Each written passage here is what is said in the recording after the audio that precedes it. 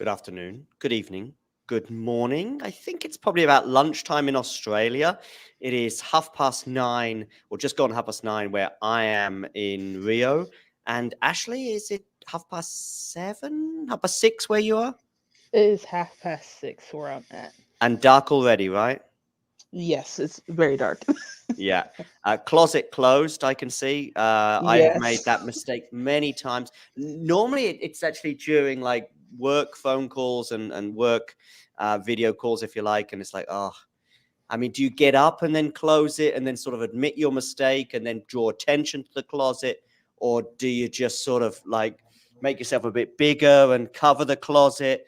Or just turn your camera off and say, I'm just going to close the closet. I don't know. There's all sorts of different options. But fortunately, we caught the closet opening moment before, Yes. Ashley. But you and I, just before going live, we were having a good chat off stage and we were talking about Andreeva and Ons Jabeur. And I know you caught bits of that match. And we'll come to the live action in a second. And we'll also come to, of course, Iga's match with Danielle. But just one question for you, Danielle. Sorry, Danielle. I'm calling you Danielle. Uh, Sorry, Ashley. One question for you, which is regarding Ons. Was it a bit of a painful watch at times regarding Ons Jabeur's loss? um, yeah, it was a bit painful at times because I just know that she wasn't at the level that we have seen from her before. Hmm. And I do think if she was able to, increase her level just like a little bit, I do think that could have been a really compelling competitive match. Um, it's just kind of frustrating because I think naturally, because people have seen Ons get so close to having a major in her hand, getting to the final of the 2022 Wimbledon and U.S. Open, and 2023 Wimbledon.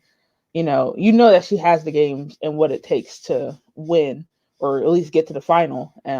So it's always just kind of really upsetting to see somebody not play to the level that they're capable of, and just credit to Mira. I mean, she was locked in from ball one, from the first ball.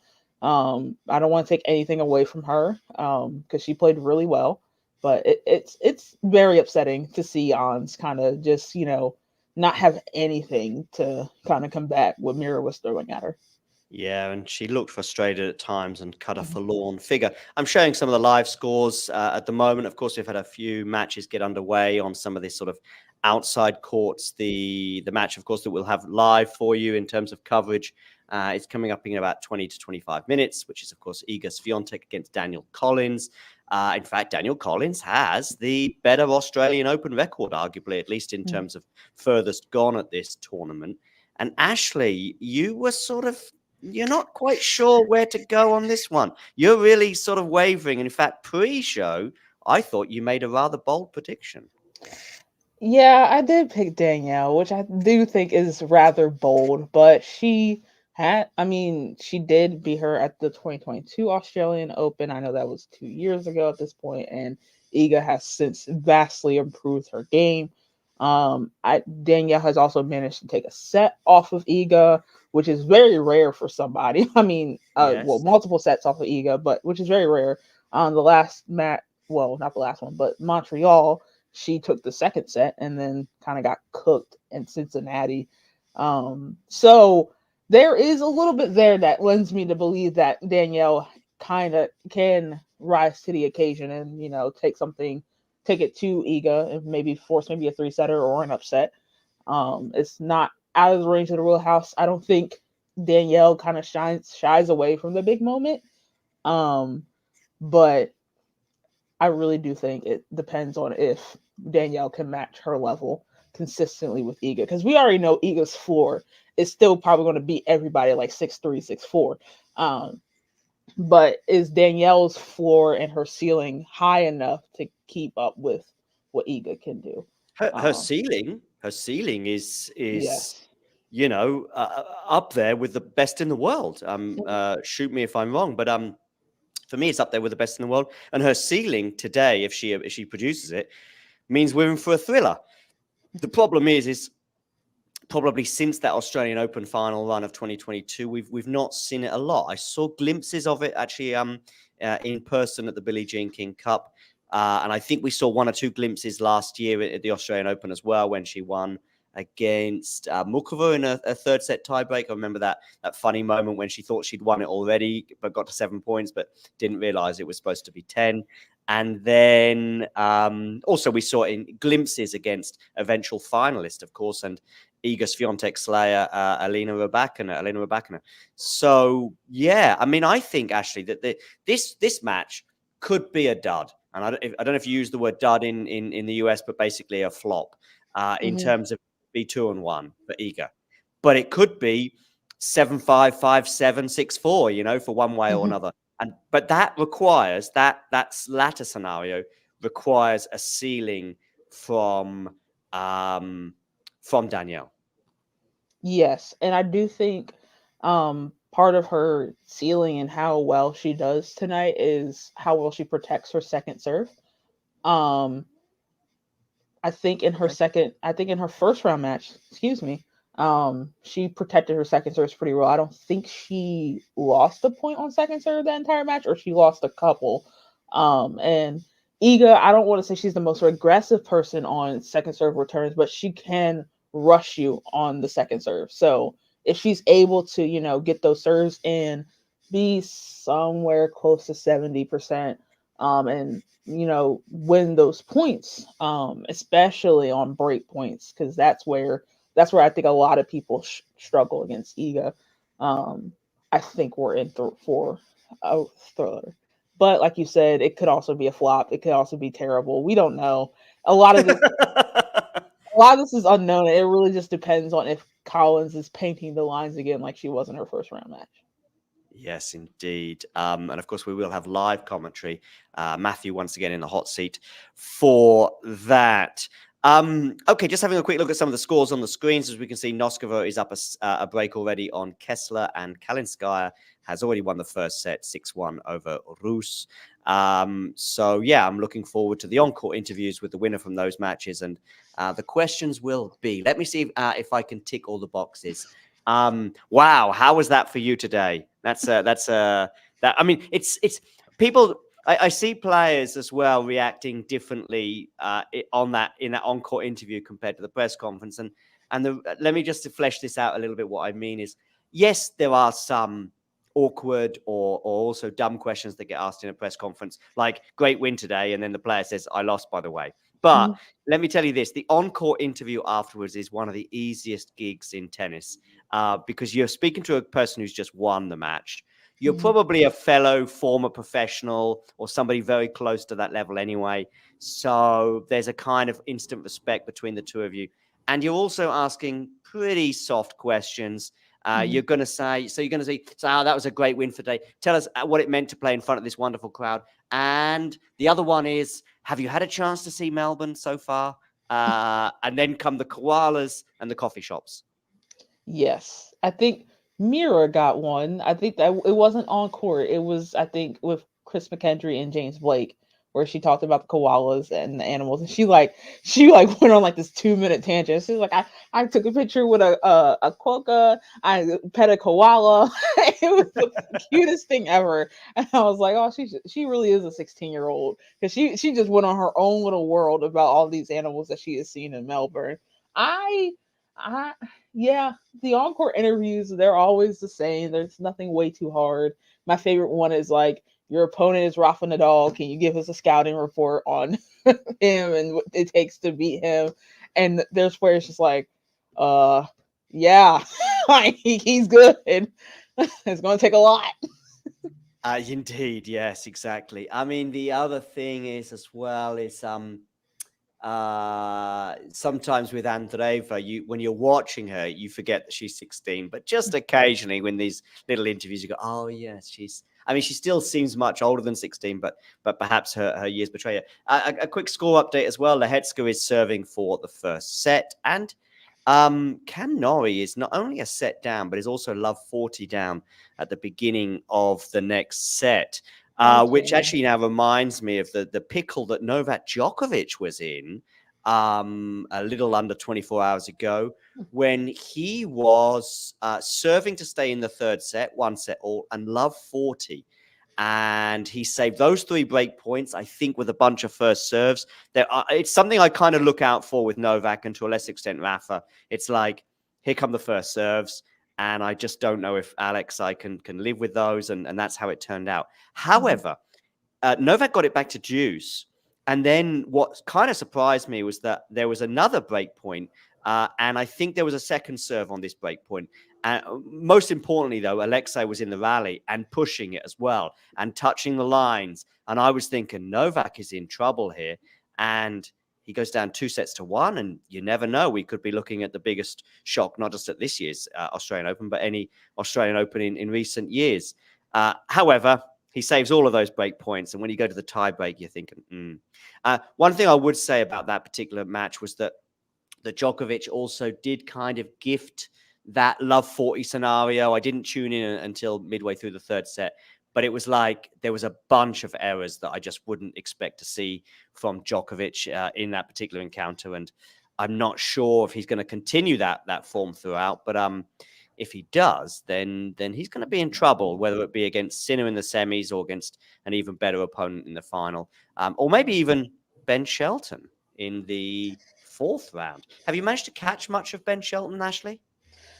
As a college tennis supporter, I have been following Ben Shelton since his wee little college days back at the University of Florida. Go Gators to anyone out there. Don't tell anybody at the University of Alabama I just did a Gator chomp.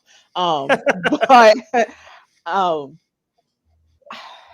yes, I'm a big fan of his game and where his potential is. He's kind of, the stereotypical has the stereotypical game of an American men's tennis player, which is serve +1. But I think what really kind of separates him from some of the middle of the pack, really, when it comes to the American men crop, is his athleticism, his ability to move laterally and up and down the court. I think will be very beneficial in the future as he gets more comfortable at the net and more comfortable coming in to take short balls and stuff like that. Having that very good base level of athleticism will help him out in the long run. So I think there's building blocks there for him to improve.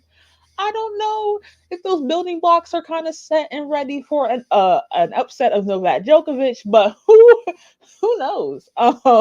We'll see how that goes. Yeah. I think, Miles, if Ben brings it, and by the way, we are skipping around here because, of course, Novak has to play Echeverry, and who's Shelton playing, Miles? Adrian Manarino. Yeah. Oh, that's by All no means a lefty. given. 2 lefties, exactly, and glad to have another lefty on board here, Miles.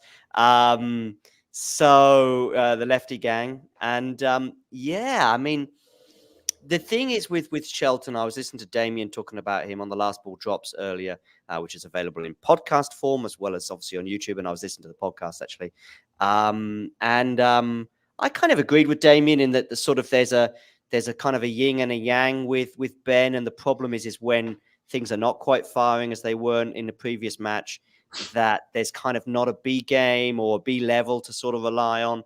And that might be a problem against Adrian. What do you reckon, Miles? I see that perspective. I really do, because I watched a decent bit. I want to say I watched most of the last 3 sets of Shelton versus Christopher O'Connell, who he beat yesterday. Okay. And things did get tight based off of Shelton misfiring, but I did notice there was a sector of the match where he specifically tried to just make more balls, and it actually worked for him.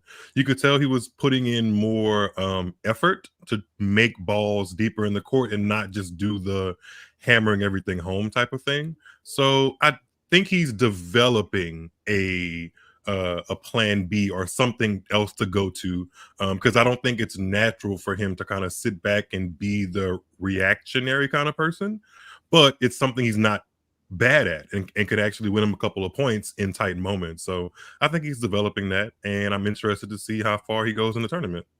Ashley, are we going to get the Novak Ben reunion in round 4? I think there's a chance that we can get there. I mean, Manarino is going to be a bit tricky for Ben. And I do think Echeverry could throw a couple of wrinkles at Djokovic. I don't know if it's enough to upset Djokovic, but I do think he's going to throw a big wrinkle. He's going to beat Djokovic. Okay, well, you're a hater, so Like, I am a hater, but I'm also realistic.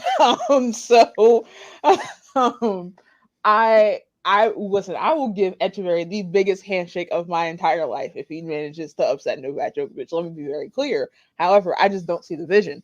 Um, I do think that we're setting up for a clash in the fourth round, and I kind of want it because there's some. I don't want to say animosity, but there's some tension there. There's a little bit of sass, a little bit of zip over there. A little bit of And sauce. A little a bit little of bit of sauce and sauce, seasoning. Yeah, yeah. a little bit of sass. Ben's dad has done more of it, and Novak, than actually Ben has. Ben has taken a pretty significant high road ish Yes. about it, Agreed. whereas Ben Shelton's dad has said like he's already, I guess, peeped game about how Novak handled that entire situation, and he was right because Novak just came out maybe a week ago and said that he did that phone down celebration in sarcasm, not because he was just in love with the gesture, which is what he really, originally said. Yeah, he's which changed is really style. annoying to Yeah. me because like the phones down celebration it wasn't inherently about It being wasn't shady even towards. about phones down. It was about being dialed into the Yes, moment. Yeah, like and you're focused. Yeah, yeah. it's a tribute to a former Gator track runner. The name is escaping me at the moment, but he used to do that after matches or after track meets, and so it's a tribute to that. So inherently, it was never like about trying to be crappy to everybody across the net. He's been doing it throughout the tournament, and it was just kind of like a tribute thing. And Novak blew it out of proportion in true Novak Djokovic fashion. He said And something about before the match, though. I haven't read the whole expose or article or whatever. But he did mention that there was something that happened before the match that made him think about doing that had he won, which he probably likely felt he was going to. But I need to read more into it. But yeah. But it's also like, okay, yeah, are young people immature? Yes, as a young person, I am the first to say that we are immature. We are knuckleheads. But also, if something that somebody did pre-match affected you so much that you had to not only take their celebration, but then lie about it and say it was in tribute to him, that's a little lame. Me personally, if you're gonna stand on business, stand on business. Okay, like if you're I gonna, mean that tracks for the Novak we've seen over the years, though. To me, yeah, well, that yes, tracks. So Yeah, not too surprised. I think there's various trains with this of thought, but one thing that I did pick up on that Miles has also picked up on too is the fact that the stance has changed. One thing I will say though is I don't know whether probably Novak was prompted and poked, but you can avoid it. You can resist the temptation to the journalist by who's trying to bring it up again. And you just go, if you're Novak, I don't know, if you're not annoyed by it or you're not trying to say something, you just go, listen, that was 6 months, like Ben did basically. like, It was yes. 6 months ago. We move on. He's a great player and he's a good guy and blah blah blah. And you can easily swap that aside. I'm okay with the tension though. Just like Ashley was saying, like just stand in it. Like if you feel like there's some tension between you two, the same way Novak and Nick Kyrgios did. Like there was legit tension. It seems like they've made up, and now they're bosom buddies, and now they can't stop talking to each other. And just be authentic, and that's always been the wavering thing with Novak. That's what. Go on, Ashley. Go ahead. Oh, sorry. That was my biggest thing when like the quote came out and I had read the article and everything. It was like it's not inherently the fact that he decided to like talk trash and everything. No, I'm a big supporter of talking trash. It's the fact that it was like, once again, we weren't really talking about this. This was 6 months ago. A lot has happened in those 6 months. And whether or not you felt like something was doing wrong, you initially lied about the initial reason as to why you did the celebration. So you weren't staying on the business. Like there's no need to like hide or lie or change your perspective or anything about how you feel about something. If you feel as though that he made you mad and you wanted to get back at him, say that, dude. Everybody already hate you. Just lean into being a villain. Like, be a villain. New Year's resolution for Novak Djokovic: be a villain. Like, you are never going to be liked as much as Roger and Rafa. Be a villain. It is okay. Can we just take a quick 5 seconds of silence and thought and think about Miles David's shrubbery, please? I knew you were going to do that. I knew it. The more I see it in the square, the more I'm very proud of myself for thinking. I think it's kind of YouTubey, but it's also a little new YouTubey. Like, YouTubey is kind of like fire-ish lights in the background, maybe some purple things going on, maybe a bit of sort of what's the word? Not tree, not plant, but some sort of greenery or sort of thing going on. But shrubbery is another level, Miles. Next it's thing, not, we're gonna see at least Miles. It's not real, so I don't have to worry about it. Like, I mean, that is really YouTubey though. It's got to be Yeah. fake too. That's I'm not fake, but the shrubbery is real. no, I mean the shrubbery, I know what you mean. or the greenery or whatever's going on behind you. Next week we're gonna see Miles with like a full-on green wall of like green shrubbery, and it's gonna have like a neon light with like a tennis racket. The white works well with the shrubbery. If it is a white wall, I think. But don't get rid of the light. Wait, Ashley, we have to DM me that what you just described, so I can work towards that in like my YouTube Studio 2.0 or whatever. You know, I will DM you. Thank you. As soon as we get done, I will DM you. Yes. Thank you. Ashley is what's the word for somebody who sort of goes to people's apartments and makes suggestions about where the interior designer. Interior designer, that's one. A visionary. Visionary. What is feng shui? Is that something where it's like minimalistic?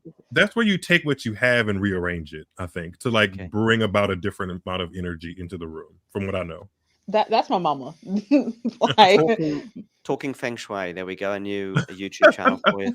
Most people are wondering what the hell's going on with Cam Nori, but actually, I was just about to bring it to the tennis. It looks like we have two developing possible upsets. Lucas Klein. Is it Lucas Klein? Klein. Yeah. And that is that his flag? Is that Slovenia? I think so. Yes. Slovak Republic? I mean, it's not quite an upset scenario just yet, but I know what you mean. Yeah, it's tight. But don't forget, Zverev was in a spot of bother in the previous round. I was going to say Zverev was in trouble, but that could be misinterpreted because I think he's in a lot more than trouble. I think he's in a pretty. I think he's in a. I mean, if I allow myself to just think about the tennis, Slovakia, by the way, Slovakia, gotcha. I think he's in a pretty advantageous section of the draw. I think he's made the semifinals. I know once. I'm not sure about more than once, but he actually could make a spot of noise here. I'm not calling it, but he's in a potential part of the draw where he could. He's a top, he's a top 8 seed, so technically he should be. Coco Vandeweghe is. Coco Vandeweghe is what? Making noise for Zverev. I think she made him a dark horse for the title. She did on Tennis Channel. Zverev, not Zverev. Yeah. Zverev. You're right. Sorry, wrong player. My bad. Zverev of Belgium, not Germany. Of Belgium, not Germany. My apologies. I got the wrong player. I apologize. What do we think of Vandeweghe as a personality, as somebody on TV? Miles, fix your face. Go on, Miles. I'll just say I saw a tweet that summed up my feelings. And I'll start with giving praise where praise is due, because I think Shanda Rubin is a very good tennis commentator, and it's been lovely to see her walk through the different stages of that field of work. And she's really flying on Tennis Channel, and she does other commentary for like the World Feed and stuff. And a tweeter, formerly known as Twitter but now X, said that something along the lines that Coco Vandeweghe basically waltzed into that position, is already calling Grand Slam level matches after just announcing her retirement at the US Open, where we see somebody like Shanda Rubin, who has publicly said that she's had to struggle to get where she is as far as commentating. And here comes Coco Vandeweghe, somebody that's been polarizing in her career and right out of the gate is not necessarily wowing people, according to what I see on my timeline with her commentary skills, and she has a top-notch job right out of the gate. So that's interesting, and I'm disappointed but not surprised to a certain degree. But all of that to say, I don't think she'd make it to my top 5 tennis commentators at the moment. Yeah, Coco Vandeweghe. You can tell that she's very green, and you can tell that I don't want to say it doesn't have a lot of media training, but she's not necessarily fully comfortable with talking to a camera yet. And there's like this there's just like a little thing of like where you may not never fully become comfortable with talking in front of a camera, but you also know what you're good at and how you talk and what things work when you're on camera and stuff like that.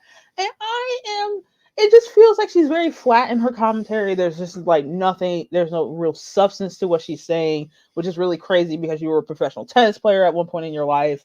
And, whereas compared to Nick, I think, while I don't personally like Kyrgios? Nick, yes, Kyrgios, Okay. not Nick Carter. I love Nick Carter. But he, although I think his tone is very monotone and it's very boring to me, he provided a lot of technical analysis, which is something I wasn't expecting from somebody who was very lazy when it comes to playing tennis. But he had a lot of technical analysis. He was able to break down center serve, which I thought was really, really well done. Okay. I hate giving Nick Kyrgios credit, but it was good. It was concise, very targeted commentary. Is he back? Is he back on the ESPN Eurosport call? I'm not sure if he's on the call. I mean, he's definitely not my favorite commentator. Let me be very clear. Like his tone is just very boring, and I think he needs somebody better to bounce off of than John and Patrick McEnroe, because they give you nothing sometimes, and they kind of just spent times just not even really focusing on the tennis. They were focusing on other things, and it was just like, it was not good. It was not great. I didn't like it. But I really do hope Chandra Rubin gets the chance to really shine, because when I hear Chandra, I'm like, wow, this is someone who cares about her craft. And I think is good at it, yes. And I think too often times, especially in the world of tennis, we kind of sacrifice quality commentary over, for, making way for former players to find a new avenue post tennis life. And I think that's what's happening with Coco. I have no beef with Coco Vandeweghe. I want to make sure I'm very clear. I know there's probably some Coco Vandeweghe stands out there. As a Black woman who has also been kind of shafted in the media industry, I kind of feel for Chandra, and I hope she does get that chance. That's where I'm coming from. I really ain't got You're adding an extra A to her name. I mean, extra R to Shanda's name. Oh, sorry, my bad. It's okay. It's okay. That's shade, Miles. Miles is throwing shade on Ashley. I didn't think that was shady. I just wanted you to know that it was Shanda, not Chandra. That's fine. I've always seen it.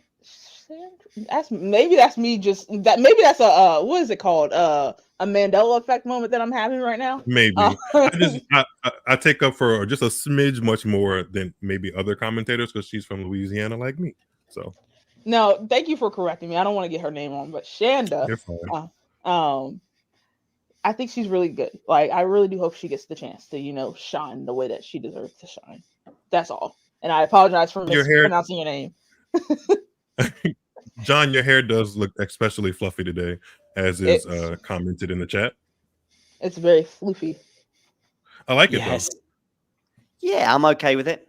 It's the perfect moment for me in terms of the hair, in that it was washed yesterday, and I didn't do any sport today, so it's got that. The problem is when I do sport and then you wash it, and then there's a certain, I don't know how to describe it perfectly, but there's that sweet spot of post wash, and it's kind of not, you're going out and you've done sport that particular day, so you think, well, I've got to wash my hair today, and it's just not quite right. The next day, you got out of bed hair, and then the day sort of goes on, and actually you're going, why couldn't my hair look like this last night when I was going out and partying? But I do the same thing with shaving my head. I get it. Yeah, there we go. By the way, we've got Matthew backstage. He'll be front stage very, very soon. And I wanna. He said yesterday he's not great at receiving compliments, so we'll do it while he's backstage rather than front stage. Matthew is somebody who, by the way, I don't know if maybe he just knows that, and that's always great if you're following tennis nonstop like we are. We kind of just know what's going on, so we know who Zizou Bergs is, John McEnroe. But Matthew knows his stuff, and he does his research, and he's got that sweet balance between being able to call a match, but also knows who the players are and where they got to their previous Australian Open. And I don't know if it's just something he knows off the top of his head, or if he does a bit of note taking before. But I have noticed that a lot regarding his commentaries in recent days. Anyway, he will be giving us and calling the match between Iga Swiatek and Danielle Collins. See, I've done my research too. I know who's playing. How about that, Miles? Are you impressed? I am. Yeah, this is where we get top-notch tennis knowledge here. And I don't say Iga Collins against Danielle Swiatek as well. So. Oh Lord, that actually has a pretty good ring to it. Actually, that's the thing. See, that's, by the way, when it comes to mistakes and people get very annoyed, you know, if you just say, I don't know, Roger Federer's last Grand Slam win in 2017 or whatever.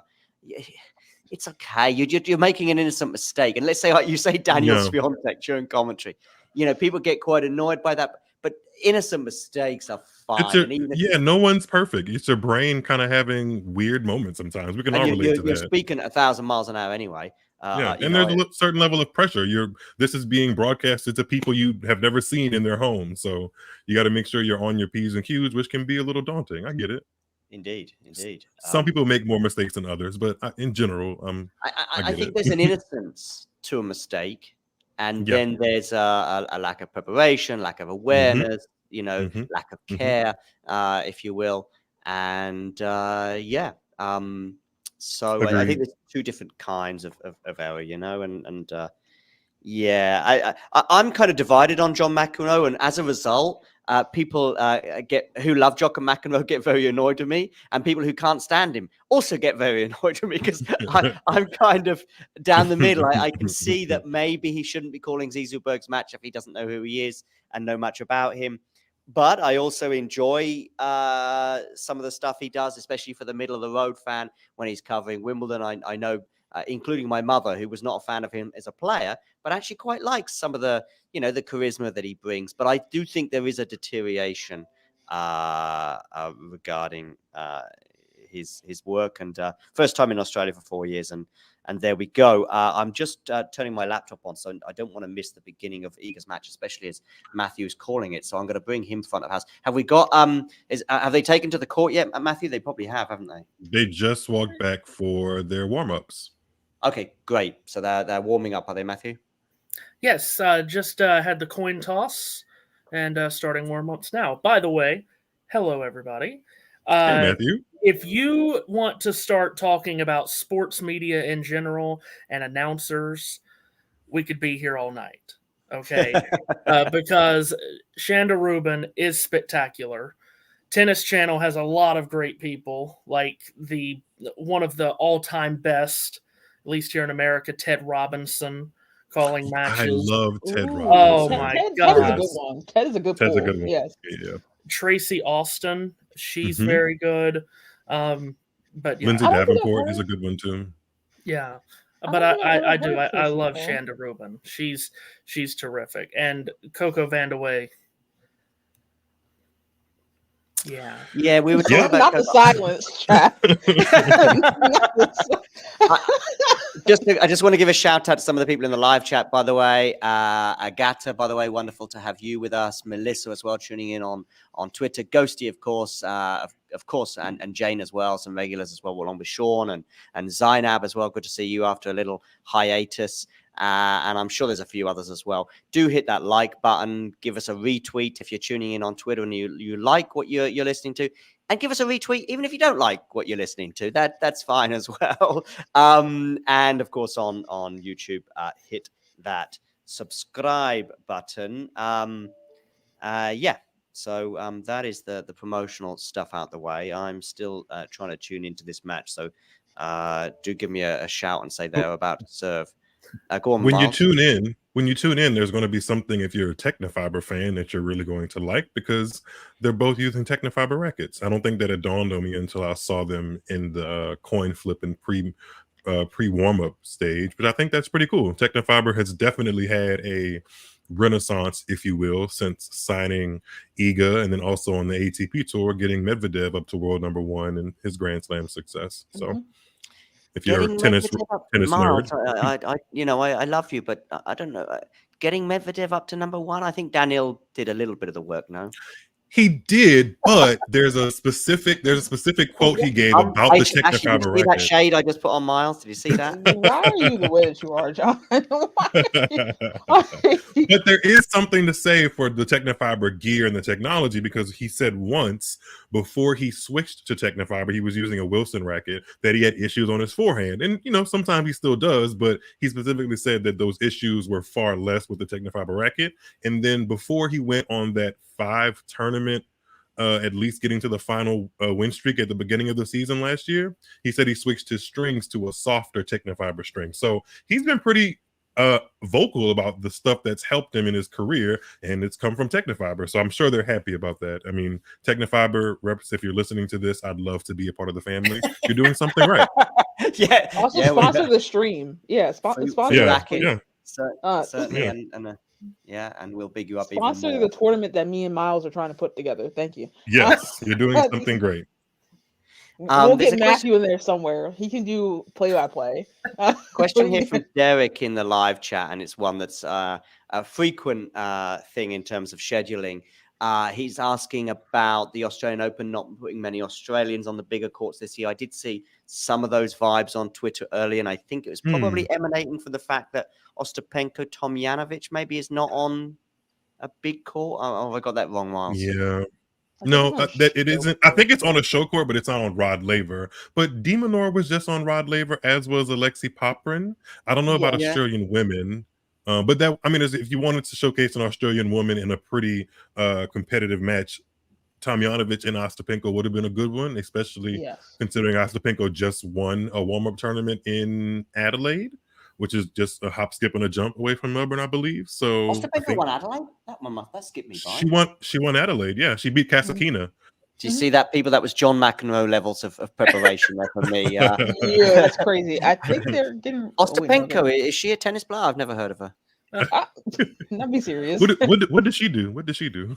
Yeah, she's a golfer now. Yeah, anyway. She's a fashion icon, honestly. She's Ostapenko is a semi-friend of the show. I mean, Nick interviewed her one-to-one. That's basically as soon as we do a one-to-one interview, we brand them as friends of the show. In particular, of course, Elena Avanesian, who I love her name. Yeah, I do as well. And it just rolls. Once you know how to pronounce it. Because, I mean, at first when I saw it, I was like, what do I do with this? But now that I know how to pronounce it, it does roll off the tongue. I'm having issues with one of the most basic names out there in tennis, which is actually Elena. Elena and Alina, there's so many of them around that some are with I's and some are with E's. And then is it Eleanor and listen, I can see that Swiatek and Collins are about to get underway. We've barely let Matthew speak a word, and I apologize for that, Matthew. But you're gonna get plenty of chances over the next couple of hours, as I see the first point is already getting underway. So I tell you what, Mashley, how are you, Mashley? A new person there. Ashley, Miles, and myself. You see where all the M's are here. We'll hand it over to Matthew, and we'll be on again very soon, maybe in hours or 24 hours from now. It's been, by the way, Miles, I just want to say big thanks to you and to Ashley for seeing us through the last sort of half an hour, 45 minutes. And I think we'll hand it over to you, Matthew. Thanks very much, by the way. We're in good hands. Stick around, people. Stick around. Well, thanks, of course, as always. And again, second straight night, a lot of fun listening before the match with Ashley and Miles, as we are just underway here with Danielle Collins serving to start the match and serving at love 15. Goes up the tee. Swiatek with a very short ball back. Up the line goes Collins. Swiatek throws up a lob. Collins able to hit the winning volley, and it's 15 all. So we're just underway on a sunny day inside Rod Laver Arena. Much different from what we had yesterday. The roof is wide open, and it is much cooler. Temperatures in the high 60s, low 70s. Of course, that's Fahrenheit. Don't need me to tell you that. If it was 70 Celsius, we'd have a real issue on our hands. 15 all. Collins at the far end will serve out wide. Swiatek makes a sharp return, but Collins is there to respond with a backhand winner, cross court. And it's 30-15 for a former Australian Open finalist in Danielle Collins. And I do feel like that gets forgotten a lot, that Danielle did make the final here just 2 years ago for the 30-year-old from St. Petersburg, Florida. Serving at 30-15. Toss-up, serve down. A backhand reply by Swiatek. Put Collins on the defensive right away. Puts it into the net on the backhand, does Collins, and it's 30 all. Went to the University of Florida for a couple of years, did Collins. Then transferred to the University of Virginia in Charlottesville. And she made her first real deep run at a slam was at the French in 2020, where she made the last 8. Serves here out wide. Swiatek makes a really good return, put it right on the laces of Collins, who puts her backhand into the net. So Swiatek applying some pressure here right away. Collins losing that Australian Open final, by the way, 2 years ago to Ash Barty in 2 tight sets. Second set went to a tiebreak as Barty claimed the title. And Collins has not had a ton of success in the slams since. Facing a break point, and she comes up with a serve up the tee that Swiatek is unable to return in play, and it's due, so a break point saved there. Since that trip to the final here in Melbourne in 2022, she has not made it past the 4th round at any of the 7 slams since. Exited here in the 3rd round last year. Serving at deuce. And out wide, it's a good serve, but it just misses. It's a battle of pink, as Collins wears all pink at the far end. It's more of your routine pink, while Swiatek wears the hot pink cap. Here's the second serve up the tee. Swiatek makes the return deep. No, she didn't make the return. It's out, and the advantage to Collins. Mentioned she went out in the 3rd round here last year. That was when she was seeded 13th. She lost to Rybakina, who was seeded 22nd. Of course, Rybakina in the next round then took care of Swiatek on the way to the final. Game point for Collins. Serves up the tee and misses. Swiatek coming off of the victory a couple of nights ago over Sofia Kenin, and have to say that she was tested in a lot of ways in that match. Makes a backhand return here. Cross court goes Collins. Into the net goes Swiatek with the 2-handed backhand. And Collins does hold to start this match. A tough service hold, but she does make it. They'll change ends with Collins 1-love ahead. But it was a tough first round draw for Swiatek to play Sofia Kenin, but got through it with no, I guess, major drama. Even though she was forced to a first set tiebreak, you never got the feeling that Kenin was fully in control of that match. Anytime that she was tugging the rope her direction, Swiatek was able to come right back and close the gap. She took care of the second set rather easily at 6-2, and she was on and off in an hour 51 in the win over Kenin. As they change ends, Danielle Collins, by the way, in the first round, took care of a former Australian Open champion, Angelique Kerber. The 2-set match between Swiatek and Kenin took pretty much the amount of time that the 3-setter did for Collins and Kerber. It was in an hour and 52. Collins winning 6-1 in the third. Swiatek to serve. Love 1. And her first serve claps off the let cord and out. Catch up on the comments here. in just a moment, as here is Swiatek. Second serve is into the backhand of Collins. Good deep return. Backhand up the middle from Swiatek. Off the let court goes Collins. The rally continues. Forehand of Swiatek into the deuce court. Cross court goes Collins, and it's rifled long from Swiatek as she makes the forehand error. Yeah.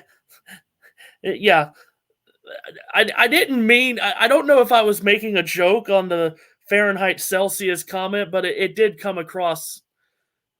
If I'm saying 70 degrees, I don't think you need me to tell you what I'm talking about. That might have been a bit stupid on my end, as Swiatek misses the first serve.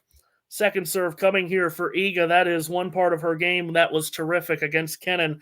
She won 63% of points on her second serve that match. Kicks it in out wide, and that second serve return misses by a half mile from Collins wide. It's 15-all. She won 63% of the points on her second serve against Kenin, did Swiatek, compared to Kenin, who won 33% of the points on her second serve. You can definitely look at that statistical category as a big swing of what was a tight match for about a set and a half. 15-all. Iga, who's been bounced here in the fourth round 3 of the last 4 years. Big serve. Collins makes the return. Swiatek steers it cross court. Looped on back by Collins. Hit hard up the line by Swiatek to the forehand centrally of Collins. Inside out goes Swiatek. It was an approach shot that she misses, and Collins has a look here at 15-30. James says that Collins will take it in 3 sets, and he is predicting a third set tiebreak. Well, wouldn't that be terrific to see? I mean, we had the match last night that was in no way competitive with Jabeur and Andreeva. Swiatek makes the serve, and then Collins, whoa, pulls out. Quite an angle on the forehand and hits a winner into the deuce court. And just like that, Collins, after having to save a break point in her first service game, has earned 2 herself. Line clipper on that cross-court forehand from Collins. So a chance to claim an early lead, which is what Kenin did against Swiatek here a couple of days ago. In the far end, Swiatek, 15-40, big serve. Collins makes the return deep, picked up by Swiatek. Backpedaling to hit a looping back in is Collins. Big forehand from Swiatek, slice back into the net from Collins. 1 break point saved from the world's #1 player. So it's 30-40. Swiatek once again looks to save a break point here. Collins, what a huge boost it would be to get out to an early lead like this. Swiatek taking her time and serves, makes the serve. Collins with the backhand return. Looping ball back by Swiatek, and Collins puts it into the net. That was very much an opening for Danielle Collins there, as Swiatek wasn't expecting the return to come back at her at that pace. And Collins had a real chance to hit a forehand winner into the deuce court corner and did not take advantage. So 2 break points saved from Swiatek, and it's deuce, just as it was in the opening service game for Collins. Backhand return by Collins here is long. And Swiatek with 3 points on the trot here, as we're already into a 5th minute of this opening service game for Iga Swiatek.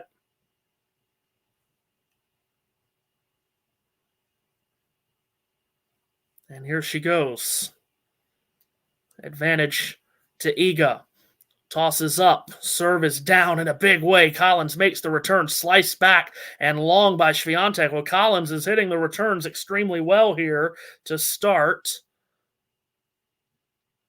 And that is a positive sign moving forward if she wants to keep this match competitive, because Swiatek is nailing the serves with a lot of pace and good placement. And Collins is getting them back. Deuce again. Swiatek serves out wide. Collins, went big on the return. Cross-court forehand. It just misses. She was looking to hit a return winner there, as she cracks this one just wide. full extension and didn't miss by much. Another game point here for Iga as a cloud makes it extremely bright on court through the roof, and Swiatek just had to catch the ball toss. Now she serves up the tee. Collins makes the return. Off forehand, Swiatek very deep, who comes to the net, hits a volley. Collins races out to throw up a lob that forces Swiatek to retreat. She hits a backhand. Then the backhand from Collins is cross court and wide, and Swiatek is able to hold on for one game all. Good start here to this match. Very good indeed. Again, we did a match last night in America, I'm saying. Jabeur and Andreeva that was in no way competitive. It ended so quickly that we ended up doing the third set of the Wozniacki and Timofeva match, and then that set was not competitive. So we're looking for drama here, and it would be nice to find some. Maybe we'll get some here. Collins set to serve at the near end. One game all just underway. And Collins just looking up and waiting for some people to take their seats.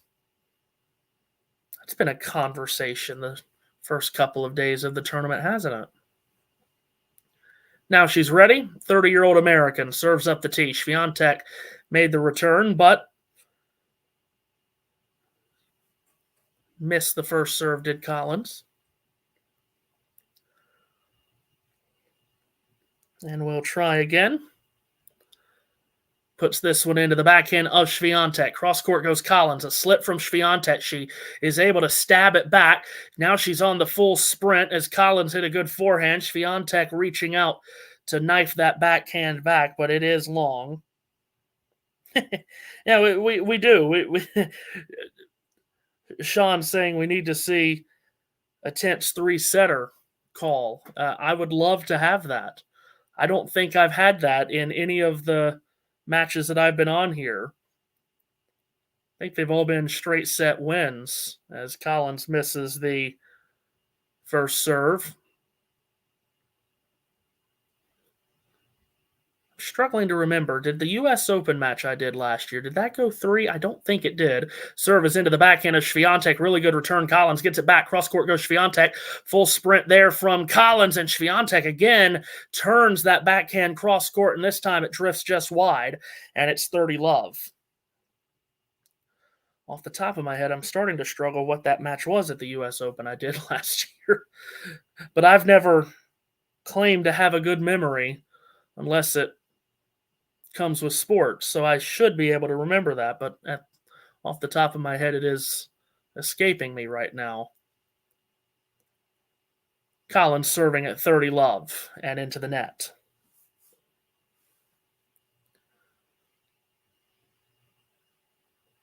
Trying to think of the last match that I did personally that went down to the wire and was super intense. Collins serves. Forehand return whipped wide by Swiatek, and it's 40-love. Well, I did the Wimbledon final last year. Alcaraz and Djokovic, of course, not here, of course, elsewhere. And that was a brilliant match, of course. So that's probably the last one I did that went right down to the wire and was tight to the end. I mean, that was dripping with drama from the very beginning, that one. 40-love. Collins serves into the net.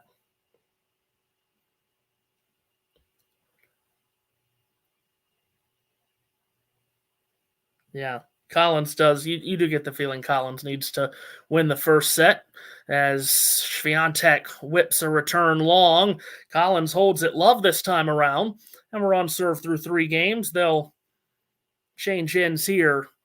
2-1 Collins. Looked like she didn't know she was supposed to change ends there. Hello, John. How are you? Hi, Matthew. Yeah, can you hear me all right? I can. I'm just not interrupting, I hope, but I just want to play a quick video clip that one of our sort of contributors has sent me, and we just got it. So, but I want to play it now because in 5, 10, 15 minutes, it might be dated. But I want to play it now from Juan Ignacio, who's just shared his thoughts ahead of this particular encounter. I think it's not gonna be any easy for Iga today against Danielle. Even though the head-to-head shows it's 4-1 for Swiatek, I think that's a little bit misleading. We saw 2 years ago what Danielle is capable of here, and she's gonna bring that backhand on fire, show some rocket returns. I guess that's gonna be her game plan today. But if Iga shows the level she's brought in these 6 matches she's won this year, she should win. But we can't overlook how much of a trouble can Danielle cause her, because we know how that matchup can work for her. But Iga should win this. We'll see. Very good. Well, she certainly should win it. Thank you for that, by the way. She certainly should win it, but again, very much tested in her first round against Kenin, and playing a player here that could test her in similar ways. Here she is serving. That was great timing on the video, by the way. We come back just as the first serve ruffles the net from Swiatek. And here comes the second serve. Kicks it in up the tee. Collins makes the return to the backhand of Swiatek. Up the middle goes Collins and deep. Now she was in control of the point, but hits the net on the backhand. I did some digging, by the way, while we were watching that video. The match I did at the U.S. Open last year here did not go 3 sets. It was Madison Keys beating Marketa Vondrousova 1-4. So really it wasn't all that close to going 3 sets. As Keys made another deep run at the U.S. Open. Up the tee goes Swiatek, makes that first serve, and Collins unable to put the return in play. It's 30-love. So this would be my 4th match here that I'm doing. So we're 0 for 3 on getting a match that goes the distance. Maybe it changes here. Hopefully it does. 30-love. Swiatek just waiting out a bit of a breeze. Now serves. Collins' return is sharp angled. Looped back by Swiatek. Off forehand from Collins is an approach shot. She comes to the net. Forced to hit a volley. It wasn't great. Swiatek waits for it. Another volley hit by Collins. Swiatek attempts to pass her with a big backhand cross court that misses. Well done from Collins, digging out 2 terrific volleys at the net. And Swiatek trying to just pile drive that shot past the tight window that Collins was giving her, and she was unable to do so.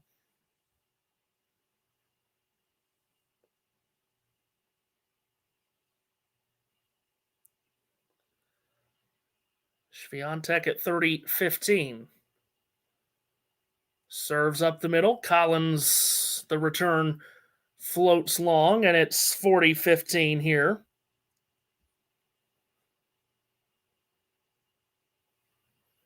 And Swiatek just slaps a ball back that had escaped onto the court.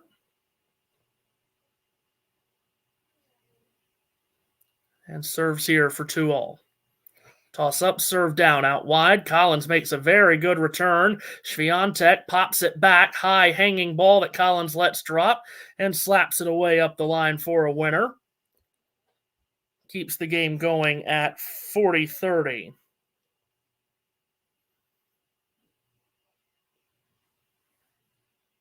Of course, Danielle Collins mentioned earlier playing collegiate tennis in the States at both Florida and Virginia.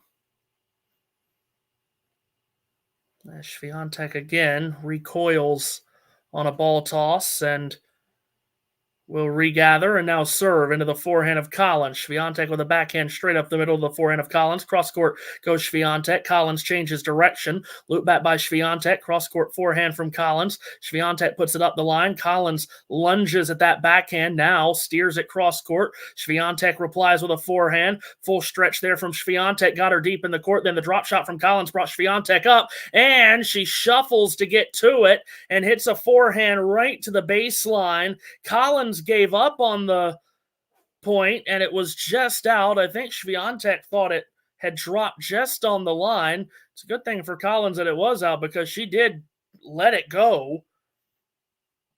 But it does drop on the line, and it is deuce. Might have given up on that a bit too quickly, though.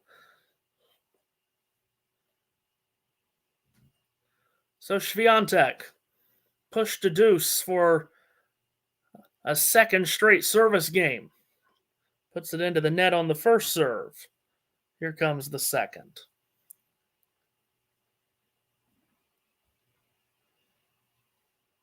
Again, just waiting out.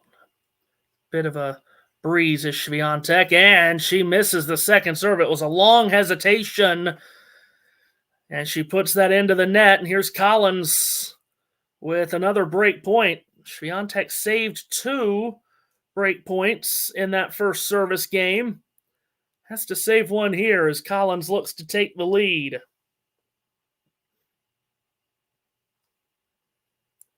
So here is Swiatek.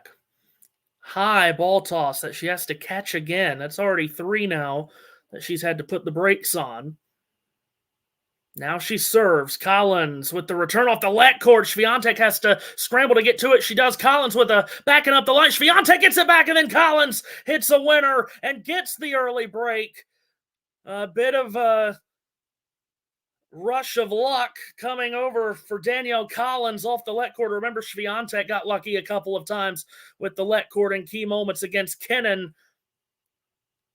Collins gets the break there from the let court and gets the break to take the lead. 3-1. Threw the hand up again. The always famous fake apology there from Danielle Collins. Takes a 3-1 lead here, and for the second straight match, Swiatek facing a real challenge in the opening set.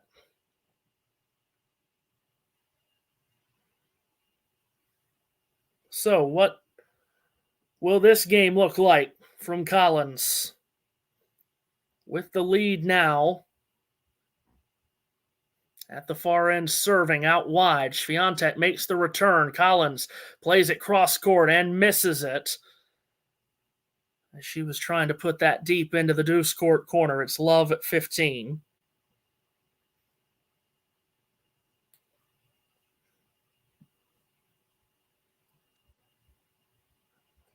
So what a start here for Danielle Collins. Now, of course, the question is, can she continue this run as the set goes on? Serves up the tee, and Swiatek's return into the net, but it did just miss. The serve from Collins.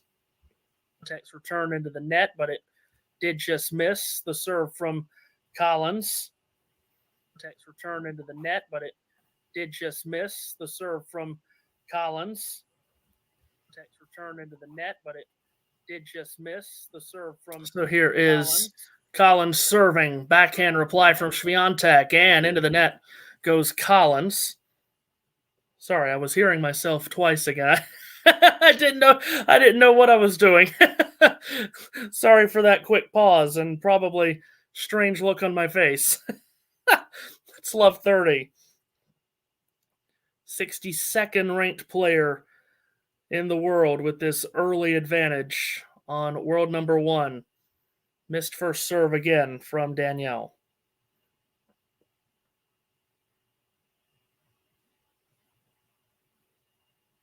Second serve coming here. High ball toss. Serve is down. Swiatek makes the return. Cross court goes Collins. Swiatek with a backhand and an inside-out angle on the backhand from Collins. Misses. So it's love 40. So just after claiming the break, Collins now faces 3 break points.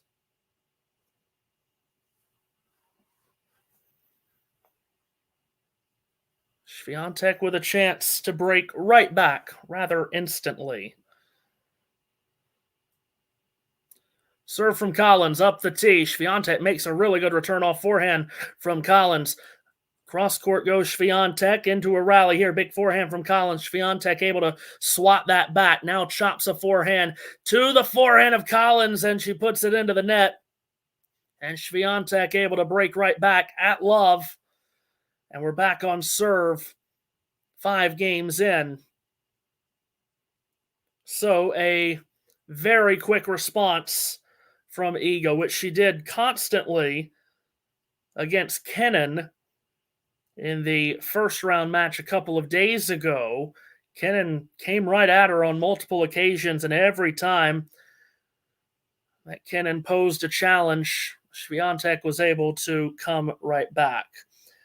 Just get caught up on some comments here. The Danimal off and running.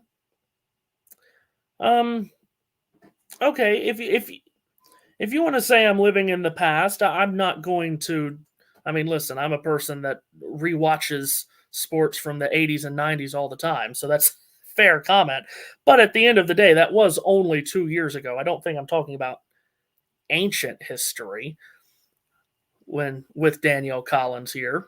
We'll see. Catherine Whitaker is smug. It's dripping through the speakers, a bit rash. Okay, I don't know where to go with that. I may have just let that one fly right over my head. Here's Swiatek after the break back immediately and serving here at 2-3. Oh, yeah. You have to go back in time every once in a while to appreciate what you may have taken for granted back in the day. Rally ongoing here. High looping backhand from Collins that Swiatek takes out of the air. Chopped on back by Collins. Another big overhead from Swiatek. Collins gets that back. Another overhead from Swiatek. Collins somehow's gotten this back. What in the wide world of sports is going on here? Now we're back to a baseline-to-baseline rally. Collins hits a forehand off the let court. It hangs up, so Swiatek takes advantage there. So it's 15-love.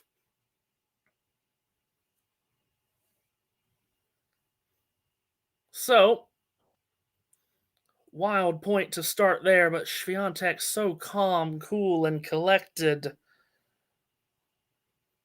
And able to put away that forehand. 15-love. And it is Swiatek serving at the far end here. And serves up the tee. Collins makes the return. Backhand up the line. That's clean as a whistle. And a winner from Swiatek. It's 30-love. Did you see the Yogi Berra documentary? I did not. That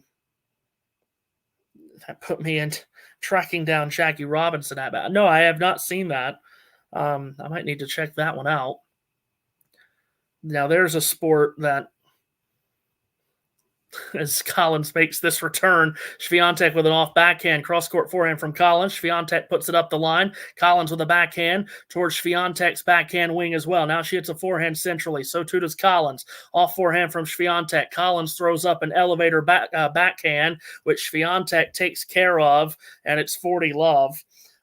There's a sport that you can make a real good argument was much better, quote-unquote, back in the day than it is now, baseball. Now we have just about half the league, half of Major League Baseball making the playoffs, and we're either hitting home runs or striking out. No one bunts anymore. The art of bunting is just gone. Don't get me started. Swiatek serves. Backhand reply from Collins is good. Cross court and a winner. 40-15. Collins much less precise than she was against Kerber, says Ghosty. Yeah, I mean, again, that's one of the reasons, too, you came into this match and saying, okay, let's see what Collins can do here, because she did look very good against Kerber.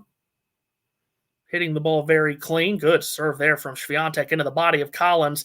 Basically just had to hit it off the racket at any angle she could to get it back, which she did. Swiatek puts it away, coming to the net to hit a forehand winner. It's 3-all here in the first set. So on we go. If you're just popping on here with us, Collins with an early break, took a 3-1 lead. Swiatek broke back immediately to love to get back on serve, and now here we are at 3-all. midway through this first set that's taken just over half an hour, 31 minutes. Collins again will serve from the near end. Bounces the ball 3, 4, 5 times. Ball toss high and up. Serve is down to the backhand of Swiatek. Cross court, the forehand Collins. Chopped on back by Swiatek. Guided up the line for a forehand winner by Collins, and it's 15-love. Wonder if the stadium isn't a problem for Danielle. Less sun, more crowd noise, more wind. That's a good point. And it's certainly a lot cooler. The rain that came through yesterday has cooled it down by a good 12, 15 degrees. First serve misses on the tee from Collins. You never know how games change from player to player when the weather conditions change that drastically. Great return by Swiatek, and Collins unable to get the forehand in play. It's into the net. It's another terrific return from Iga.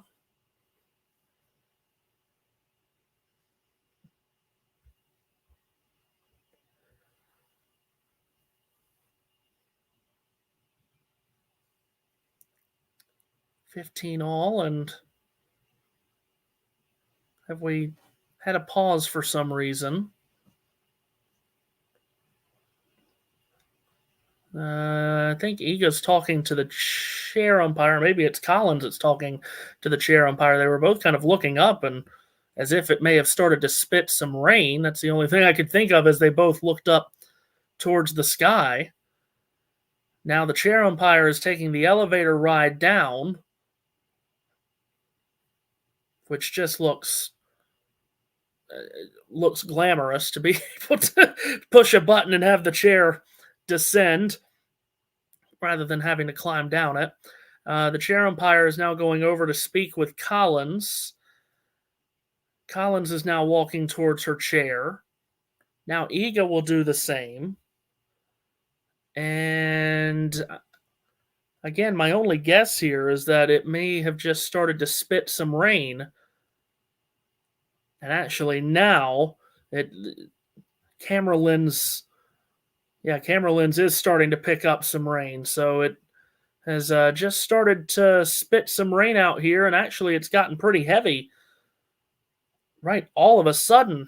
So they are going to close the roof here as quickly as possible. Umbrellas out in the seats. And that came out of really nowhere. And it has really started to rain quite heavily here, which, again, kind of came as a huge surprise to, I think, everyone. So the roof is getting closed. That can only happen so quickly, as you know, John. So we are into a very unexpected rain delay here. Yeah, I didn't know that there was any prediction of this, and maybe they were. I just didn't check. We have provisions for these occasions, Matthew, but we'll start with me just sharing my thoughts on the opening 6 games. There's some echoes, at least in terms of the scoreline of the Kenin match, where there was some breaks of serve there. Iga, it does seem here down under in particular that she's a little more vulnerable on serve than on other courts in other parts of the world. So that'll give hope for any potential opponents she has.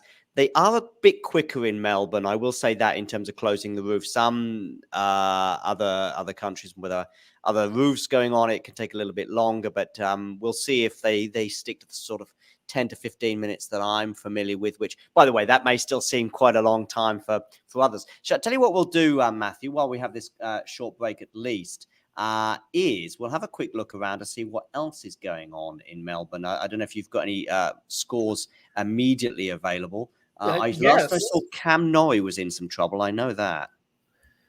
Let's see. Can I find Norrie? Yes, I can. Yes, he is down 2 sets to love. Now, he does have a break in hand to start the 3rd set, but he did lose the first 2 sets.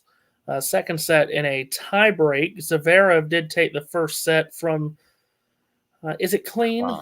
Klein. Klein, okay, 7-5. Now Klein up a break actually was set Yeah. to serve for the second set, but now that's been stopped, and Casper Ruud took the first set over on Margaret Court Arena from Purcell. Yeah, and I see that Lehecka and Mikkelsen are at one set. Of course, all of these matches are suspended, and if they're happening on an outer court, and I think I'm right in thinking that Mikkelsen and Lehecka is, they will have to wait for the rain to subside, because I think there's 3 courts with roofs, which, by the way, is 1 or 2 more than other tournaments. I think Wimbledon, for example, is center court and number 1 court, so it's just 2 courts there and elsewhere. But we'll be back underway with the matches. But fortunately, Grand Slams, there's never we're never short of a conversation or two. Matthew, what have you made of the first 6 games, by the way? By the way, let me just say the roof is just about fully closed now, so that was much quicker than what happens. Sometimes the towels need to come out. I don't think it was too hard, but sometimes if it's a downpour and they don't get it closed quick enough, then the towels have to come out and all sorts. But I don't think it was too bad, so we might get underway even quicker than I thought. Yeah, and the sun is still shining very bright, so this has absolutely come out of nowhere. Back to the original question. I mean, it does feel a lot like the Kenin match for Swiatek.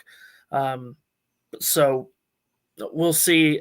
And of course, who knows how this changes both players' mindsets. How long will the break be, and what will it be like when the roof is closed again? I know I'm right in saying Swiatek certainly didn't play with the roof closed 2 days ago in her first round match. I'm assuming that Collins didn't either. I don't even think Collins was on a show court. So how will that change things? They do have the towels out, and we have gotten, what is that, 3, 6, 9 people on hands and knees with towels trying to dry this court now by hand. Just a reminder as well for those out there, or to tell everyone as well, is that Bianca and I will sort of do a debrief in the immediate aftermath of this match. If we have any technical difficulties, i.e. gremlins with my internet, like happened at the end of the match yesterday, when Bianca joins, I'm sure Matthew and Bianca can have a chat about the match, 5 or 10 minutes. And it's never more than a couple of minutes that the internet gremlins occur. But I'm just preempting it today, Matthew, just in case yesterday you suddenly see a random person thrust on the stage, or as at one point yesterday, it was just you on your own, and that can happen too. But as I say, with Grand Slam tennis, there's never short of topics. But if there is an issue and you just suddenly see it's you and Bianca, just say, Bianca, what did you make of that? And let her talk for a few minutes, and then you can react to that. And I won't be far away if that does happen. But fingers crossed, it won't happen today. So fingers crossed as well, we get back underway pretty quickly. But yeah, 3 games or 3 games each here. One thing that is kind of good is that Iga hasn't raced away with the first set, as can happen. But how much do you think maybe Danielle might regret letting that sort of little advantage slip away? Oh, yeah. I mean, and against all the top players, and this isn't just in today's tennis either. You get a break like that, you can't give it up that easily. I mean, Swiatek broke back at love. It was in felt like 45 seconds. She'll be left to regret that, I would imagine. I think from memory, when Kenin was serving for the first set at about 5-3 or 5-4 a couple of days ago, I think that was a comfortable break. I remember seeing her at love 40 all of a sudden, and it might have gone 15-40, but before you knew it, it was back on serve, and then you feared the worst in the tie break. But at least Danielle is there. Another thing, by the way, this is as well for the audience. Sometimes Danielle in third sets, there have been some physical issues over the last couple of years. I very rarely see Danielle playing without some kind of strapping on her, although actually today is one of those days when it is missing. But I'm just putting out these words of caution for some very excited people seeing Danielle, competing in this first set anyway. Well, and of course, she has played Swiatek tough a couple of times in their past meetings, but to your point of some physical issues, the first time they played, Collins actually retired in the second set. Now, that was, 3 years ago. But she does have a win against Iga. It She was does. fairly recent. Do you want to say fairly recent? 2 years ago? Yeah, because of the comment in the chat of but actually I think the person who made that then said that they were talking about somebody else, but Which, who knows? yeah. But so she does have a win over Iga. But again, is there anything more consistent in women's tennis right now than Iga Swiatek? Exactly. She's That's like a flat line player. She never lets her emotions get out of control, which is something that every tennis player can envy.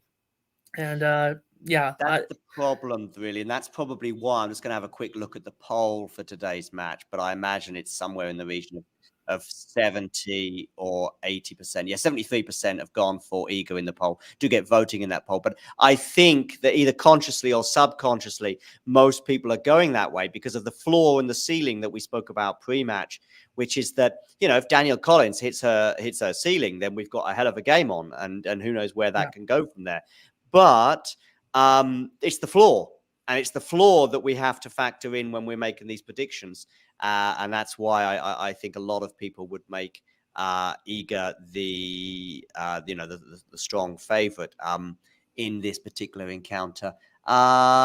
I fear the worst for Cam Noe, just going on in terms of what else is going on elsewhere. 2 sets to love down, but as you did rightly point out, he has got a break up. Lehetska would be the favorite against Mickelson, but at 1 set all, that does seem fairly well balanced at the moment. Klein, I wonder if, in terms of Klein, I know Jane said in the chat that she's a fan of his, but probably a badly timed rain interruption. When you're on the verge of getting it to 1 set all, the last thing you want with that momentum is a disruption such as the rain. Casper Ruud quietly getting the job done in both here in Melbourne, but also in the United Cup, is quietly kind of under the radar, kind of Casper Ruud-esque, showing some signs of return to form, but maybe you could argue a slightly fortunate draw, though Max Purcell perhaps in the second round is not that. I see that Cam Noe and Zappieri have just got underway. I'm just going to have our Collins and Iga about to get back underway.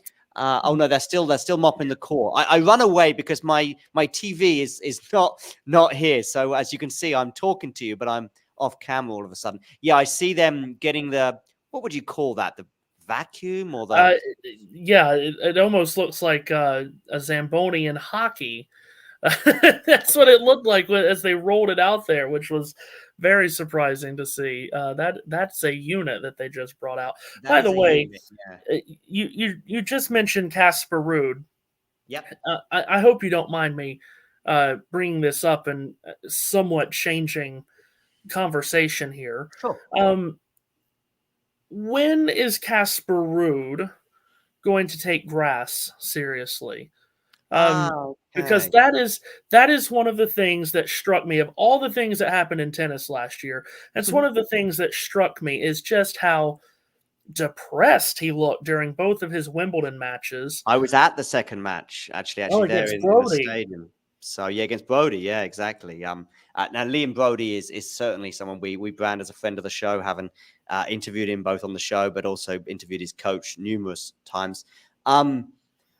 Listen, by the way, I love tangents, Matthew, especially at times like this when we can just talk about anything. I mean, I don't even mind a baseball or American football tangent. So feel free at any point, and I love those little anecdotes you bring. But Casper Ruud, regarding grass, I think, honestly, Matthew, there's a couple of strands to this. One is that there's a narrative that's built because we see him at concerts and not doing a warm-up tournament, and then suddenly he's playing Wimbledon. And so things can gather pace, especially on social media regarding that. But I'm less concerned about that than, because, I mean, if that's Novak Djokovic, who's at the Ryder Cup or doing something else and doesn't play a warm-up tournament, but then gets to the final every year, we don't pay too much attention to it. But that's because Novak Djokovic has the game, both the return and serve dynamic. Just is ideally suited to the grass courts of SW19. Casper Ruud, however, will probably never have a deep run at Wimbledon. No. You know, it's just he's often going to have deep runs at Roland Garros. He's two finals in a row there, so that is also going to factor into how you then go into the grass court season. That I remember in 2022 he did play, I think, Queens before Wimbledon, and he may well have thought to himself that physically he went into Wimbledon in 2022 not in the best shape because he just played so much tennis throughout the clay court season. And so maybe he thought 2023, I'm going to take a different route. Now, of course, what we see is he then goes out in the second round, including a 6-love pasting in the 5th set to Liam. And again, the questions are out. I think more importantly than anything else, forget all the narratives. Let's look at the game. He's just, you know, it's just not going to happen for him. He's a clay court guy who loves the loopy forehand and the cross court battle there and the lengthy rallies and the excellent movement he has on clay and his game from the back of the court. Fine, you know, he's going to pick up Estoril as he did last year, and again I saw him performing there. He's not going to win Wimbledon. You know, he could stop playing tennis right now on a hard court and play on grass courts for the next 6 months and not appear at a single weekend concert. And he's still going out in the second round of Wimbledon. So whatever narrative you build, that's it. And that's my take on it. I don't know. I'm guessing, Matthew, maybe you're leaning a bit more to the skepticism though. No, well, I agree with you. His game certainly doesn't give you any kind of confidence that he's ever going to make a deep run there. But I guess where I was left almost perturbed by it, because I called that Brody match. Okay. And I guess where I was left perturbed was it didn't look like he cared very much. I know what you mean on that. I will give you that. Give you that. Sorry, go on, Matthew. And I mean, I understand, you know, grass is so rare on the calendar anymore. And if you don't like it, you don't like it. That's fine. But at some point, I would think from a player that was ranked 4th, he was at least seeded 4th for that tournament last year. At some point, you have to say to yourself, this is Wimbledon. This is Wimbledon. I know. And I will give you that I think at times in that match, I was watching him a lot. And Casper Ruud is not somebody who's that expressive necessarily. He's certainly not somebody who has deep dialogues with his team or shows frustration with his team. And he probably showed more in that match than others. But then I guess maybe there's an element of caring there. But I know what you mean. I was seeing the dialogue, by the way. But just a side note, and again, a bit of a tangent here. I did like the way his team, some prominent members of his team came over to the Liam Brody team and congratulated them afterwards. And I saw that at close quarters. Jack and I were sort of basically sat immediately behind Liam's box. So we had a good vantage point there. I do know what you mean. I'm don't want to quite go as far as saying checking out in that 5th set, but I'm watching that 5th set and I'm seeing the anxiety of Liam's team at 3-love and 4-love and 5-love, and there's no way they thought that this was done, even with a double break advantage. But perhaps there was an element of that on the other side of the net regarding Casper Ruud. And but I do think the bigger picture is that, you know, he's not going to go deep at Wimbledon, even with a kind draw. And maybe Liam Brody's second round is not that kind, you know, with the British support that Liam would have. But no, we love a good tangent, Matthew. Bring it on, particularly at times like this. I'm glad you said that, because now I have a totally different question for you. I have a different question for you. How is it being on the sacred grounds of the All England Club? That's a dream of mine. What was it like to be at Wimbledon? I mean, all I've been is to the Winston-Salem Open. That's the only thing remotely close to me. It's not Wimbledon. How far is Winston-Salem from you, by the way, Matthew? I work in Winston-Salem every day. It's about a 20 or 30-minute drive. Oh, wonderful. Because we actually interviewed I know you've got a question about Wimbledon. We interviewed the tournament director in, I guess, end of August, just on the eve of the tournament, or maybe middle of August, I should say. Yeah. And he was telling us about some of the travails that they've had there. I think there was a few tremors during one particular tournament a couple of years ago, or earthquake or something, and that obviously huge disruption, and they have some wild weather scenarios and all sorts of issues that he has to deal with as tournament director. And we'll have to have a chat off air as well about that particular tournament, because we at Talking Tennis, we try to cover as many of these tournaments in person as we can, and that's one of the beauties of having so many people in various different parts of the world at our disposal. And fingers crossed we get to cover one or two tournaments that are coming up in February in Latin America and also across the US at that time. But anyway, tangent. Back to Wimbledon. I have a mixed relationship, Matthew, with Wimbledon, in that I kind of have a love-hate relationship. I know where you're getting from with these vibes and the grass, and we've seen the players talk about it and the history, and I feel that history as well at other tournaments such as Rome, where I was there in person a few months ago, or quite 8 months ago, I guess now, 9 months ago, and it's just like the history there is just there for all to see, both in terms of the city but also the tournament. The modern vibe you get in Madrid is also cool, but you don't quite get the historical vibe that you obviously get at Wimbledon. And so, yeah, I feel that, and I enjoy that, and the white and the history and knowing how long the venue has been there. However, Wimbledon is also a tournament that does frustrate and kind of is a little bit stuck in his ways, and maybe also a bit silly and cutting off its nose despite its face in terms of some of its traditions too. So, yeah, I like I say, I know Nick and one or two of the British members of the team still love it, and I do, but it could do with some improvements, and I'm sure one or two people in the live chat feel like it, but I get it. I mean, one of my favorite tournaments to visit is the US Open, but I like it because it's a holiday, it's a trip, it's a thing that feels like, it's like, oh, it's one of those things. The World Cup, Soccer World Cup is one of those things that you're growing up as a kid. It's just on TV. It almost is another planet. And I'm sure that Wimbledon, when you're far away from it on another continent, has a similar feel, Matthew. Oh yeah, you're absolutely right. And I am a sucker for history, tradition, nostalgia, all of that. I mean, I could go on and on about the Rose Bowl, the Indianapolis 500, Wimbledon, Kentucky. I'm a sucker for all of that. So I just wanted to ask, because I don't know many people that's ever been at Wimbledon before. I'm glad you did, Matthew. And I know the match is just getting underway again. Swiatek and Collins with that rain delay. But I think it's really one of these sort of unexplainable things. And I think players feel it too, when they return to this environment where they've had so much success, or of course, in many cases, so much failure as well, that suddenly you walk back into that arena, whether it be Rod Laver, Centre Court, Arthur Ashe, or Philippe Chatrier. People talk about playing Rafa Nadal on Philippe Chatrier and what comes with that. And Novak talks about it when he returns to Rod Laver and to Centre Court as well. And I think you do get a feeling. You get a feeling of you probably grow an inch if you're Novak Djokovic in these environments and Rafa Nadal too. But you can also shrink a bit if it's like, oh, this is why I had that painful loss last year when I was 2 sets to love up or whatever. I'm going to let you take away the commentary, Matthew, and we'll speak to each other again very soon.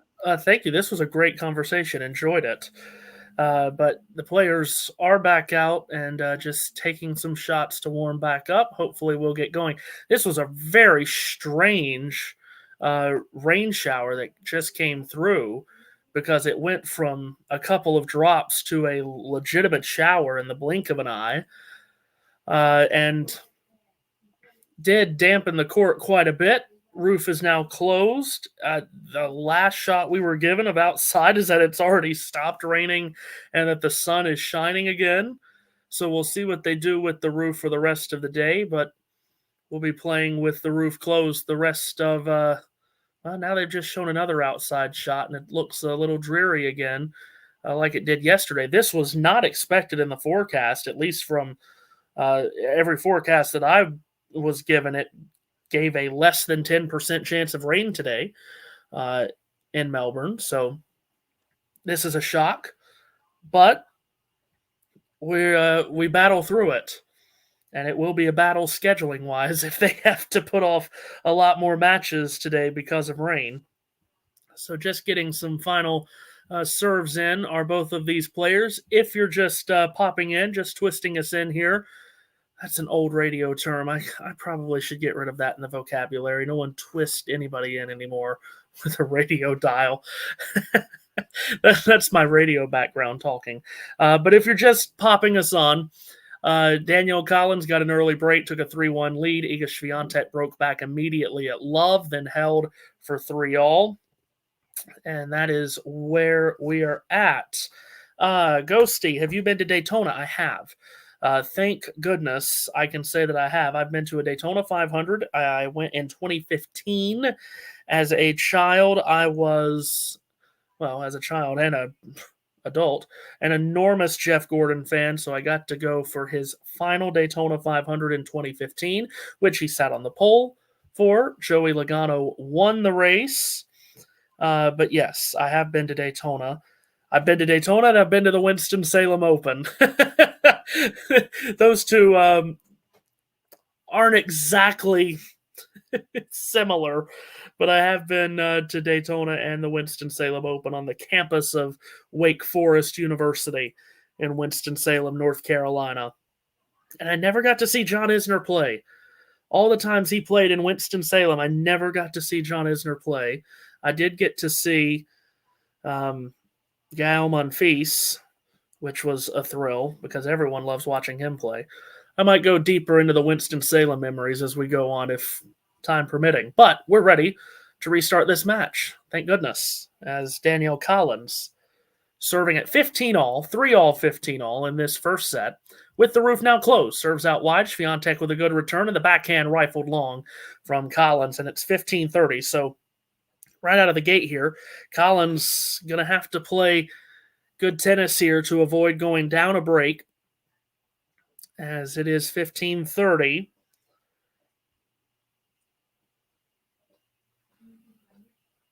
And she will serve here, Collins. Toss up, serve down, up the tee. Swiatek with a good flat return to the backhand of Collins. Swiatek steps up, did a backhand. Looked like she was going to come to the net, did not. Then hits a forehand to the baseline long. Point goes to Collins, and it's 30-all. Let's see. John went to the Formula One Grand Prix in Melbourne. I would love to go to a Formula One Grand Prix. You want to talk about an environment. My goodness, they pack the place for practice these days. 30-all. Same year that he visited the Australian Open. Wow, so what a double. Serve up the tee. Swiatek's return loops back, and it's a backhand winner wired up the line by Collins, and it's 40-30. What's the story behind that spiky trophy? It's not a great story. I can promise you that. It's nothing life-changing. It's a trophy from when I played baseball at like age 7, maybe. It's nothing special. 40-30. Collins. Toss up, serve down. Swiatek with a backhand. Up the middle goes Collins. Off forehand from Swiatek is a winner, and it is deuce. Klein has taken the second set. Ooh, wow. Oh, you were talking about the Winston-Salem trophy. Thank goodness. I was going to say, if you're talking about this one, again, nothing special whatsoever.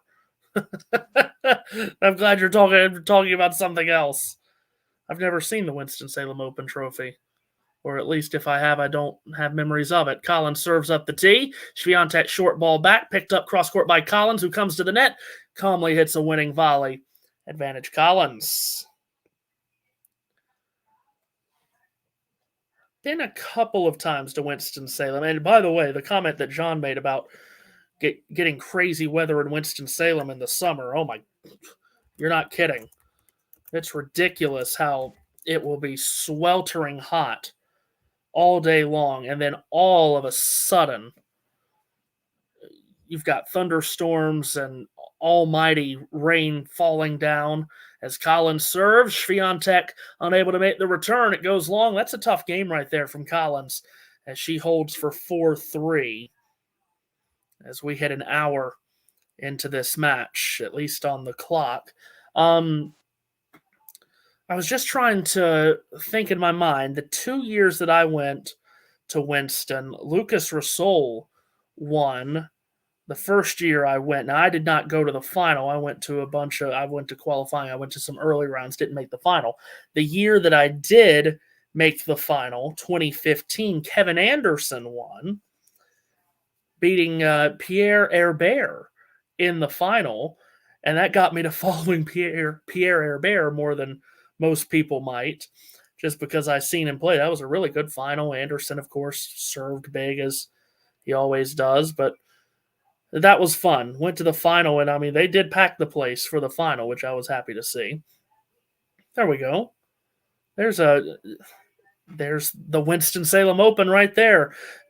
Just to the right of that picture is probably where I've sat a ton, baking in the sun. And I do mean baking. There's the spiky trophy. See, I hadn't seen that. I had not once seen that. That's quite... That looks like the ball they drop on New Year's, does it not? I have no idea what that would mean. Like I said, I'm in Winston-Salem every day for work. I have no earthly idea what that might symbolize for the city of Winston-Salem. I wish I could be a better help on that. But no clue what that is supposed to resemble. Anyway, Swiatek serving. Collins makes the return. Backhand from Swiatek to the backhand of Collins. Cross court. Deep backhand from Swiatek was good. And Collins, oh boy, they called that backhand from Swiatek long. I say they. I always say they've called it long. There's no they in there anymore, is it? It is an automated call.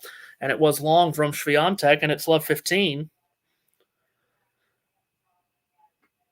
Serving at 3-4 in this opening set is Swiatek. Serves into the net.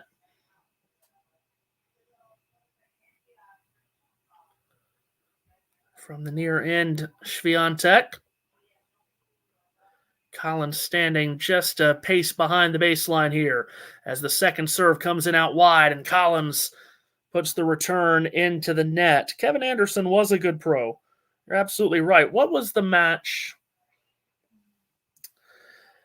There was a match at Wimbledon that went on forever. I think it was against Isner, was it not?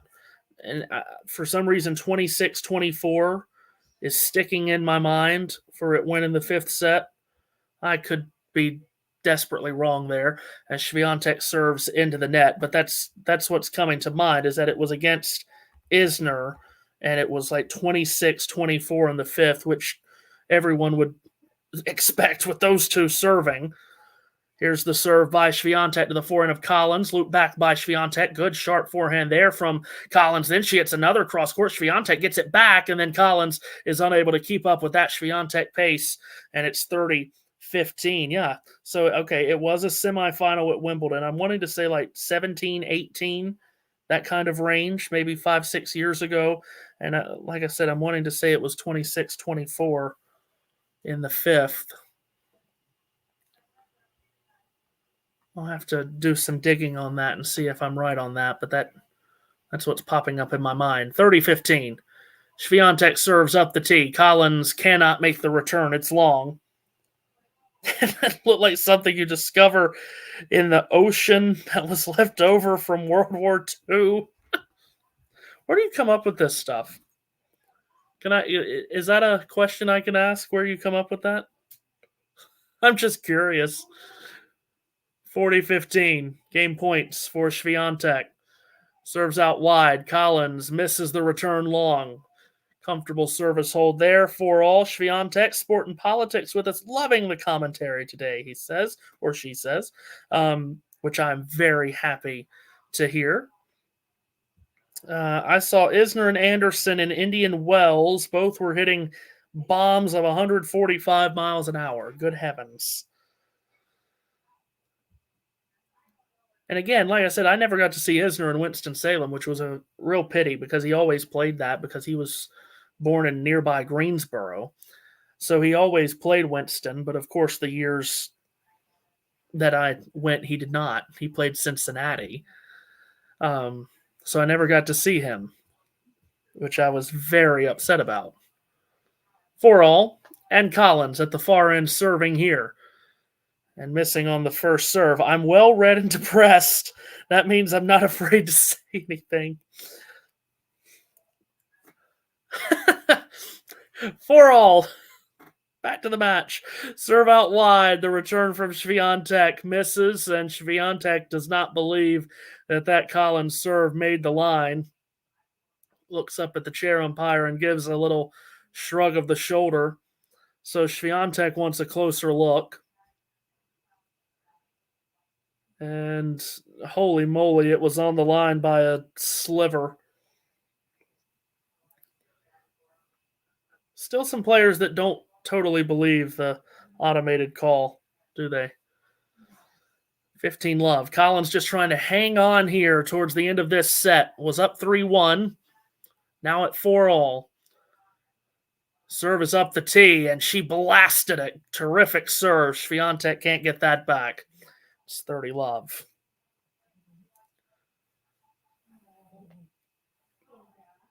Of course, speaking of John Isner, he was America's best hope on the men's side for so many years. That was great knowing that there was such a highly ranked player that was from this neck of the woods, if I may say, Greensboro, North Carolina, which is 20, 30 minutes away from Winston. And here I'm in the middle of both of them, but also in the middle of nowhere in North Carolina. 30-love serve from Collins. Backhand reply is a winner from Swiatek as she bullets that inside out and hits her third backhand winner of the match.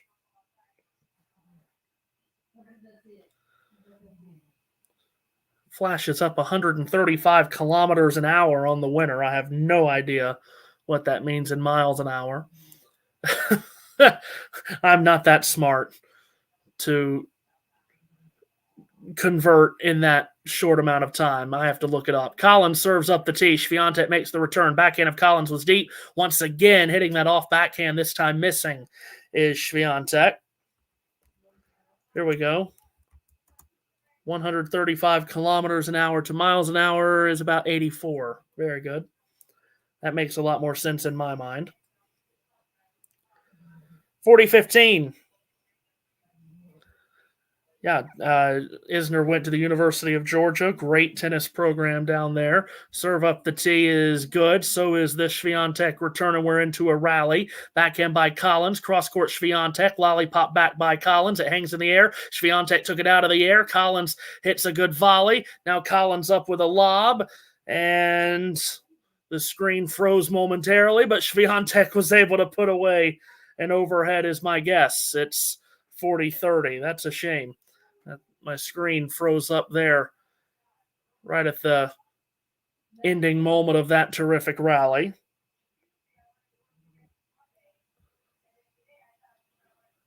Was a 12-shot rally. And Swiatek just getting a replay in, flicking that overhead backhand away for the winner. Still game point for Collins. 40-30, serves up the tee. Can't find a line there.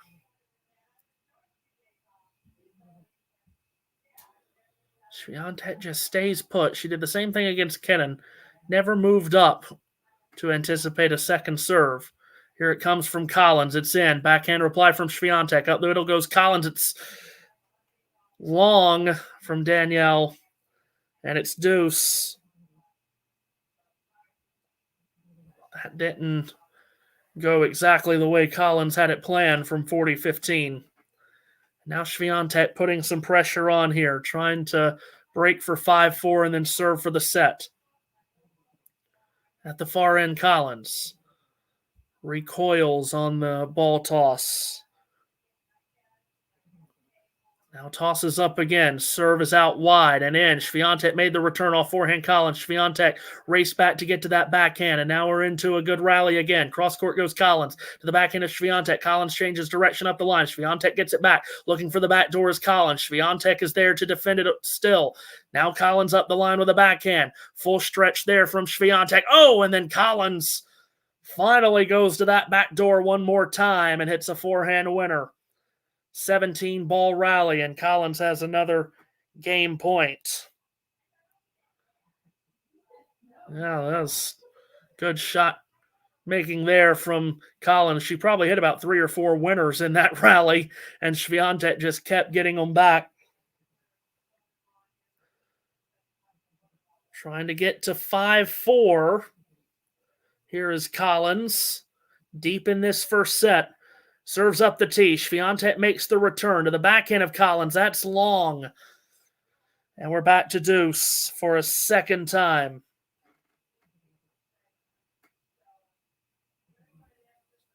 So Collins struggling to put this game away.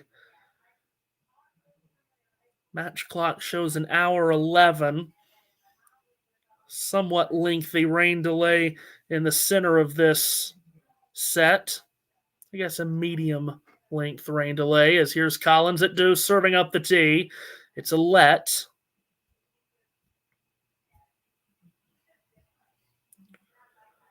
Still first serve. And here is Collins. Former finalist here. Serves. Goes too deep with it. So a second serve coming here for Danielle, with a lot of pressure being put on this second serve for sure. Puts it in to the backhand of Swiatek. Collins goes long on the backhand, and now Swiatek has a break point. Is this the moment where Iga takes her first lead of the set? She was serving 1-3 down at one point in this set, Swiatek. She's roared back here to win 3 of the last 4 games. Now looking to claim the lead. Collins serves up the tee and makes it. Swiatek's return is there. Collins deep on the backhand. Cross-court Swiatek. She's in control of the rally. Comes to the net and hits a winning overhead. And Swiatek claims the break. It's 5-4.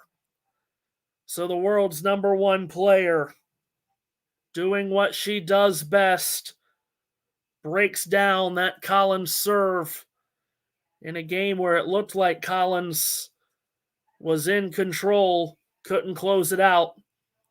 So Swiatek claims a second break in the set and will now serve for it at 5-4.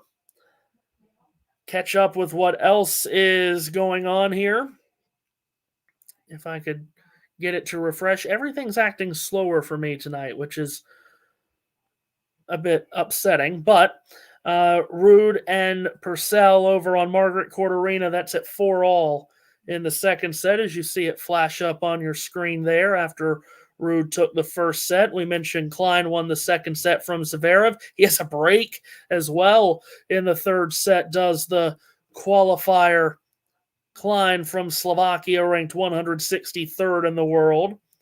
Kessler and Noskova are in a decisive third set, and they're on serve at 3-4 in that decider between Noskova and McCartney Kessler, an American wild card. Cam Norrie down 2-0. Again, that match is still suspended on 1573. All the other courts still are in this delay. Good for McCartney Kessler, though. That's good to see her putting up a fight. Swiatek is ready to serve for this first set at the far end. 5-4, serves way too long. Kessler from the University of Florida, originally from Calhoun, Georgia. Ranked outside the top 200, if I'm not mistaken, as Swiatek makes the second serve to the backhand of Collins. And now Collins goes cross-court to the backhand. Swiatek lunges into a backhand, and Collins goes up the line and hits a forehand winner. Ghosty's phone is dying. Get that taken care of for sure. Can't have you leaving us. Not at the business end of the set. Love 15. Collins needs a break to stay in the set. In a set where she has played well against the world number one. Swiatek serves. Collins makes the backhand return. Cross-court Swiatek knifed off the let cord from Collins. Swiatek goes up the line with a really good forehand that Collins can't make a response to, and it's 15-all. It's a little luck from Collins on a let cord earlier. That one didn't lead to good luck there. Swiatek with a big pump of the fist. 15-all. Trying to close it out. Swing back and forth on the baseline. Collins. Here's the serve out wide, missing.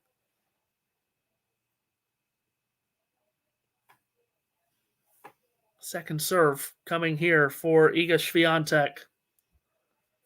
Tough draw here early in her assault after a first Australian Open title. Makes a terrific second serve. Collins got the return in. Sliced on back by Swiatek. Cross-court the forehand. Collins put Swiatek on the stretch.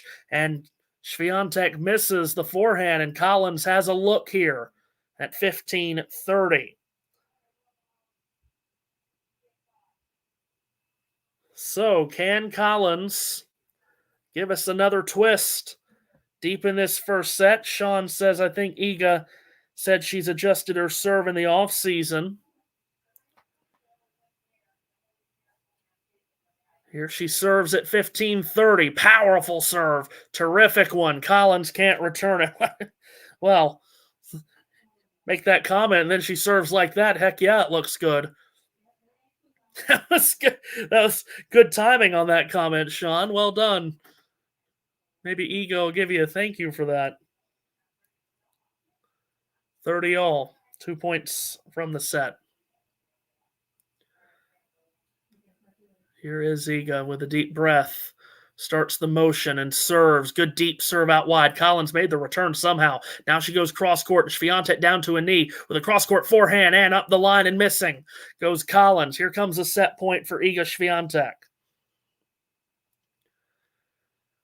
Well, she's battled through this first set much like she did in her first round match against Kenin. Another tough opponent here in an early round tonight. She's had to battle through a tricky set, but here is a set point, and her first serve is planted into the net. Right to the baseline goes Collins, hugging it with that left foot as she sways back and forth. Here's Swiatek, starts the motion, serves deep. Collins makes the return. Swiatek cross-court the backhand. Into the net goes Collins. Swiatek looks to the box with a big clinch of the fist, and she closes out the first set, 6-4. She was down 1-3 in this set after losing serve early. She roars back, and Swiatek is on her way here. 6-4, she takes the first set over Collins. We'll break real quick, come back for set number 2, see if Collins is ready for a response. Thanks for tuning into this watch-along. While there's a break in play, here's a reminder to hit the like button, subscribe, and click that notification bell. Your support helps to keep the channel going. While we're here, you can now become a member to enjoy perks, including badges for the live chat, but also bonus material, such as interviews with top players from both ATP and WTA tours. The membership link is pinned in the live chat. You can also follow us on Twitter, Facebook, and Instagram. So whether it be serves or volleys, forehands or backhands, serve bots or drop shots, we've got you covered, whether that be via our website, talking-tennis.com, where you can read features and interviews from our top writers, Or if you prefer us in audio form, you can subscribe to our podcast on Apple, Amazon, or Spotify, or wherever you get your podcasts from.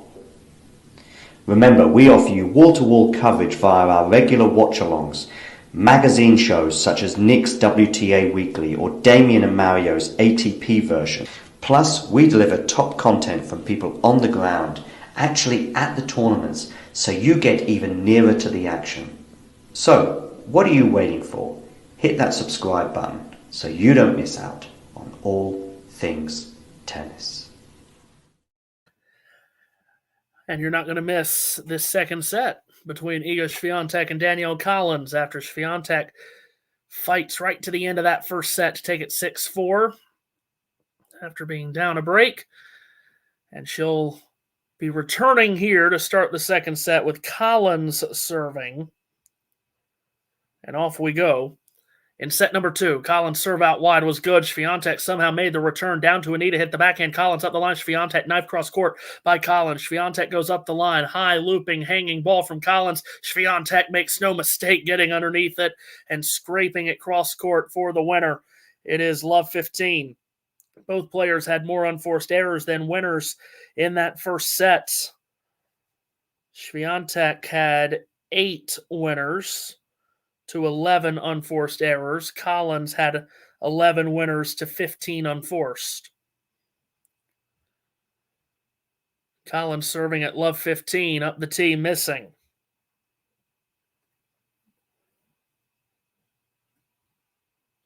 Swiatek won 50%, just about 50%. Of her return points. Up the tee goes that serve. Swiatek makes the return. Cross court goes Collins to the backhand of Swiatek, and that backhand is yanked wide from Collins, and she's in trouble right away here to start the second set. Love 30. And this is what the great players do.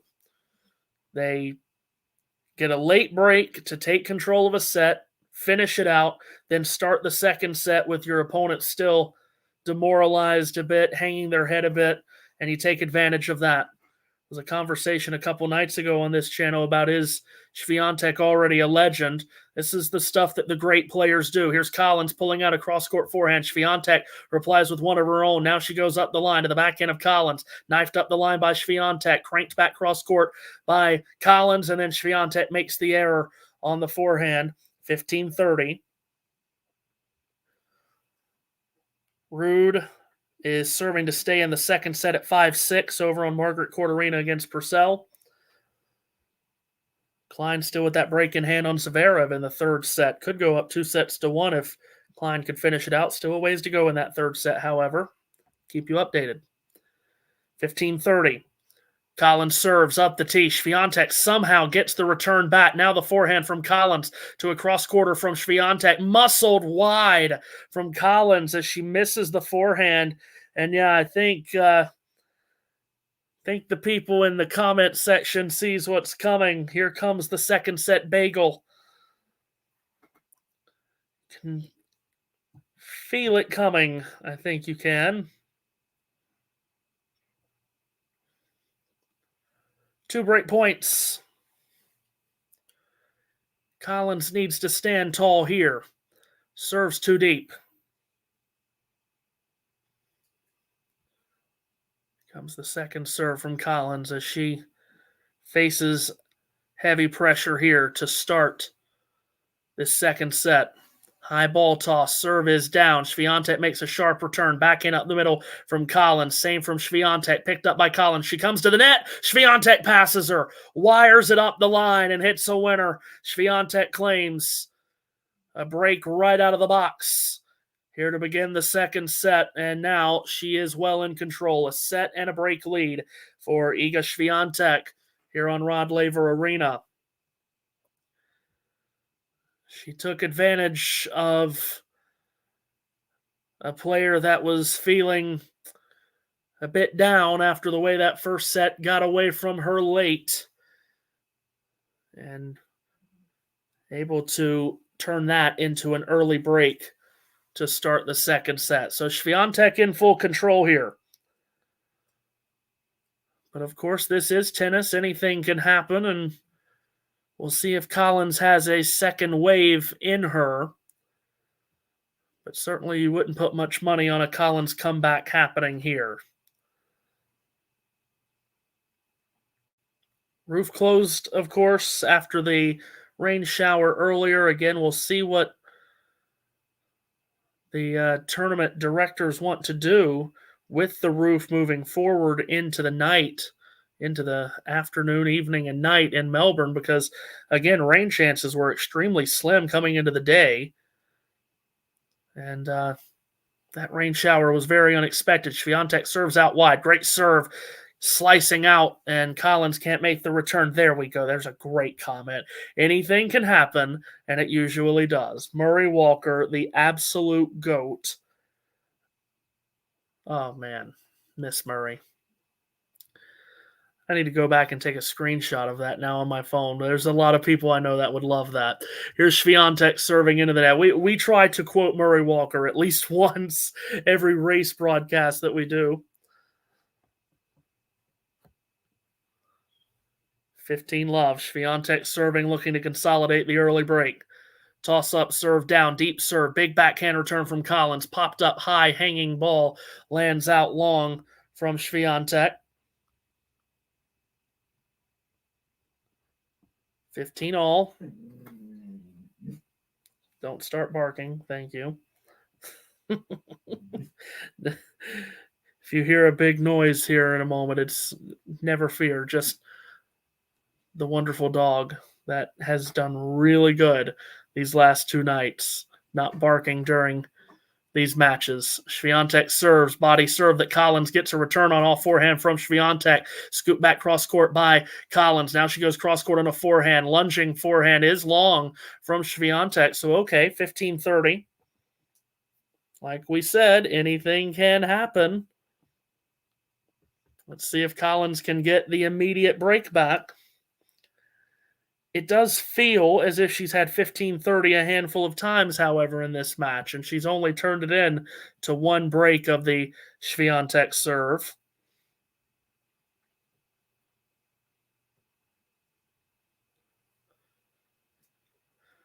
Taking her time here, Iga. Now serves up the tee. Collins makes a good return. Up the middle of the forehand, Swiatek. Cross court goes Collins. It's cross court from Swiatek with her forehand. Now turns it up the line. Collins with that two-fisted backhand. To the backhand cross court of Swiatek. Looped back by Collins. Just in. And Swiatek overcooks the backhand. So here we go then. 2 break points for Danielle Collins. See, this is no one would have expected that after watching the last 3 games. So let's see. Can Collins come up with a break here and get us all square? In the second set, Swiatek at the near end. Again, just slowing the tempo down. She did that a lot against Kennan 2 days ago when she was feeling pressure. Good serve to the backhand of Collins. Collins with that off backhand. Lunging forehand from Swiatek. Up the line goes Collins. She comes to the net. She hits a volley into the net, Collins.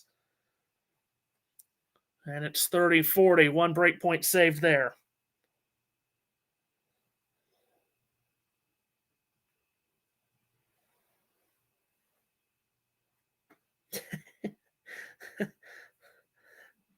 Animal interruptions is see,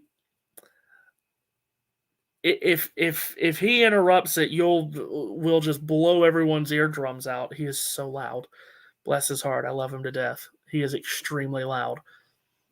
Swiatek still break point down. Deep serve. It's too deep. Now, we had a squirrel once. I want to know that story at some point. At some point, I want to hear that story. I have no idea how that would even happen. Second serve coming. Swiatek, 30-40, break point down. Serves to the backhand of Collins. What a return! Fired back cross court by Collins, and she does claim the break back. And it is 1-1 in this second set as Collins comes up with a massive return there. Threw every bit of her body into that cross-court backhand put it perfectly in the corner. Iga has to feel a bit shocked at that. Back on serve in the second set. Collins getting her box up and applauding that effort. That's worth a big round of applause there. Now Collins, can she claim momentum here?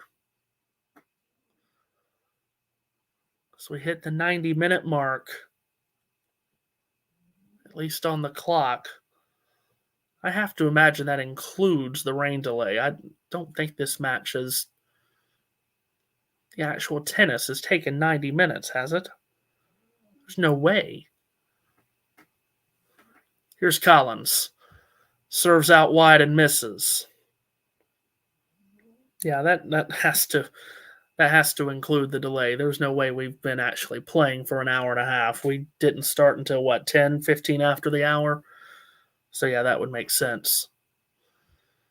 Second serve, Collins goes long and throws in a double to start this game. Remember, when she claimed the break in the first set, Swiatek broke back immediately to love. Be a real shame to see Collins get broken, then break back, and then get broken one more time. Swiatek digging in. Serve out wide from Collins. That misses.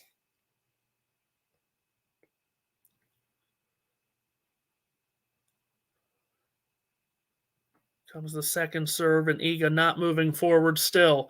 Collins makes it up the tee. Swiatek drags that cross court to the forehand of Collins. Up the line, Swiatek comes to the net. She hits a volley. Collins puts it right back to her. Another volley hit by Iga. Now a lob from Collins. Swiatek takes care of it.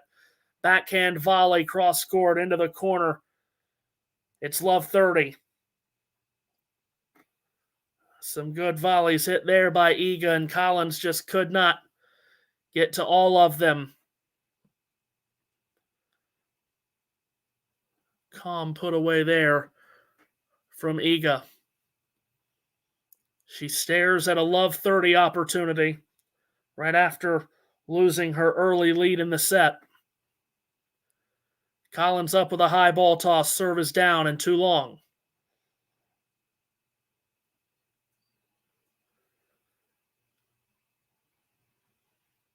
Iga way out to her right here as Collins serves to the backhand of Swiatek, and the return rifles long.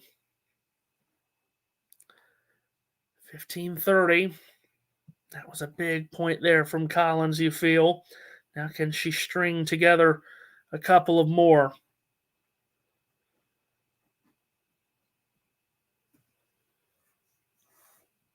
$15-30 here from Danielle. Another high ball toss, serve down out wide. Backhand reply, Swiatek. Cross court goes Collins to the backhand of Swiatek. Knifed cross court by Collins. That was really good. Opened it up. Swiatek misses on the backhand, and it's 30 all. Good recovery here from Collins from love 30.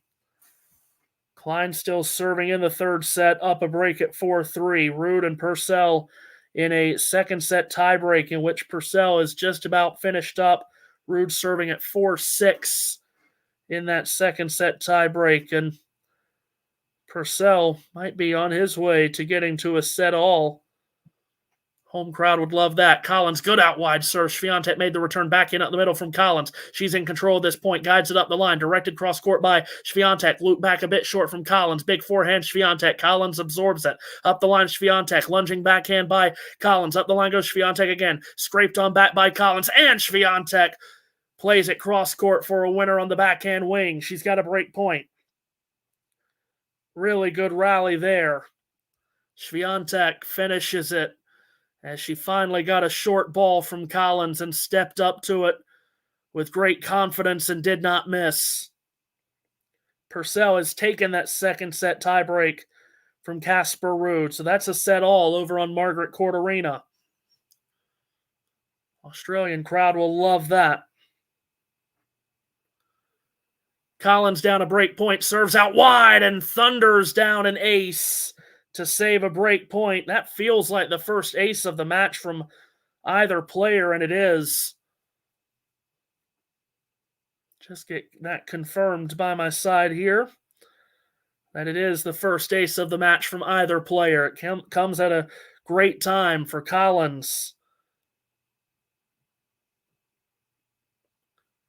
Still has to dig this one out. Serves up the tee. Another terrific serve. Swiatek's return hangs in the air. Off forehand Collins. Swiatek can't slide in to a defensive backhand.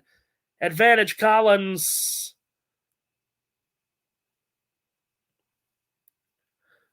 Be a terrific rally here in this game that was at once Love 30. Big come on. Yelled at by Ghosty. Collins serves out wide. Swiatek's return is into the net. That's a terrific hold of serve from Danielle Collins when it looked like she was going to be broken back again. Instead, holds her serve in a big way. And we're still on serve in this second set at 2-1. So that is a good feather in the cap there from Danielle to serve that game out. There you see what's going on over on Margaret Court Arena flash up in 100 minutes. Again, that assuming adds the rain delay. That's at a set all. So we are getting some good tennis around the grounds. But again, let's see. They have restarted on court 3. Is that accurate? What I'm reading here, that they've restarted on court 3, but not 1573. It's a lot of numbers. I'm not good when a bunch of numbers start bouncing all around. Don't do that to me. Trevisan, oh boy, in a bunch of trouble there.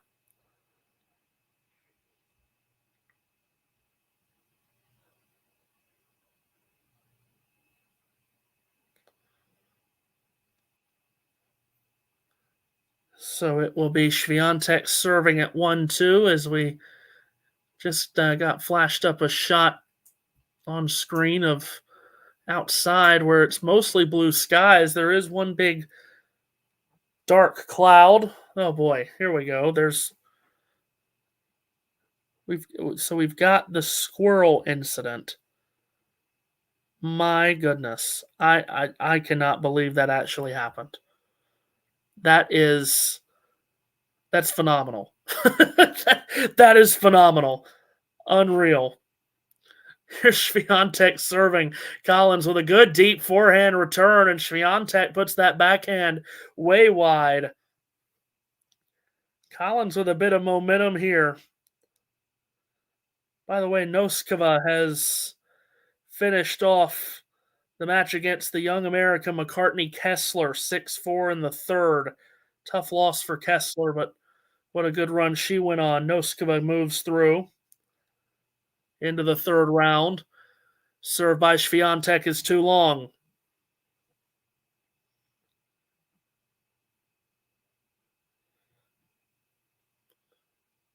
Second serve coming here for Iga. Short ball toss, serve down. Backhand return winner from Collins. She does have the momentum on her side now. And she's got Love 30. That's a remarkable return there. Taking advantage of the second serve. Right into the sweet spot. Swings away at it. Hits it clean. Love 30. Collins trying to get a foot back in this match. Terrific serve from Iga in response as she powers down her first ace. It's 15-30. Alcaraz and Sonego coming up as the second match on Rod Laver Arena. Then the night session on RLA. Rybakina and Blinkova, followed by Medvedev as the last match on. As here's Swiatek with another big serve, and it's unreturnable for Collins. And how about that from Swiatek as she comes right back with two terrific serves to erase the Love 30 hole.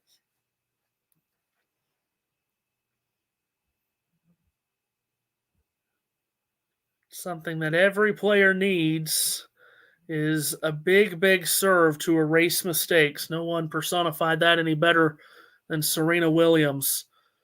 Boy, she could make mistakes all she wanted, but she could erase them right away with that serve. It bailed her out of a lot of occasions that got nervy. First serve misses there from Swiatek. Collins right on that baseline as here comes the second. It's in deep. Collins makes the return. Up the middle, Swiatek. Cross court goes Collins. Shoveled into the net from Swiatek. Here comes a break point for Danielle Collins. Well, this is right where she was in the first set. Had a break chance, capitalized on it to go 3-1 up in the first set, which she eventually lost, as you see, 6-4. Can she once again break for a 3-1 lead? Swiatek serves. Collins makes the return, but hold the phone. Do this serve again from Swiatek.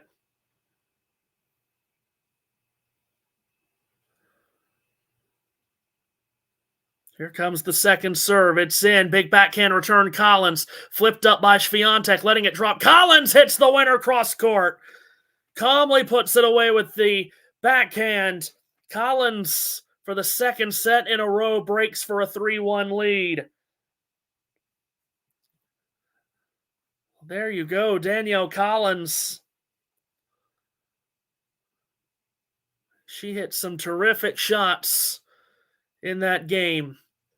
And she has the advantage here in this second set now at 3-1. Now can she consolidate the break, something she could not do at 3-1 in the first set. As this place is starting to fill up a lot more now with the roof closed than it was earlier in the match. Collins serving at 3-1. Up the tee, Swiatek makes the return. Forehand by Collins, and Swiatek yanks that forehand wide. All of a sudden, Iga has lost a little something here. It's 15-love.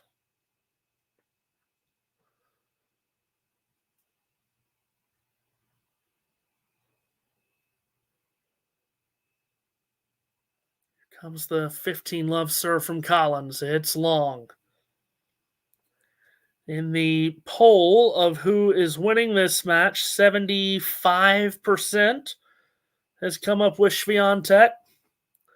It's obviously the sensible answer. Here's Collins serving to the backhand of Swiatek. Up the middle goes Collins. Steered on the forehand wing from Swiatek. Collins goes cross court. Oh, boy. And Swiatek rings the bell as she cranks out a backhand winner cross court.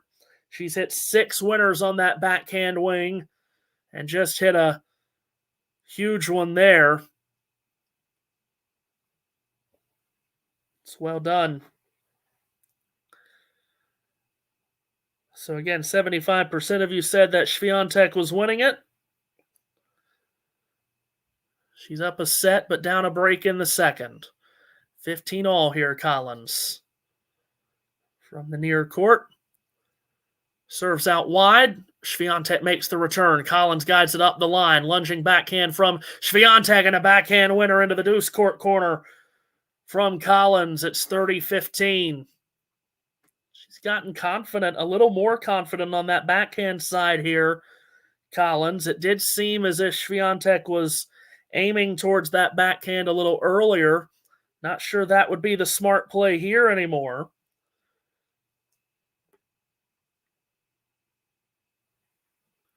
Collins serves, misses pretty badly into the net there. 16 winners now in this match for Collins to 18 unforced errors. Swiatek also at -2 with 14 winners, 16 unforced. Collins serves up the tee. Terrific second serve. Swiatek's return floats to the baseline. Backhand from Collins. Didn't do enough with that. Now she does go cross court with a forehand. She did plenty with that. Swiatek gets it back out of the air. It's taken by Collins, and she ramrods it cross court for a winner. It's 40-15. Took that out of the sky and did not make a mistake.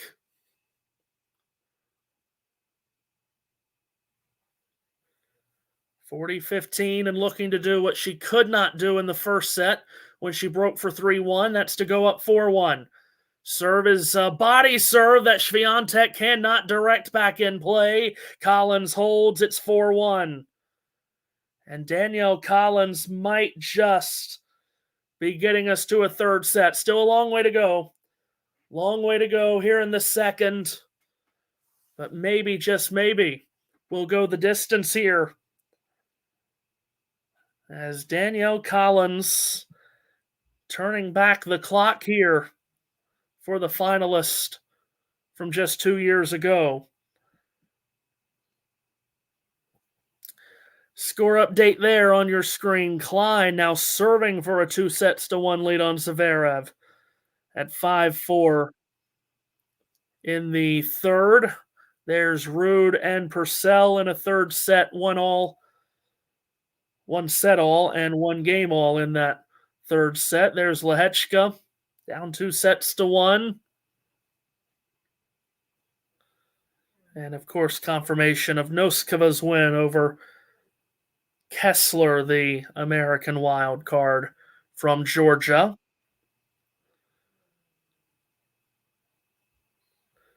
And of course, we talk about McCartney Kessler from Calhoun, Georgia. You've got Danielle Collins from St. Petersburg, Florida. That has taken a 4-1 lead in this second set. Has Norrie, that match still hasn't gotten started yet, has it? Restarted the Norrie match.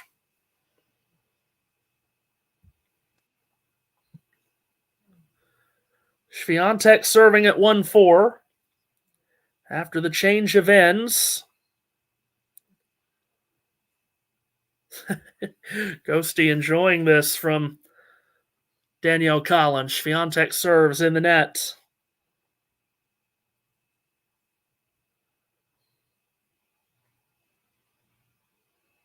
Would like to know what's taking so long over there. 1573 as the serve is struck back for a winner by Collins. Backhand return winner. And it's love 15. And yeah, she is definitely getting a lot more confident just overall, but especially on that backhand as she smashes that up the line. I am guessing 1573 doesn't have a roof, so it got soaked more than we did here on Rod Laver, but feels like a long time. Anyway, here's a serve up the tee. Collins whacks that return back. Swiatek misses long. Hello. It's love 30. Well, this might get out of hand here for Swiatek, as Collins is applying the pressure here. Swiatek in the last game was love 30 down and then hit 2 aces right in a row. What does she come up with here? It's up the tee. Collins with that return. It's high, hanging. It drops in. Swiatek hits a backhand. Collins had plenty of time to aim up a cross-court forehand, and she hit it well, and it's love 40. She had a lot of time to line that up. 3 break points for 5-1. What a turnaround here. So that return landed in the corner, may have taken Swiatek by surprise. Here they are, 3 break points for Danielle Collins. Serve from Swiatek up the tee. Collins makes the return. It's deep. It's good. And Swiatek's into the net. It's 5-1. Where has it come from? Where has this come from? Danielle Collins, double break lead in the second set, 5-1. And now serving for this second set underneath a closed roof inside Rod Laver Arena. Swiatek will go over to get a new racket. So it's 5 games on the trot here for Danielle Collins. And Iga is searching for answers and hoping to find some with a new racket. Collins to serve for the second set right here. And an extraordinary turnaround. She serves up the tee and misses. Remember, Swiatek broke the Collins serve in the first game of this set. She broke for 5-4 in the first set, served it out at 6-4, then broke for 1-love to start this set. Collins serves. Great second serve. Swiatek makes the return. Cross-court goes Swiatek. So does Collins on the backhand. Just missed that one marginally. So, yeah, Danielle Collins' backhand. She has started to fire away on that backhand side, and it's paying off. Love 15, she serves here. At the far end, into the net goes the first serve.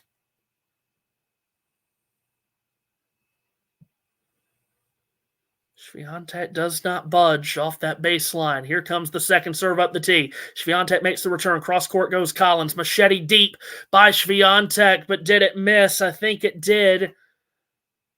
And it did. 15 all.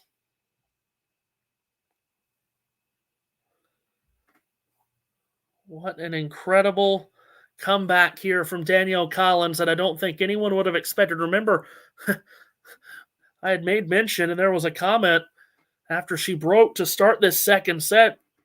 We're thinking, okay, here comes the second set bagel, or at least here comes the second set steamroll. So we're into a rally here. Swiatek up the middle of backhand. Big forehand cross-court Collins. Scooped on back Swiatek. Off forehand from Collins. Swiatek cross-court. Collins puts it into the net. And it's... Ooh, hold on a minute. Did Swiatek miss that? Oh, she did. It was just out. It was just out from Swiatek. Missed by maybe a couple of millimeters. So that's point to Collins, and it's 30-15. She's 2 points away from this set now. How do you do? Collins serves up the tee. Swiatek's return floats long, and here are 2 set points for Florida's Danielle Collins. What mental toughness she has shown here, and grit to get this to where it is now. 2 set points. Serves up the tee. Swiatek makes the return. Cross-court the backhand Collins. Swiatek with a backhand. Big forehand up the line. That does miss from Collins. 40-30. Still set point.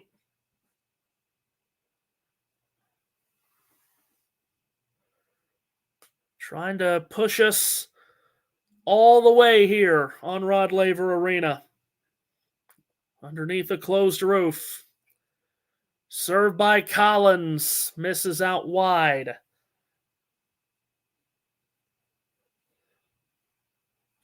Can Swiatek push this further here?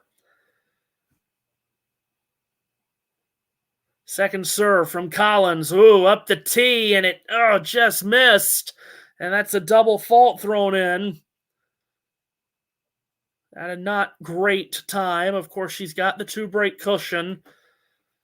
But boy, she went all out on that second serve and missed it by a slim margin. Deuce here. After having a couple of chances to wrap up the set.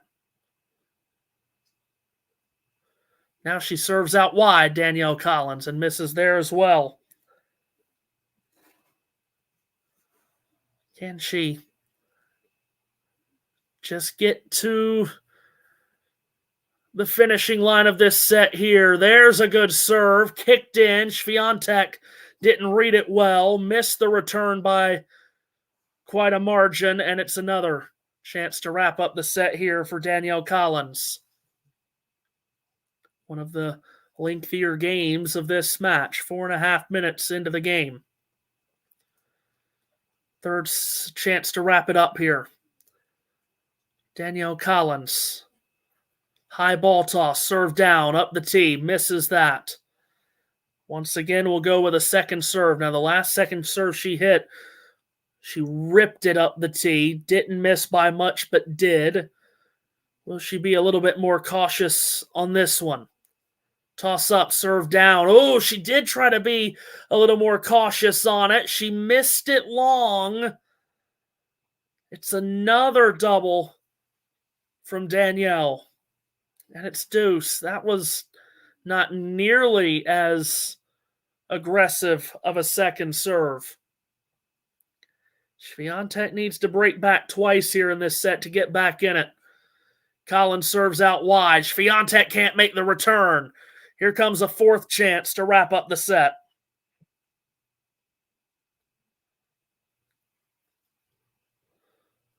What an opportunity here for a player that has gone on a very deep run here before, making it all the way to the final in Melbourne 2 years ago. She knows what it takes. Again, she misses the first serve. Can't buy a first serve all of a sudden.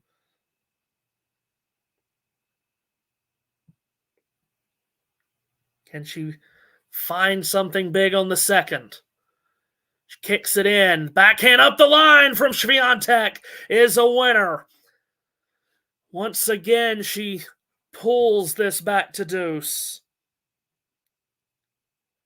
Now ranked 62nd in the world is Collins. Ranking has dropped massively over the last couple of years. Serving at deuce and into the net, and she is very much struggling to find a first serve here.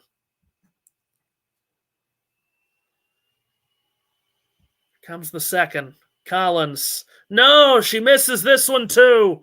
Oh, it's turning into a bit of a disaster trying to close out this game and the set.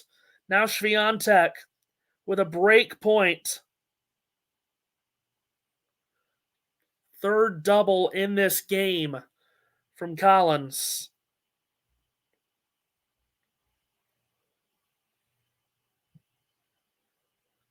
Serves here out wide and misses, and this is starting to become a bit uncomfortable.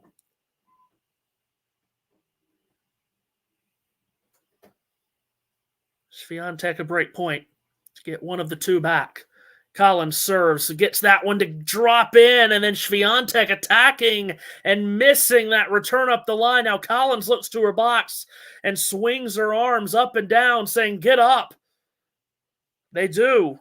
They respond to that well in the box. Deuce again for the fourth time in this game. Total points won in this match are now Collins 59, Swiatek 56. Big serve up the tee. Swiatek makes the return, but it doesn't matter. It again just missed from Collins. Again, she'll have to find a second serve. Can she find one? She does, very deep. Swiatek made the return. Collins is into the net with an off-balance forehand as this game now approaches a 10th minute.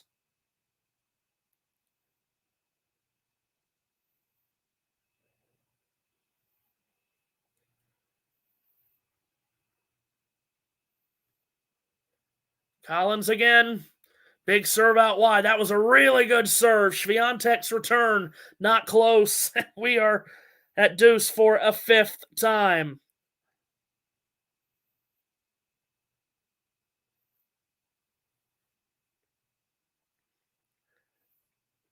John was not bringing up good memories for Collins. Ghosty wants him in the penalty box for that. 2-minute minor. Collins serves at deuce, up the tee. Swiatek makes the return. Cross court goes Collins. It's long again. And she just cannot finish this out. Advantage Swiatek. Now there goes Collins trotting towards the chair. She's now going to pull out a new racket. Nearly 10 minutes long this game now.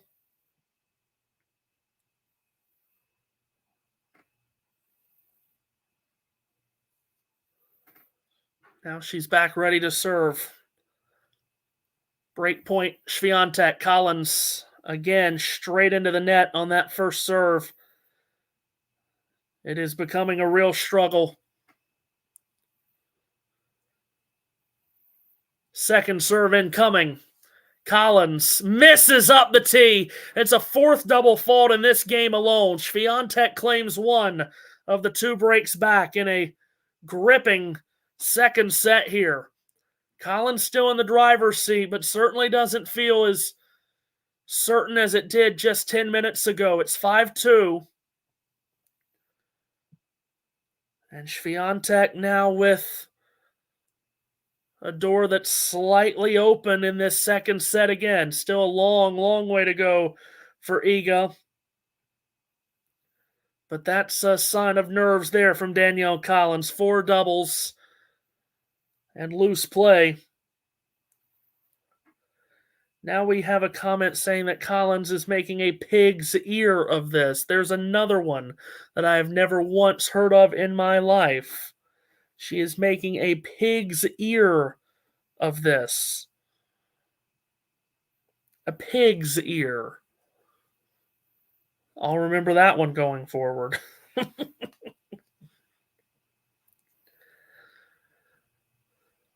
41 minutes, second set. That Collins leads 5-2. Swiatek will now serve to try to once again stay in the set. Again, still a long way to go for Iga to get back into it, but that doesn't give you a lot of confidence in Danielle there just a moment ago.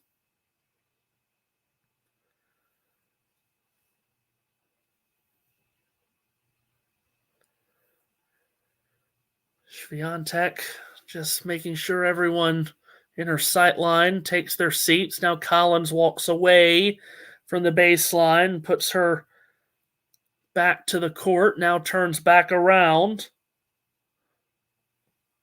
Swiatek wants everyone down in their seats. They are. She serves out wide, misses.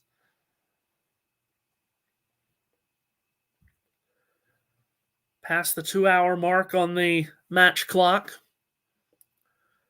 Second serve, Swiatek. She hits her mark. Forehand returned by Collins. Cross court, and another good forehand from Collins. Opened it up. Swiatek makes the forehand error. It's love 15.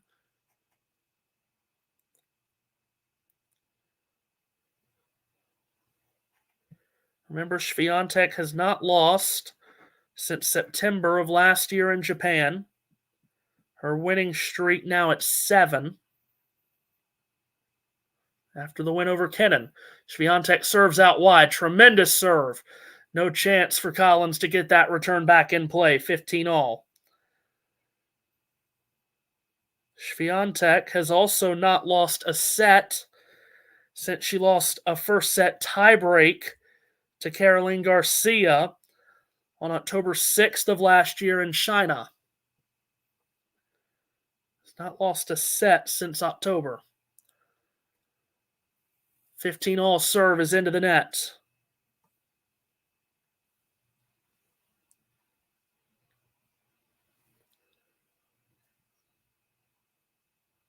Fourteen straight sets won for Swiatek. Serves here to the forehand of Collins. Looped back by Swiatek. Collins has time to set it up cross court. Swiatek absorbs that power. Now then, she goes cross court with a forehand. Swiatek and hits a really good winner. Collins can't believe that she's missed that. They're going to show the Hawkeye marking of that ball from Swiatek on the screen. And, oh boy, if it was on the line, which apparently it was, didn't make it by much. Yeah, arms outstretched there after that for Collins. 30-15. She's standing well behind the baseline here, Collins. Furthest back she's been in this match. Swiatek with a serve up the tee that just misses. Now Collins takes a step forward, maybe even a step and a half. Second serve, that misses up the tee, and Iga throws in a double. It's 30-all here. I don't think Ghosty didn't like that Iga wanted everyone sat down.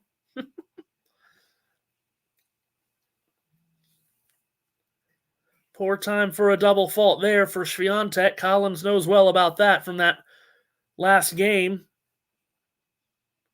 30-all serve. Swiatek. Oh, great serve. Collins makes the return. Loop back by Iga. It was a short ball. Collins picks it up. Hits a winner up the line. She's got a 5th set point now.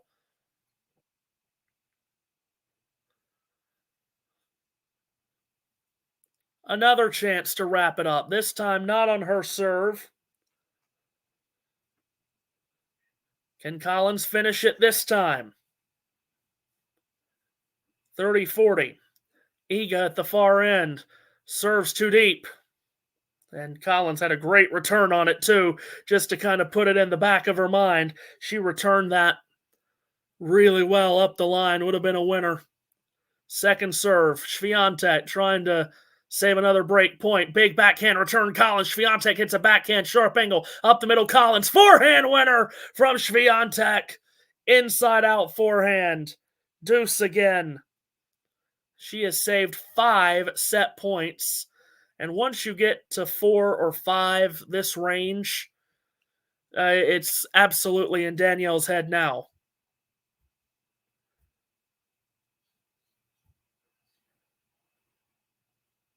Deuce again. Swiatek. Toss up, serve down, out wide, just made it. Collins scoops the return back long, wide rather. Advantage Swiatek now.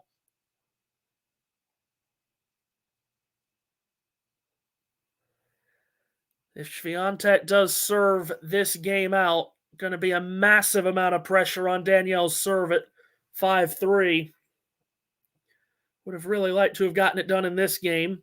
Would have really liked to have gotten it done in the last game. Advantage Swiatek serves up the tee. Collins makes the return. Swiatek steps into a cross-court backhand, which she misfires on. It's back to deuce. Has to be said, neither player playing all that well in this stretch. It's dramatic tennis. It's not great tennis, however, from the two players. Both are struggling in this spell. Deuce again. Swiatek serves. Great serve. Collins makes the return deep. Off forehand winner. Smoked up the line from Swiatek. She has another game point for 3-5. All of a sudden, some votes starting to come in on the poll here in the chat for Collins. It's now 73% on Swiatek to take the victory here. Game point. Swiatek serves out wide and misses.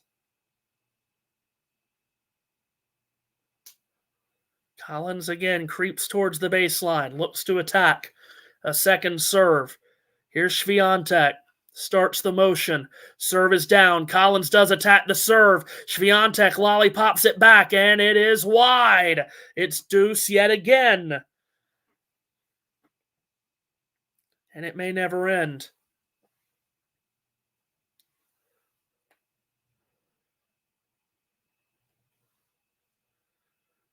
Third deuce of this game in what has now been a very long second set.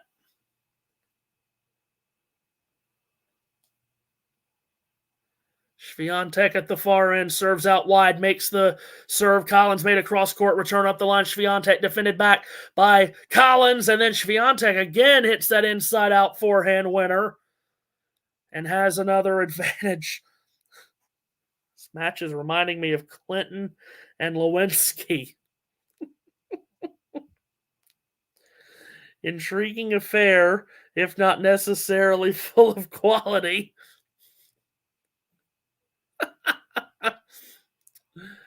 Advantage Swiatek. Another chance to get to 3-5. Serves to the backhand of Collins. Great return and missed by Swiatek.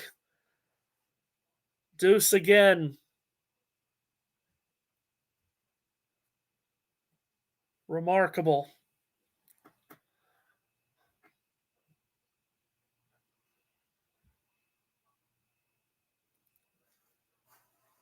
Swiatek settles herself, serving at deuce.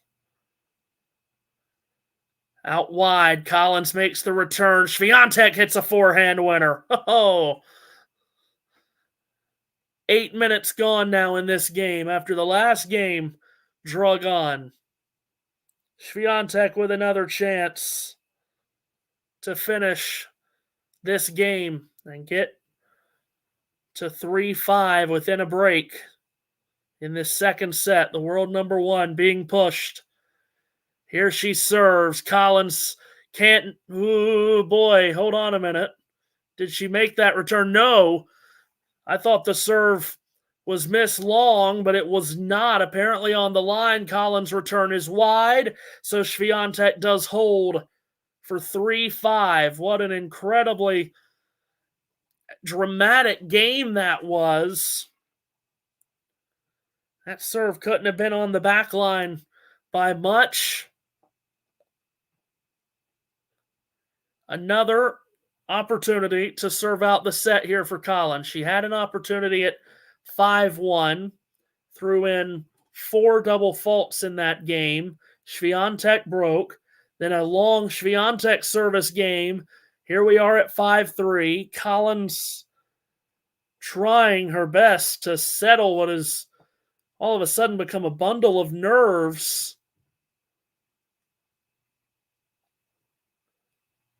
No safety net now, just the one break advantage. Serves for the set again to the forehand of Swiatek. Return is long.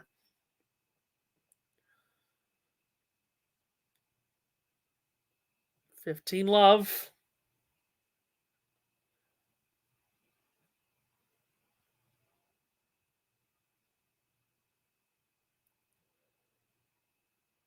Will this be a more confident service game from Collins? Serves into the backhand of Swiatek. Cross-court backhand Collins. Looped back by Swiatek. It's just in. Then Collins hits a looping forehand. And Swiatek misfires. Backhand is cranked wide. It's 30-love. 2 points away. I can't resist, Matthew. This is so intriguing. It is that. Again, I don't know where the quality went here, but it certainly has made up for it in drama. Yep. 2 points away, Collins, 30-love. Here's the serve. Just missed long. She couldn't buy a first serve when she tried to serve this out the first time at 5-1. Served up 4 doubles in that game. Makes the second serve here. Swiatek's return is long. It's 40-love. Collins with 3 more chances to finish out the set. What has she had now? 5 set points that she has not been able to convert. Here's 3 right here.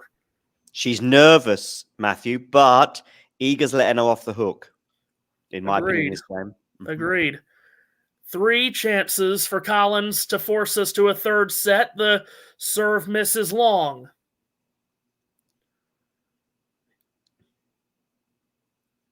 Comes the second serve from Collins.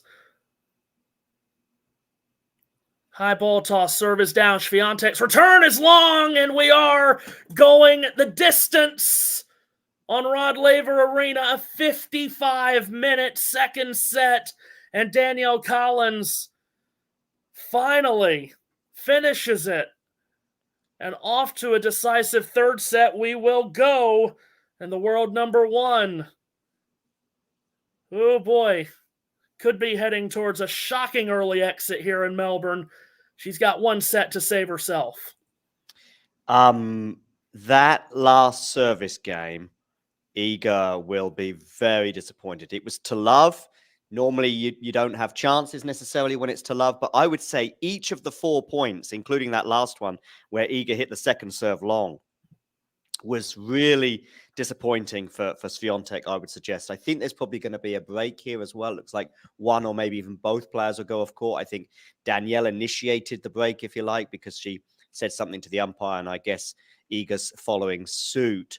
Just having a look at some of the stats there, but to be honest with you, Iga needed to ask some more questions of Danielle in that final game, as far as I'm concerned, and she didn't ask enough, because I thought there was I think it was a loopy forehand at 30-love, I think it was, from Danielle, which betrayed anxiety as well. Because listen, there's many things that Danielle does, but she doesn't loop forehands very often, and she did loop a forehand down the line that Iga had a lot of time on, I think on the backhand side from memory as well.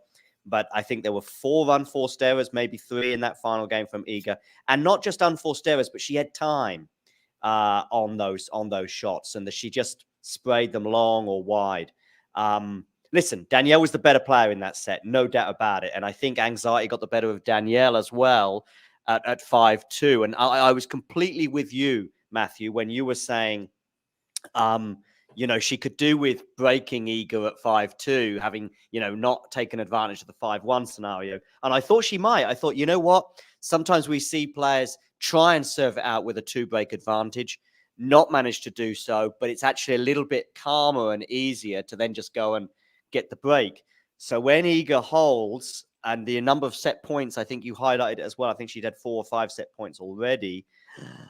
And I'm starting to worry. But I tell you what, we're in for, an exciting and intriguing third set, I would say. I tell you what, let's have a quick look around the grounds as well. I can see that the sort of sun is sort of emerging, it seems. So maybe we'll get some outside of courts action. But Klein and Zverev, a very interesting point. Yeah, you're absolutely right. 4-all in the fourth. Klein, biggest win of his life, perhaps just a couple games away. That is very interesting looking. Wow. I'm going to try and play a little video where we spoke to Danielle Collins in November, I think it was. But basically, we spoke to her about her kind of love affair with Australia in particular. So I'm going to play that now, and fingers crossed it works. And if it doesn't, we'll just be front of stage again. But let's have a quick listen to Danielle. It was a couple of months ago, but she was very much talking and looking forward to the Australian Open of 2024. Ready? Play.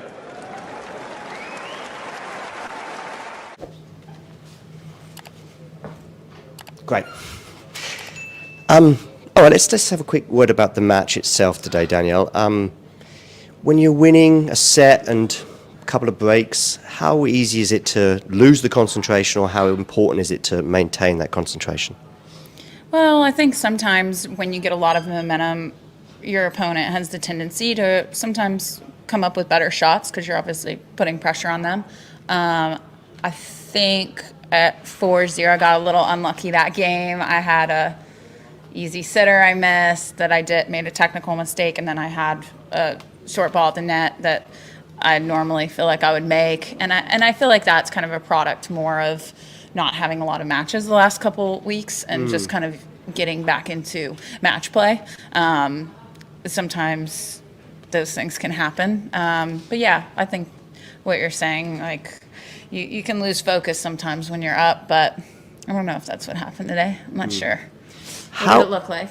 Yeah, I don't know. I always get this, but listen, I'm thinking of me, and I'm a player who's never played professionally, and I can get, like, you could start to sort of go into a zone where it's not good actually because you're daydreaming almost. Yeah, I know what you mean. I feel like I've had times where that's happened for sure, but I feel like today it's almost like sometimes you concentrate so hard, and you're like trying to make it, and then miss it. Yeah, it's the balance between the two. Yeah. Let's think about your year. I saw you playing in San Diego a few weeks ago. Obviously, you were in the Australian Open final 19 months ago. But at Grand Slams, at least, you haven't managed to repeat that. I know there's been 1 or 2 injury issues in that 18 months. I mean, not as bad as it was sort of 2 or 3 years ago, or health issues. But how would you assess your 2023? Yeah, a lot of ups and downs this year, and managing a few different injuries. So that definitely set me back a bit. But, I feel like the biggest takeaway for me is, I'm trying to figure out how to work with those injuries and to play more tournaments, even though I have those things that I'm dealing with. So it's been a little bit of a learning curve. I feel like I'm still kind of learning and trying to figure it out.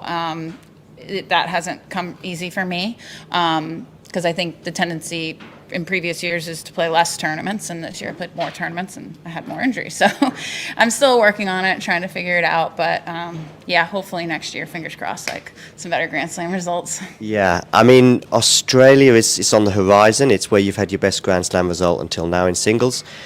When you go into a Grand Slam, irrespective of the surface, do you, when you arrive on Rod Laver Arena, for example, is there a sort of good feeling you get, good memories come back to you? I mean, even this year, I mean, I'm not sure if it was on Rod Laver or not, but I remember you celebrating a tiebreak win, and actually you realised it was a super tiebreak, and then you had the match with Rybakina there, and Rybakina ends up getting to the final, etc. But do you have good feelings when you go back to Australia? Oh, always positive feelings. I mean, I was telling everyone, friends, family, like Australia is like my home tournament. That's aside from US Open, obviously that's like my home tournament, and I feel most comfortable on those courts. I feel comfortable in general just because I have so many friends there and so many positive memories, and I feel like when you walk into the building, like, you feel like you're at home. The hospitality is always great at the tournaments. I feel like now, like, having some success at some of the tournaments over the years, not just in Melbourne, but in Brisbane and Adelaide, I always feel a warm welcome from everyone, and I always feel like the setups that they have for us as players makes everything so easy on our end. They're, I think, by far the most professionally ran tournaments during the year, and so it's really nice to get the year started there. And I got my foodie spots. I love being in Melbourne. Lots of fun things to do away from the courts, and like last year it didn't go as well for me on the court, but I got to do surfing lessons every day after. I'm going to take myself off mute, and I'll take Matthew off mute, as Danielle was sharing some awareness of her surfing lessons. But if you want to catch up on that interview, it is in the video vault on YouTube. And if you're still not sure where it is, just send me a message, maybe in the community tab, and I'll find it. But I'm sure if you Google Danielle Collins Talking Tennis YouTube, you'll soon find it. I'm going to go backstage again, Matthew. I'll share the score on the screen. And fingers crossed we get an enthralling third set. Oh, I think we might just. Thank you. And here we are, third set underway. Swiatek serving at 30 love. By the way, I've just seen there, subscriber count has ticked over 5,300. That is terrific. Be sure to hit that subscribe button if you have not already. And here we are with Swiatek serving at 30 love, starting the third set, and serves into the net. Well, what an interesting dynamic to this set for the world number one Swiatek, who's on this long winning streak. She had won, as I mentioned, 14 straight sets prior to dropping that one in the second. Now she's taken a punch from Collins. Can she counter? Well, it's not good there. That's a double fault from Swiatek, just her second of the match. But this is very interesting. A lot of pressure on Iga, of course. And is Danielle coming into this third set playing with house money a little bit? Is that the thought process behind the 30-year-old Floridian? Swiatek serving 30-15, making the return as Collins up the middle. Swiatek, big forehand, fired into the net from Collins. It's 40-15 so far in this match. Both players 4 for 8 on break points. Total points won is Collins 71 to Swiatek 69, so that's just about dead even. Bunch of the numbers really are dead even. Swiatek serves into the net. Collins has won 47% of points on her second serve to Swiatek's 37%. Pretty large discrepancy there. Here is a second serve from Iga. Can Collins attack it? She does, and hits a forehand cross court and lasered it for a winner. 40-30, just right on cue. Collins has won nearly half of the second serve points that Iga's had to put in, and she fires that one there. Still game point for Iga, opening game, final set, Rod Laver Arena, roof closed. Swiatek serves, the return from Collins, that's long. So Swiatek holds to start this final set. And now how will Collins deal with third set pressure?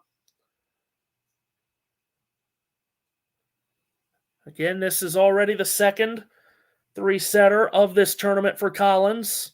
She won the first set against Angelique Kerber before Kerber won the second, and then Collins flew away to a 6-1 victory in the third set against Kerber. We're looking at that thinking we could see two major champions battling, Kerber and Swiatek. Collins spoiled that, but of course Collins certainly not an opponent to sneeze at for sure. And she has certainly shown that she is still capable of pulling out big performances like this. Now can she finish it? Ghosty says if Collins can up her serve percentage by just a few points, third set should be competitive. We're about to find out if she can right here.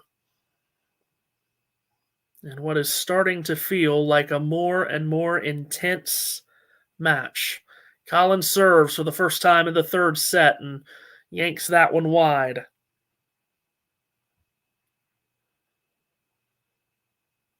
Swiatek, who has not had a ton of success here in Melbourne, trying to keep from crashing out this early. Great return by Swiatek. Collins picked it up. Then a forehand cross-court from Iga is good. It's a winner. It's love 15. That's a terrific forehand there from Iga Swiatek.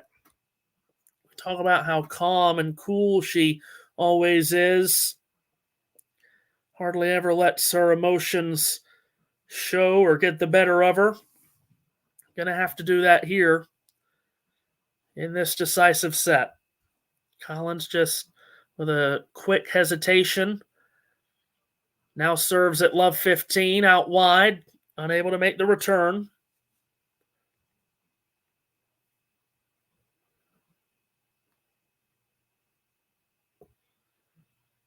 Here's the second serve from Collins. Puts that in. Swiatek drives it back. Up the middle goes Collins. Cross-court backhand Swiatek to the backhand of Collins. It was a short ball from Danielle. Swiatek stepped into a backhand and missed it long.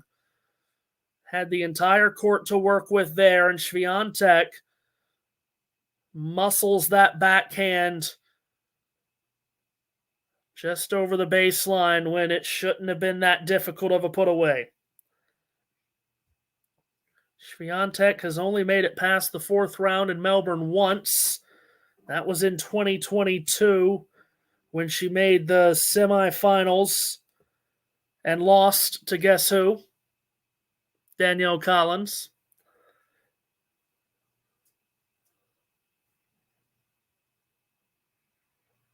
That was a 6-4, 6-1 win for Danielle in the semifinals here against Swiatek. That's the only time she's beaten Iga in their 5 meetings.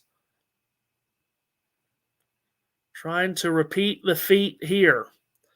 Collins serving at 30-15. Good serve. Into the net goes the return from Swiatek. 40-15.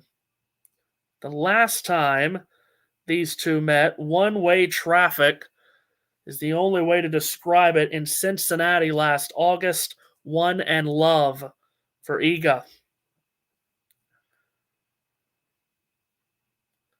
Game points, 40-15. Collins serves. Great serve. Swiatek makes the return. Backhand from Collins to the off forehand of Swiatek, which she wires away for a winner. Keeps the game going at 40-30. Ghosty says Iga making unusual, unforced errors. She is. And she wasn't doing this, right when the roof closed. It's not like when they closed the roof, it changed on a dime. Do wonder what has created this as Collins serves out wide. Oh, boy, that was tight. I thought, looking at it live, it was an ace, but no. Here comes the second serve. She's been aggressive on the second serves at times. She wasn't there, and Swiatek takes advantage. Cracks a backhand winner up the line to get it to deuce. She was not aggressive on that second serve, Collins, and Swiatek swung away.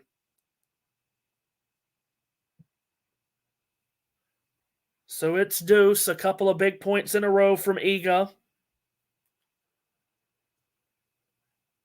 Collins catches her ball toss and regathers.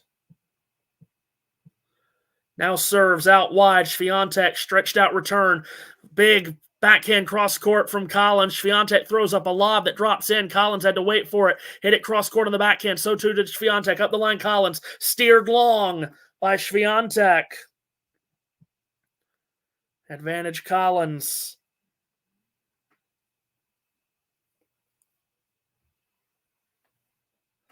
This is a nervy game here to begin the final set for Danielle Collins. Winning 67% of points on her first serve in this match. Here's a first serve up the tee. An ace. An ace to finish it out. Gets the hold of serve. 1-all. Heck of a time to fire away her second ace of the match.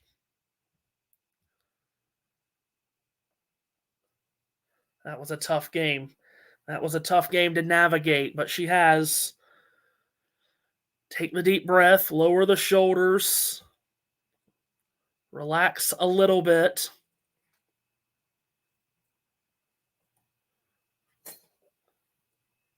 One all, final set.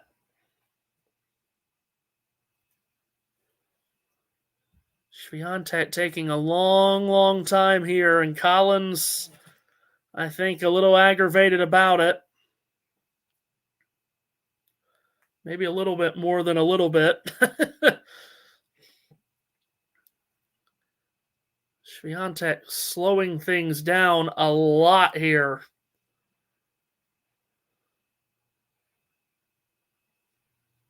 Still, she hasn't even gotten in position to serve. Now she does. Starts the motion, serves out wide. Collins cross court on the return. Missing the forehand long is Swiatek. Love 15.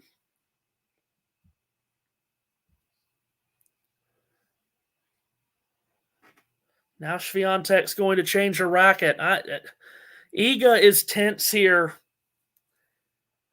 Iga is really starting to tense up. She's taking so long to serve. Now she's changing rackets. This is the second time she's changed rackets in, the last 20, 30 minutes-ish. Now heads back to the baseline. Love 15. 1-all, final set. High drama. Swiatek, big first serve. Collins makes the return. Up the line and long. Goes Swiatek here. It's love 30. Hold on to your hats.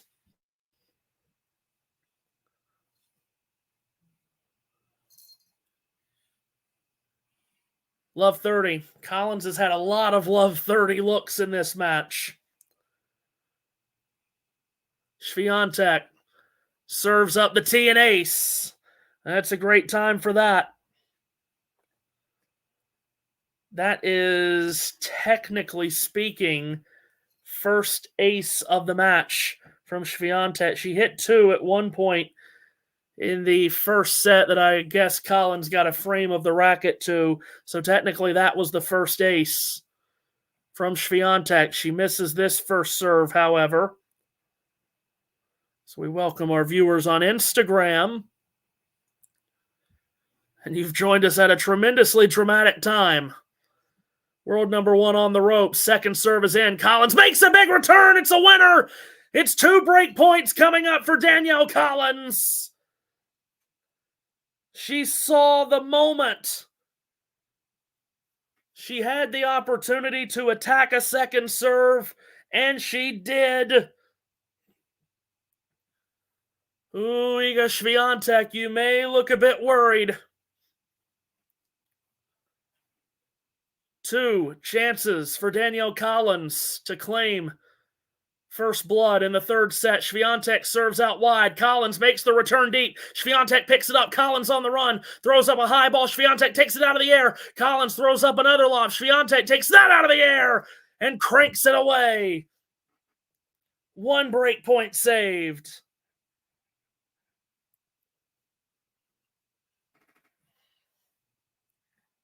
One more to go.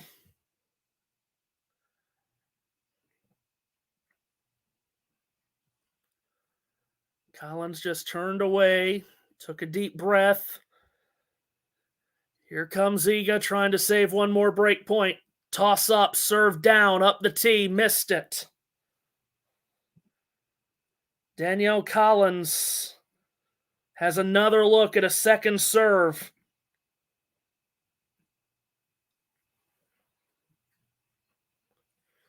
Steps all the way to the baseline. Swiatek serves deep. Collins, return winner! Bang!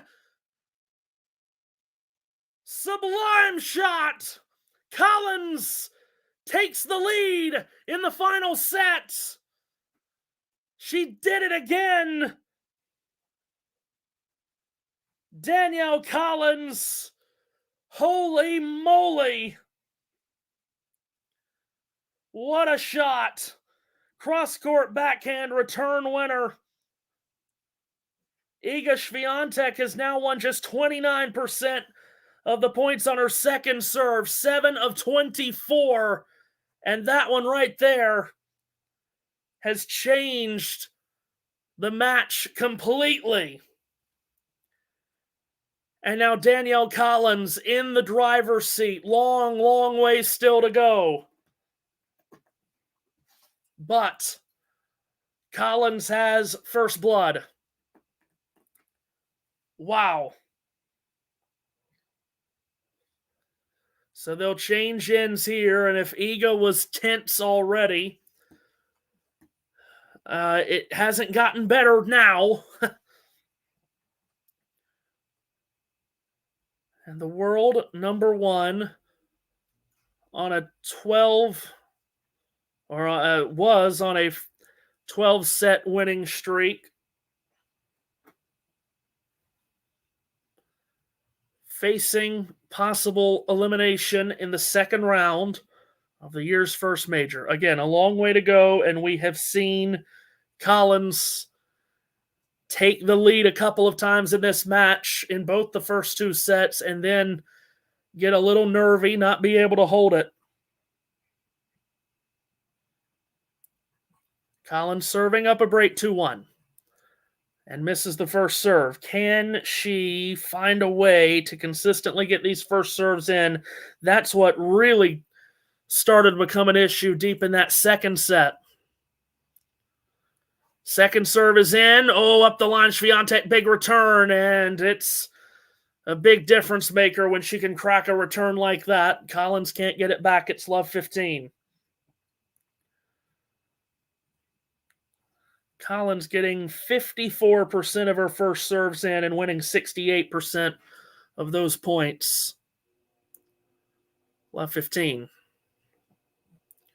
Danielle Collins serves. Backhand reply by Swiatek. Chipped back by Collins. It was deep. Stays in. Here's Swiatek centrally with a backhand. Cross court goes Collins. Deep forehand Swiatek. Collins hit a winner. Ooh, boy. 15 all.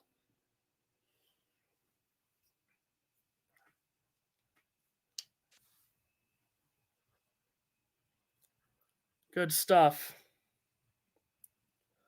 Well, we wanted a three-setter. We wanted a competitive match. We have most certainly gotten one. Collins serves 15 all. Big serve. Chip back by Swiatek. Cross-court the backhand. Collins. Swiatek off the let cord. Collins picks it up. Goes up the line. And misses. Oh, boy. And now Swiatek goes back to the chair umpire for some purpose.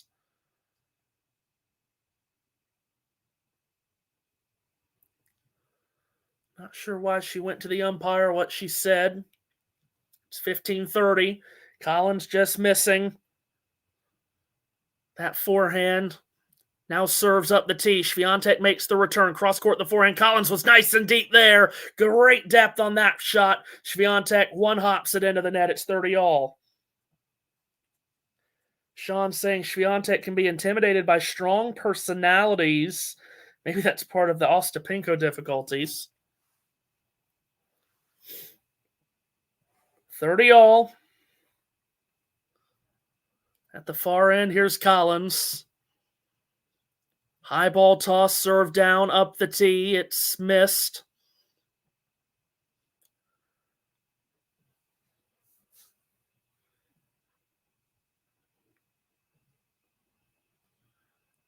Second serve is in. Swiatek makes the return with the backhand. Cross-court, the forehand. Collins forked on back by Swiatek. Deep forehand, Collins. Swiatek put it back deep off the let cord from Collins. The rally continues. Cross-court, Swiatek. Collins guides it up the line. Hits a backhand winner.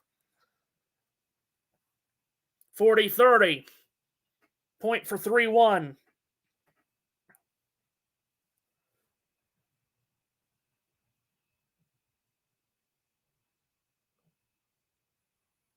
Remarkable drama. Just what we wanted. Making up for that love and 2 match from last night, aren't we?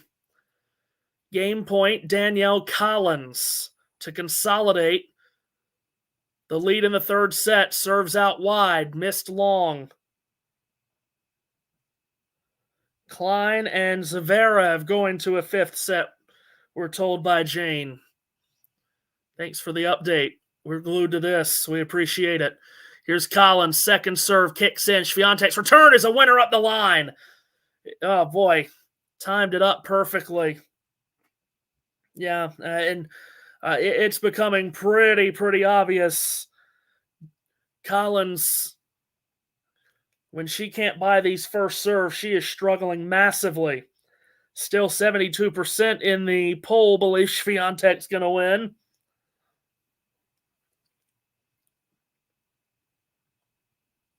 Collins at deuce. Misses that first serve by a whole lot. Gonna have to rely on her second serve. Swiatek just hit a winner off of a second serve. Oh, this one's long. It's a double fault from Collins. Remember, she hit 4 doubles in that one game in the second set when she was trying to wrap up the set. Those are the only ones that she had hit prior to this one. Break point, Swiatek to get back on serve. Collins catches a ball toss. She's starting to feel the pressure of the moment. Serves up the tee. Terrific serve. Blocked back by Swiatek. Cross-court the backhand Collins. Cross-court from Swiatek. Up the line Collins. Collins is in control of the point, and Swiatek floats the forehand long. She hit a first serve. That's what's happening here. Sometimes, we analyze sports to death these days. Sometimes it's just as simple as it seems to be. This is pretty simple. Make the first serve, she's winning the point. Miss the first serve, she's not winning them. It's deuce. First serve, Collins makes this one. Swiatek makes the return. Backhand winner, Collins pummels that ball and has another game point. Another chance for 3-1.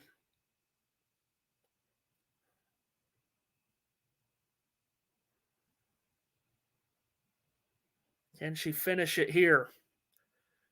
Hold on to this lead. Toss up, serve down. Did she make the first serve? Yes, she did. Swiatek made the return and goes into the net. Swiatek. Collins with a clinch of the fist. Holds her nerve, holds her serve. Goes up 3-1 in the final set. Now Swiatek, the pressure goes back to her racket. She surely can't allow Collins to claim a double break and expect to come back. Plenty of Swiatek fans. She's got quite the following, of course. They've gone through this roller coaster of a match. Now trying to will her on. Once again, Swiatek is taking a long time here. There was not a change of ends. Now racket in the air for Collins. Swiatek looks across the net. She sees that. There's a person moving, bringing 4 beverages to his seat and his party. Now Swiatek taking practice swings. Shakes her head. Collins walked beyond the baseline, turned around, comes back to the baseline now. I think we're ready for play.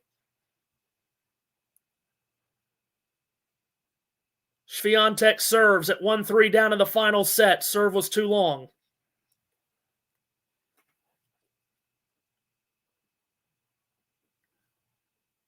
Second serve. Swiatek, ball toss higher than expected from her. Collins rips the return wide. It's 15-love.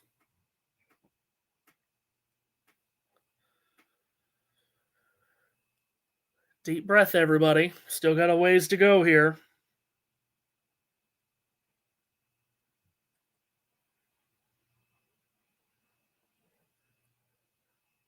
Swiatek starts the motion, serves up the tee. Blocked back by Collins short. Forehand is into the net from Iga. There's, inexplicable miss there. Swiatek with 32 unforced errors now in this match. Half of them have come on the forehand, so it's been evenly spread. Forehand, backhand. Tries to slice a serve out wide here. It misses.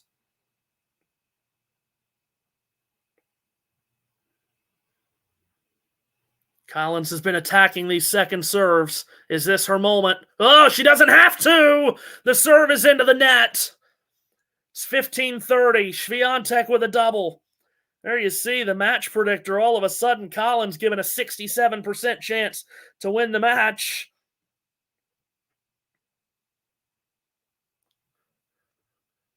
Up a break. And now up 15-30 in this decisive set. Swiatek serves Alette.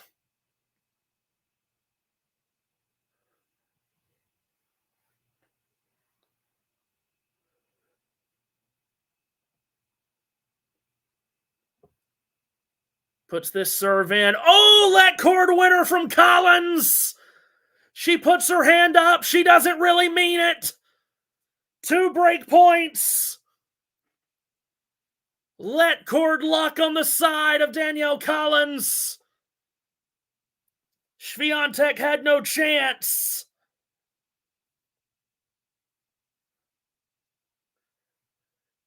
A chance to take a double break lead against all odds that you could have given at the start of this match. Swiatek serves. Collins makes the return. Swiatek off the let cord. Collins aims it up the line. Backhand Swiatek. Chopped on back by Collins. Swiatek lets the short ball bounce. She comes to the net. Hits a volley. And it is just on the line. 1 break point saved.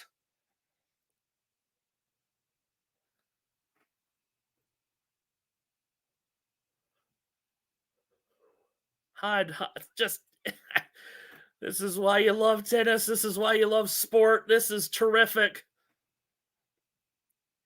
As good as it gets. 1 more break point, Collins. Swiatek serves. Collins makes the return up the middle. The forehand by Swiatek. Cross-court Collins. Swiatek misses! There is Collins with a double break lead! Absolutely amazing! 4-1 Collins in the final set. Matthew, what are we witnessing? I don't know. Well, I tell you what, we're witnessing more legendary commentary from you, but it's turning into a potentially legendary match. Of course, as you touched on earlier, we were talking about Iga's possibly legendary status within the game, and that won't change, whatever happens today. But wow, we're seeing a lot of unforced errors. I was really pleased that you highlighted that. Was it 32, I think you said, off the racket of Iga in this match? And of course, it's not done yet. We're 2.5 sets in. 32 for the world number 1 is a lot. And Ghosty also highlighted in the chat. So there's something awry, whether it's pressure, which again, 1 or 2 people in the chat were saying, whether there's that knee thing that I saw appear. But whenever I see Iga have a chance, I don't feel confident in her like I normally do. You know, there's a short ball from Danielle, and we see Iga come into the net on the backhand or the forehand side, and I'm thinking, this should be 9 times out of 10 put away, and she's missing them. Yeah, you're right. You're absolutely right. And I saw that, whatever that was around the knee, I spotted that too. And I went back on the tape, Matthew, because I wasn't, to be honest with you, it was Danielle who asked for the sort of, break at the end of the second set, and actually Iga followed suit. But I just went back on the tape to see when that appeared at various stages. And I checked and I got it exactly at the end of the second set during that break. I don't notice any big, to be honest with you, physical movement issues. But anyway, listen, I'm going to let you commentate on the next couple of games. I'll speak to you soon. Collins serving at 4-1, double break lead now. Remember, she took a double break lead in the second set, immediately got broken after. Here she serves up the tee and nearly pumped out an ace, but it's just wide. World number one is very much on the ropes. Collins is coming out landing punches. Second serve in. Swiatek attacks with a backhand that she pulled up the line and made it for a winner. It was very close. Collins was looking down. It, of course, is confirmed in by the Hawkeye.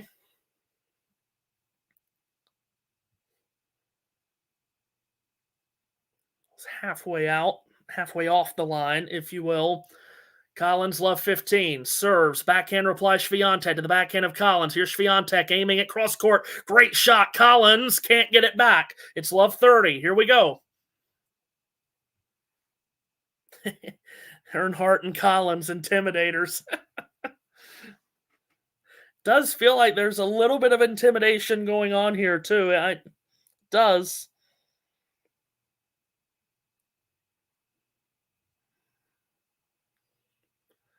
Love 30. Serve to the forehand of Swiatek. Oh, and Collins is into the net. Oh, man.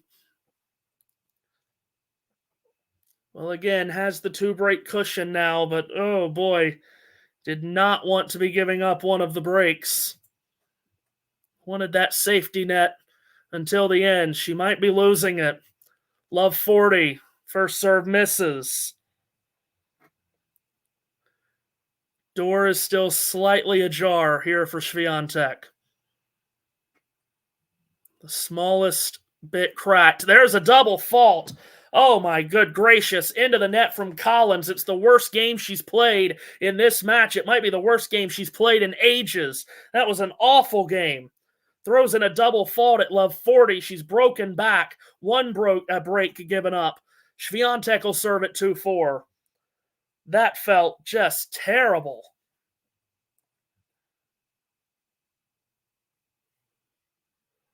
Swiatek now going back. I don't think she's getting a new racket. Well, yes, she is actually. I think getting a new racket.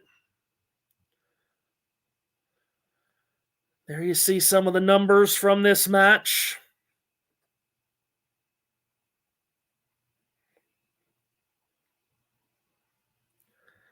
It was a nightmare game right there from Danielle Collins.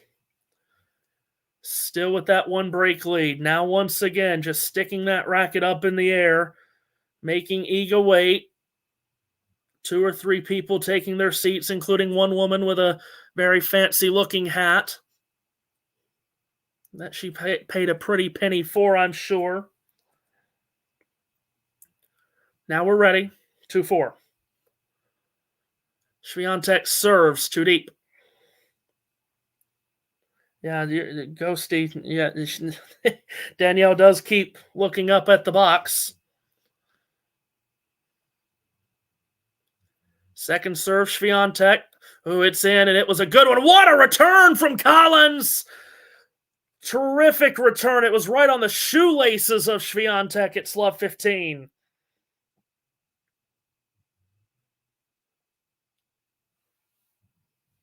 What a return.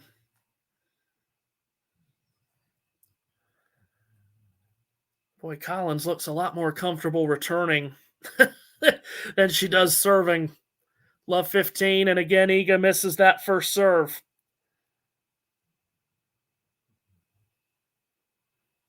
Collins hasn't really taken a step towards the baseline here for this second serve. Now she does, and she attacks with a deep forehand. Swiatek's into the net. It's love 30. I mean, she is not missing these second serve returns. She is taking aim at them and not missing. Collins has now won 57% of the points that have come off of Iga second serves. Love 30. And again, a first serve is missed by Swiatek. We get more Danielle fans here. Danielle supporters in the comments. Second serve again. Will Collins attack? On the tee, Collins gets it back. Now plays a backhand deep to the forehand, which is way, way long from Swiatek. And it's love 40 on the other end here. Incredible.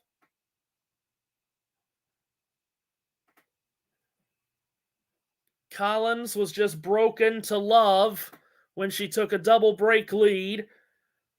Had that lead dwindle. Now she's got a chance to break Swiatek at love. Iga serves up the tee, makes it. Collins with the return is long. 15-40. Still 2 chances to break. Iga does definitely look shaken. Can she find a way here to come all the way back from love 40? 15-40 here. Serve out wide. Good serve. Collins makes the return. Oh, good forehand from Iga. It opens it up. She hits a backhand winner. 2 break points saved. Digging deep here, Iga Swiatek.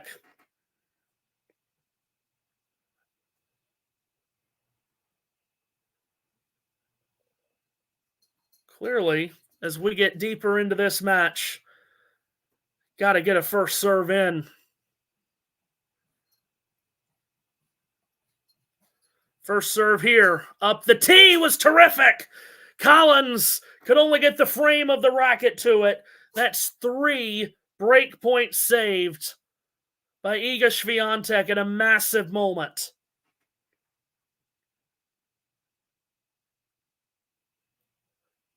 Now deuce.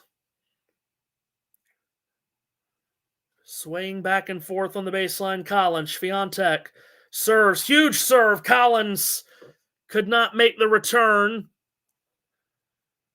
but it was a let. Still first serve at deuce.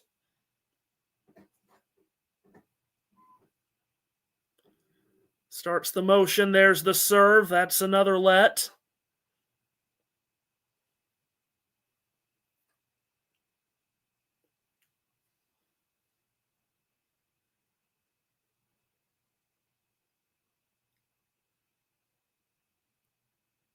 Serves here into the net. And now it'll be a second serve.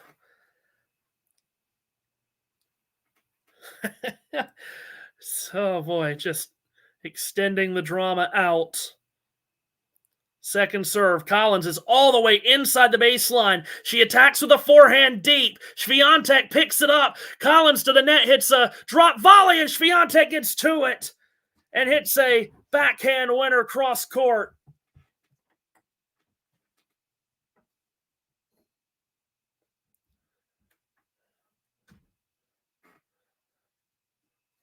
That was a strange point. Haven't seen a point played like that in a while.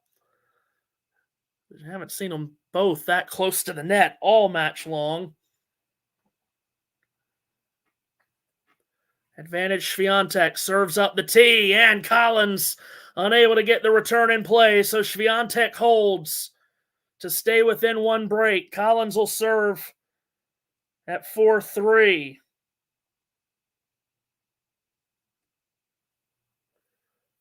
So Collins unable to take advantage of love 40 and a chance to take a 2-break lead in the final set. Wow. Been a lot of comments about Catherine Whitaker. Am I supposed to know her? Apologies for for my ignorance, but am I supposed to know who Catherine Whitaker is?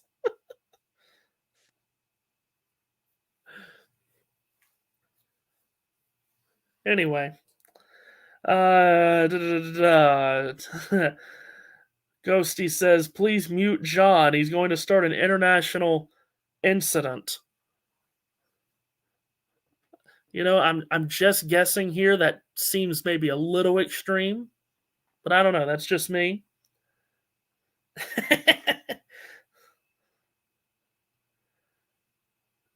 Consider yourself lucky that you. Oh well, okay.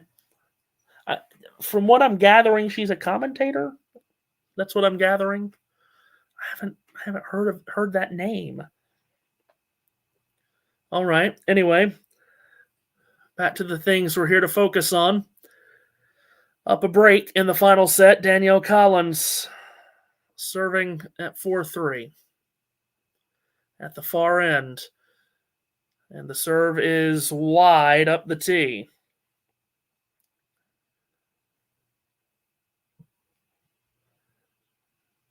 Second serve coming, which has been, it's turning into a disaster for both players when they have to go to the second serve. Here, hers is. Swiatek with a good return. Backhand cross-court Collins up the line. Swiatek hits a winner.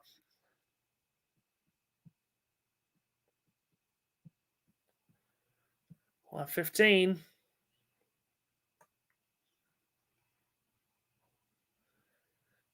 Danielle Collins trying to pick up what would be just her second ever win against player ranked number 1 in the world. Good first serve up the tee. Swiatek made the return. Collins misfires with a backhand up the line. Had the court to work with, and she misses. Oh, that's a bad miss in this situation, in that scenario. It's love 30. Remember, she was broken to love in her last service game. Love 30 serve out wide. Swiatek chips the return back long. 15-30. She has, in her career, Collins, 12 wins over top 10 opponents. And again, 1 career win over a number 1 ranked player. That was in Adelaide 3 years ago against Ash Barty. Serves here. Swiatek makes the return. Forehand up the middle from Collins, and Swiatek pummels the ball into the loose court corner for a winner. 2 break points for Iga Swiatek.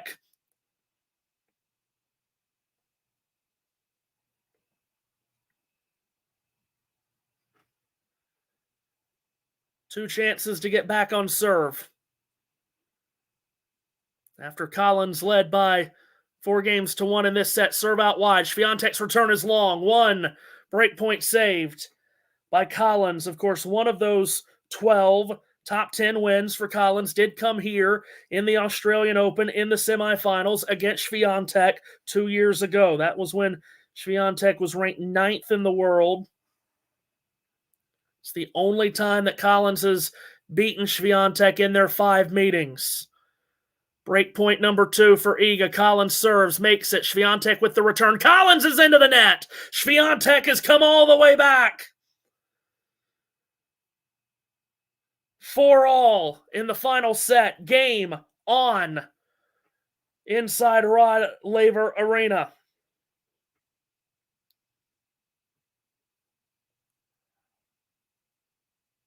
Still looking at her box there is Collins. Then looks away and starts to talk to herself. Brand new ball game. Collins has let the big lead that she worked so hard to build disappear. Raises her hand up again. Wants everyone to sit down in her eye line. I suppose she's ready now. From the near end, Swiatek, 4-all, final set, serving. Toss up, serve down. Collins makes the return, but puts it long. It's 15-love.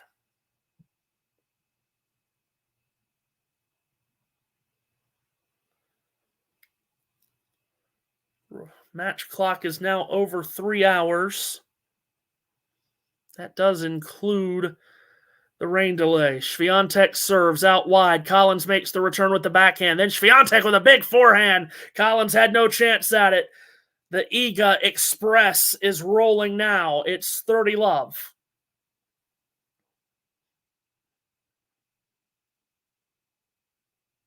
That ball ended up off the frame of the racket of Collins in row 9, caught by a gentleman with a lovely hat on, mouth agape when he made the catch. Beautiful white teeth showing. Swiatek serves. Collins can't make the return. It's 40-love. Now all the Iga supporters are on their feet.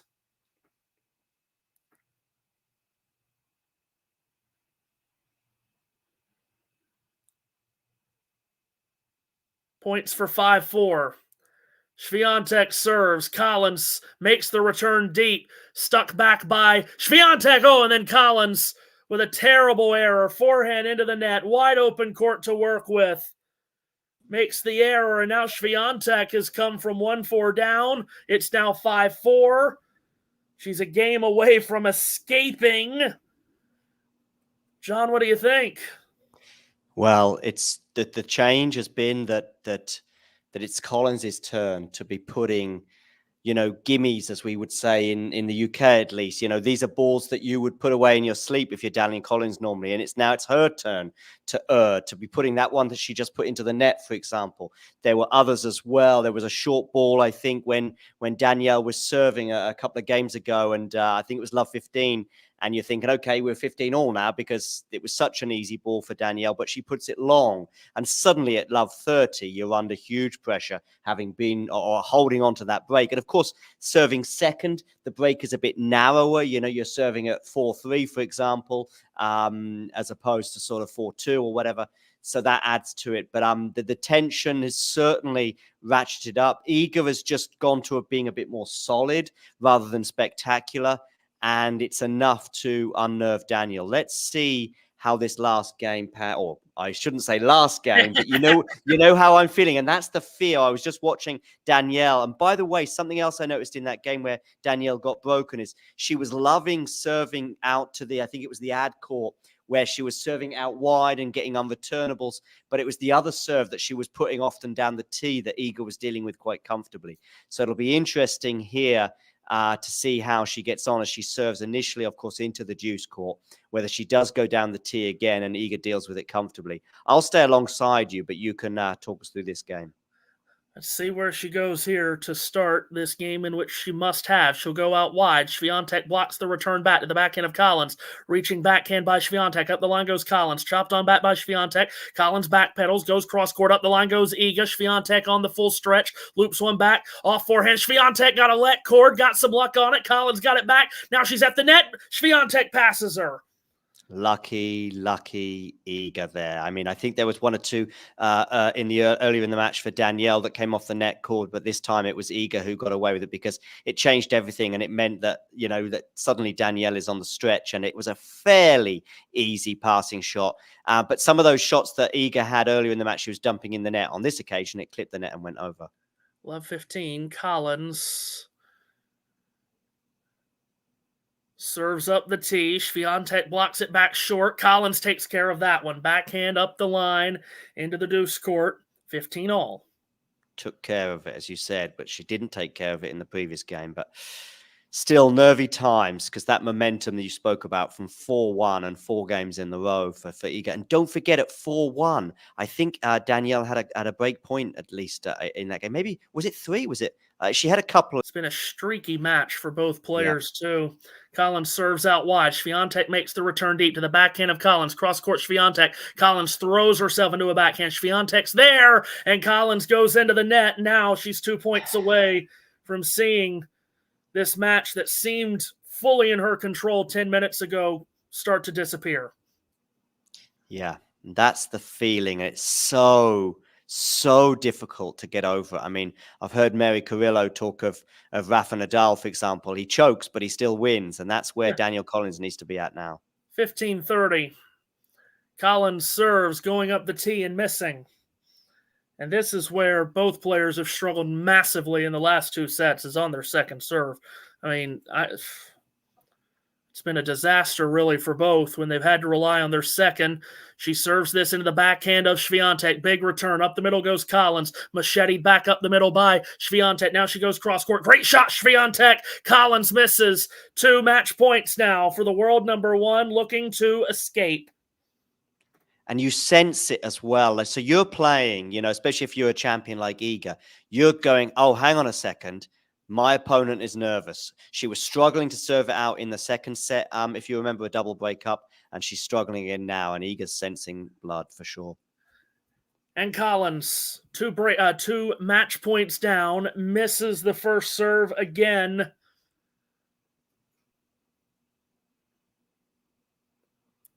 And again, Swiatek just does not move.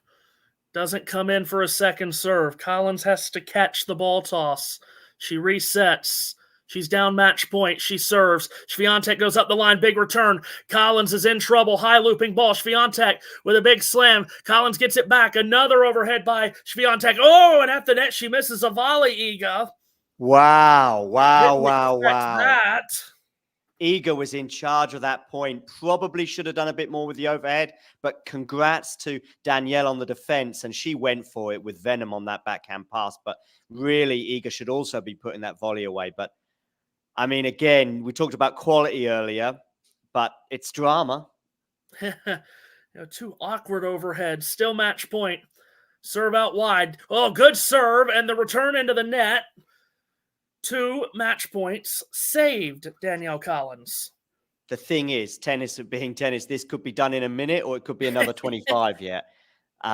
We'll see if we'll look back on those points at the end of the match. But, of course, it could be done and dusted in a couple of minutes even now. 2 points from the match, Swiatek. 2 points from 5-all Collins. Collins serves. Backhand reply, Swiatek. Cross-court Collins to the backhand of Swiatek. Collins up the line. Muscled back by Swiatek. Collins with a forehand cross-court to the forehand whacked by Swiatek. Cross-court goes Collins. Loop back by Swiatek. Macheted inside out for a winner by Collins. Wow, look at the joy on the bench there, or the bench, that's a soccer term, I think, but you know what I mean. The box then, and understandable because Iga is making her work for this. She's making her play another ball in this particular point, as she's done mostly in this last 3 or 4 games, and it's been Danielle who's faulted, but not on that occasion. Now a game point for 5-all when it all looked done. I mean, if Collins gets this to 5-all, where would Iga's mind be? She had 2 match points. Collins, again, has to catch a ball toss. First serve is in the net, and that really wasn't close to clearing it. This has been dramatic to watch, but at times it's been very painful to watch. Here comes the second serve. That's in. Swiatek makes the return. Cross-court, the forehand. Collins is long. Felt like it was close, but too long, yeah. It was a good return from Iga. It was a second serve, of course, from Danielle that she more or less punished. And, yeah, Danielle ends up putting that one long. Deuce again. Collins into the motion, serves out wide. She makes it. Swiatek, good return. Oh, boy, no. She got that all wrong, Collins. Cranks the backhand way wide of the doubles alley. It's one of those when you serve and you've got to be on your feet. You've got to be on your toes again because the return from Iga was good, but maybe Danielle wasn't quite ready for it and couldn't get it out from under her feet. Match point number 3 for the world number 1. And Collins can't make the first serve, and here has to be the moment, surely, for Iga to attack and finish it. Collins, who's fought so hard across 3 hours, serves to the Swiatek backhand. Cross-court goes Collins off the let court. Swiatek picks it up the line Collins. Swiatek races to a forehand. Inside out goes Collins. Swiatek defending here. Collins right up the middle with little room for error. Makes the backhand, then makes yet another. Swiatek on the full stretch. Guided up the line, Swiatek. Directed on back. Here's a drop shot from Collins. One of the first she's hit all match. And Swiatek comes back and puts it into the corner for the winner to end it. She's wriggled free from the shackles. It's a Houdini-like comeback back in the final set from the world number one. Swiatek has survived. Wow. Wow, wow, wow. My heart was in my mouth throughout that final rally there as Danielle was getting very low net clearance. She does take a few more risks with the flatness of her shot than Iga does, but she kept making it over. Iga kept returning it, if you like, kept getting the ball back. And then Danielle has a question after 3, 4, 5 of those sort of shots. Danielle then decides to take that sort of forehand slice drop shot. I wonder whether she'll be thinking about that as she rests her head on her pillow tonight, thinking, why did I sort of bail out of that rally, arguably? Does she do that on match point or facing a match point? Probably not. I think she just keeps going and going. Normally, Danielle just keeps going and going, ramping up the forehand and the backhand. But on that occasion, she decided to go for that sort of slice drop shot. Iga was onto it like a flash. Still had a bit of work to do, I think, to be fair. It wasn't an easy down the line. It's one of those that Iga probably makes 7 times out of 10 because she's stretching on the run for it. But she punished Danielle. And, oh, Bianca, my heart right now is going out for Danielle Collins. I don't know how you feel. Oh, I'm feeling it for her. Another tough loss in Australia. And she so deserved this one. Like, she should have had it. Yeah. Are you more Matthew? If you can stay for another 5 minutes, that would be great. Just in case those wonderful gremlins that I spoke to you about yesterday that appeared, but also because I'd like to still get your thoughts on this, Matthew. But as Bianca's just joined us, maybe we can get Iga's comments if my German commentary doesn't decide to come over the top. Let's see if I can hear what Iga's got to say. Just a second, guys.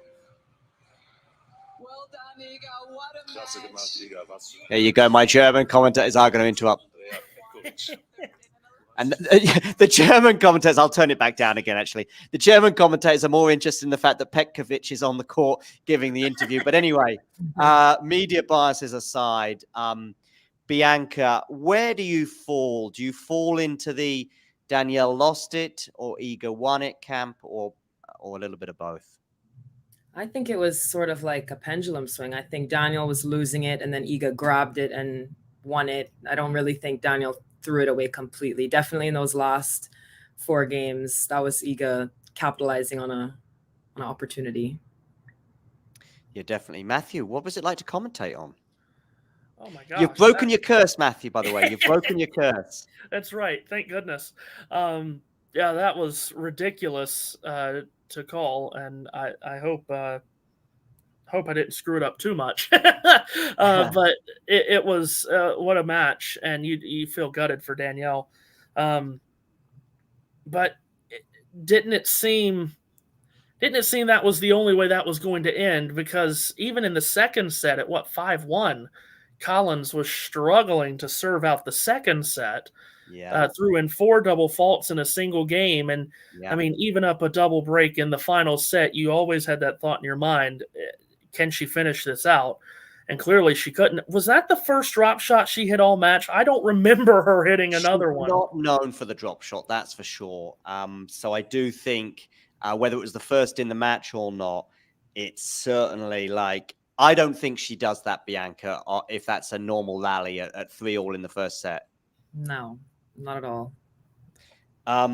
What do you make of Iga and her run, Bianca, now? I mean, she's obviously had 2 matches. You know, she was very close to going a set down to Sofia Kenin, and now being pushed this much, is it a good win? I mean, she's come through this battle, or does it not bode well, bearing in mind there may even be trickier assignments ahead?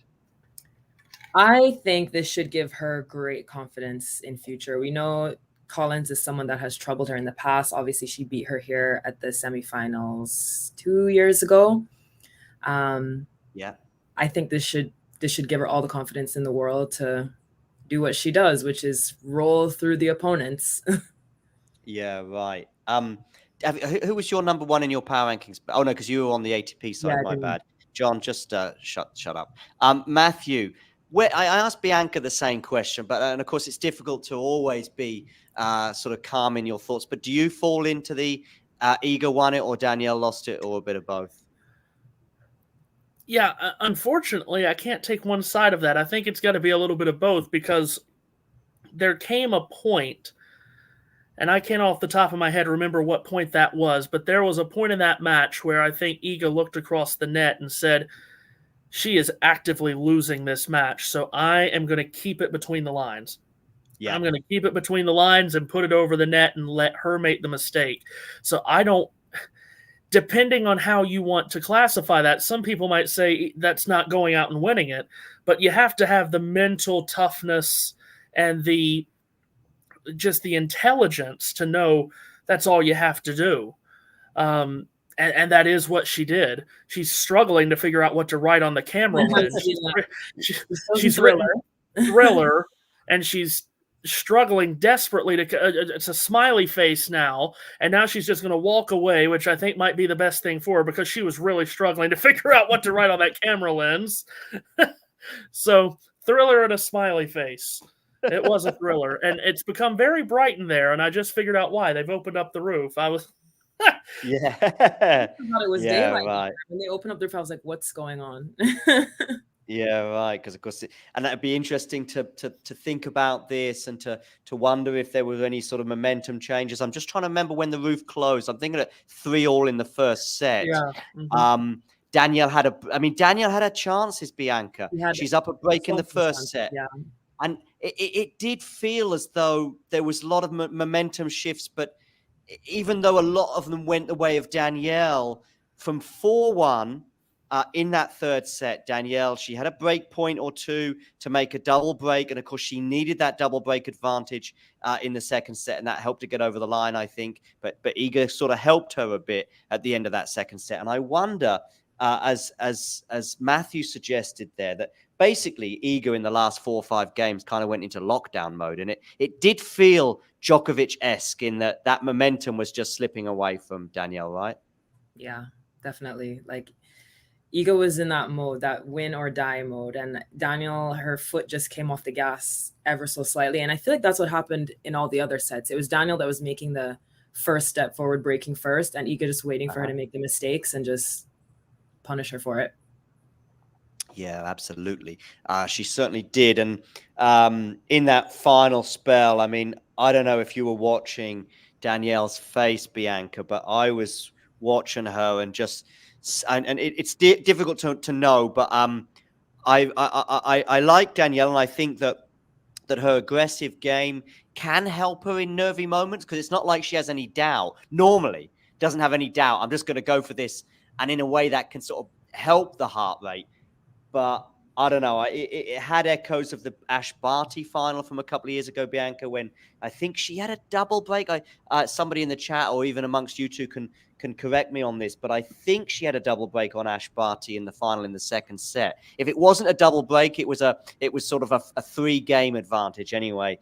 And she let that slip, and the momentum went away from her. And very, very similar to today in the way that got away from her. I just wish that Danielle, Bianca, could replicate her Australia form for the rest of the 9 or 10 months of the year. Right? Like, where she would be top 10 if she could keep this together.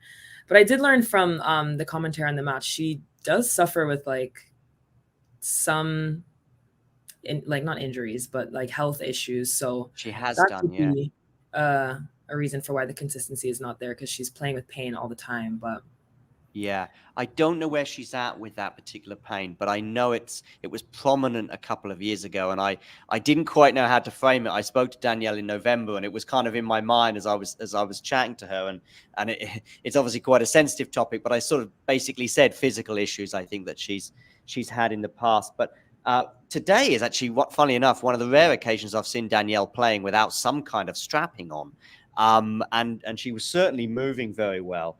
But if we think about her 3 years, in the last 3 years in Australia, Bianca, is we had that final run, which included a straight sets win that Matthew wonderfully highlighted during his commentary. We had last year as well, and I know she didn't go deep last year, but don't forget she came through Mukova in a tight match. She wins that third set tiebreak quite memorably. Thank you, Ghosty. Yeah, and I'm not even going to try and pronounce it, but thank you. Endometriosis, that's what it is. Yeah, thank you, Bianca. And not only that, she goes out to the eventual winner, and I think it was 3 sets to Rebecca. It might have been 2, but it was close anyway. I remember watching that on one of the outer courts last year. So she brings it in Australia. She brought it today, but it still wasn't enough. That must be quite dispiriting, no? Yeah, I would think, especially knowing that she's been able to beat Iga before. I feel like I don't know, she may have some regrets about this match, even though, I mean, there was just some things that, like, Iga was Iga. Like, Yeah. she shouldn't feel too bad. Matthew, your dog has yet to give us a murmur, which I'm very impressed with. I mean, we love animals. Have you got any pets, by the way, Bianca? Not with me. In my parents' house, I have 2 dogs, but Oh, cool. But we've had a few animal surprises on the show, including a squirrel, much to Matthew's surprise. Yeah, a squirrel hit the window whilst Isabel was calling a match about 6 months ago. Isabel and Tom, I think it was. So yeah, dogs is nothing, and frequently Mario's dog puts in an appearance, and actually I sometimes notice that our viewing figures creep up during this moment and then creep back down again. So feel free to introduce the dog at some point, Matthew. Matthew, by the way, I think we're okay in terms of the gremlins. You're more than welcome to stay with us, but I'm also just knowing that your vocal cords, I want them to be put in the equivalent of cotton wool, and we need them again probably some point next week if you have chance. Some point next week to call at least one more match, but as many as you want. And I know that people in the chat are certainly appreciating your commentary. And I thought we dovetailed okay in the last 3 or 4 games, Matthew. By the way, I know Yeah. Basically, this is the rule. It's really easy for me because when I'm alongside you, I'm just like, John, do not say anything during the points. And then if there's a little window, say something. But as soon as you see that ball toss go up, Matthew's in the chair, if you like. And the great thing is, Matthew, is we were both in sync. That was the thing that I once we were in sync on the match play, you know. But yes, everyone hit the like button and show your appreciation for Matthew's commentary. And like I say, big thank you and hope to see you again soon. Well, thank you. As always, I will be listening tomorrow morning when I wake up and get ready for work. And you guys enjoy the rest of the night or whatever it is, wherever you are. I can't keep up with time zones anymore. I was by the way, just looking at the draw. Good. Swiatek and Noskova in the 3rd round, and then possibly Swiatek and Svitolina in the 4th. Svitolina just beat her at Wimbledon a handful of months back. So, I mean, I'll just say this, and then I'll head out. Absolutely, sure. I've now done both of Swiatek's matches. She hasn't been overwhelmingly good like she normally has been. Now, she turned it on late in that first set against Kenin and then early in the second set and then kind of put it in cruise control. But this was not her best. Again, you have to give her so much credit for finishing the match the way she did, but it was far from her best. She gets Svitolina in that 4th round. Could see something similar to what happened tonight. And then, I mean, even if she gets by Svitolina, there's Azarenka, there's Ostapenko. There's a lot coming at Iga Swiatek here. So she's going to have to pick up her play for sure. Now, with that said, and with no disrespect to Noskova, don't we think that that's probably the quote-unquote easiest of her first 3? I mean, these first 2 has been crazy how tough of this draw has been for her. What do you think, Bianca? Yeah, absolutely. I mean, people were calling a potential upset from Kenin, and then obviously we know the history with Collins and Svitolina. She's not been given an easy draw, but I think that's good in a sense. Like, if she were to win this tournament with that draw, I think it would be one of her best Grand Slam runs to date. Oh, yeah. I absolutely agree with that. Yeah, that's a really good point because it doesn't get any easier as well at the quarterfinal stage in that Ostapenko could be lying in wait and whoever you play in the semi-final, but it could be Rybakina. I mean, I think you're right, Bianca. I mean, we're a long, long way from it. And the draw for me did change a lot regarding this particular tournament for Iga. And I think Matthew's right. The performances we've seen in the first 2 rounds will only increase, and the fact that she's never been beyond the semi-final in Australia, which, by the way, for the average tennis player wouldn't be too bad. You know, your furthest you've ever gone at a Grand Slam is a semi-final for 95% of the tour. That's impressive. But Bianca, let's talk about this potential run for Swiatek. Did you tip Swiatek? Because we know your ATP thoughts in a way, but did you tip Swiatek before the tournament? And if you didn't, where did you think that she might eventually come a cropper?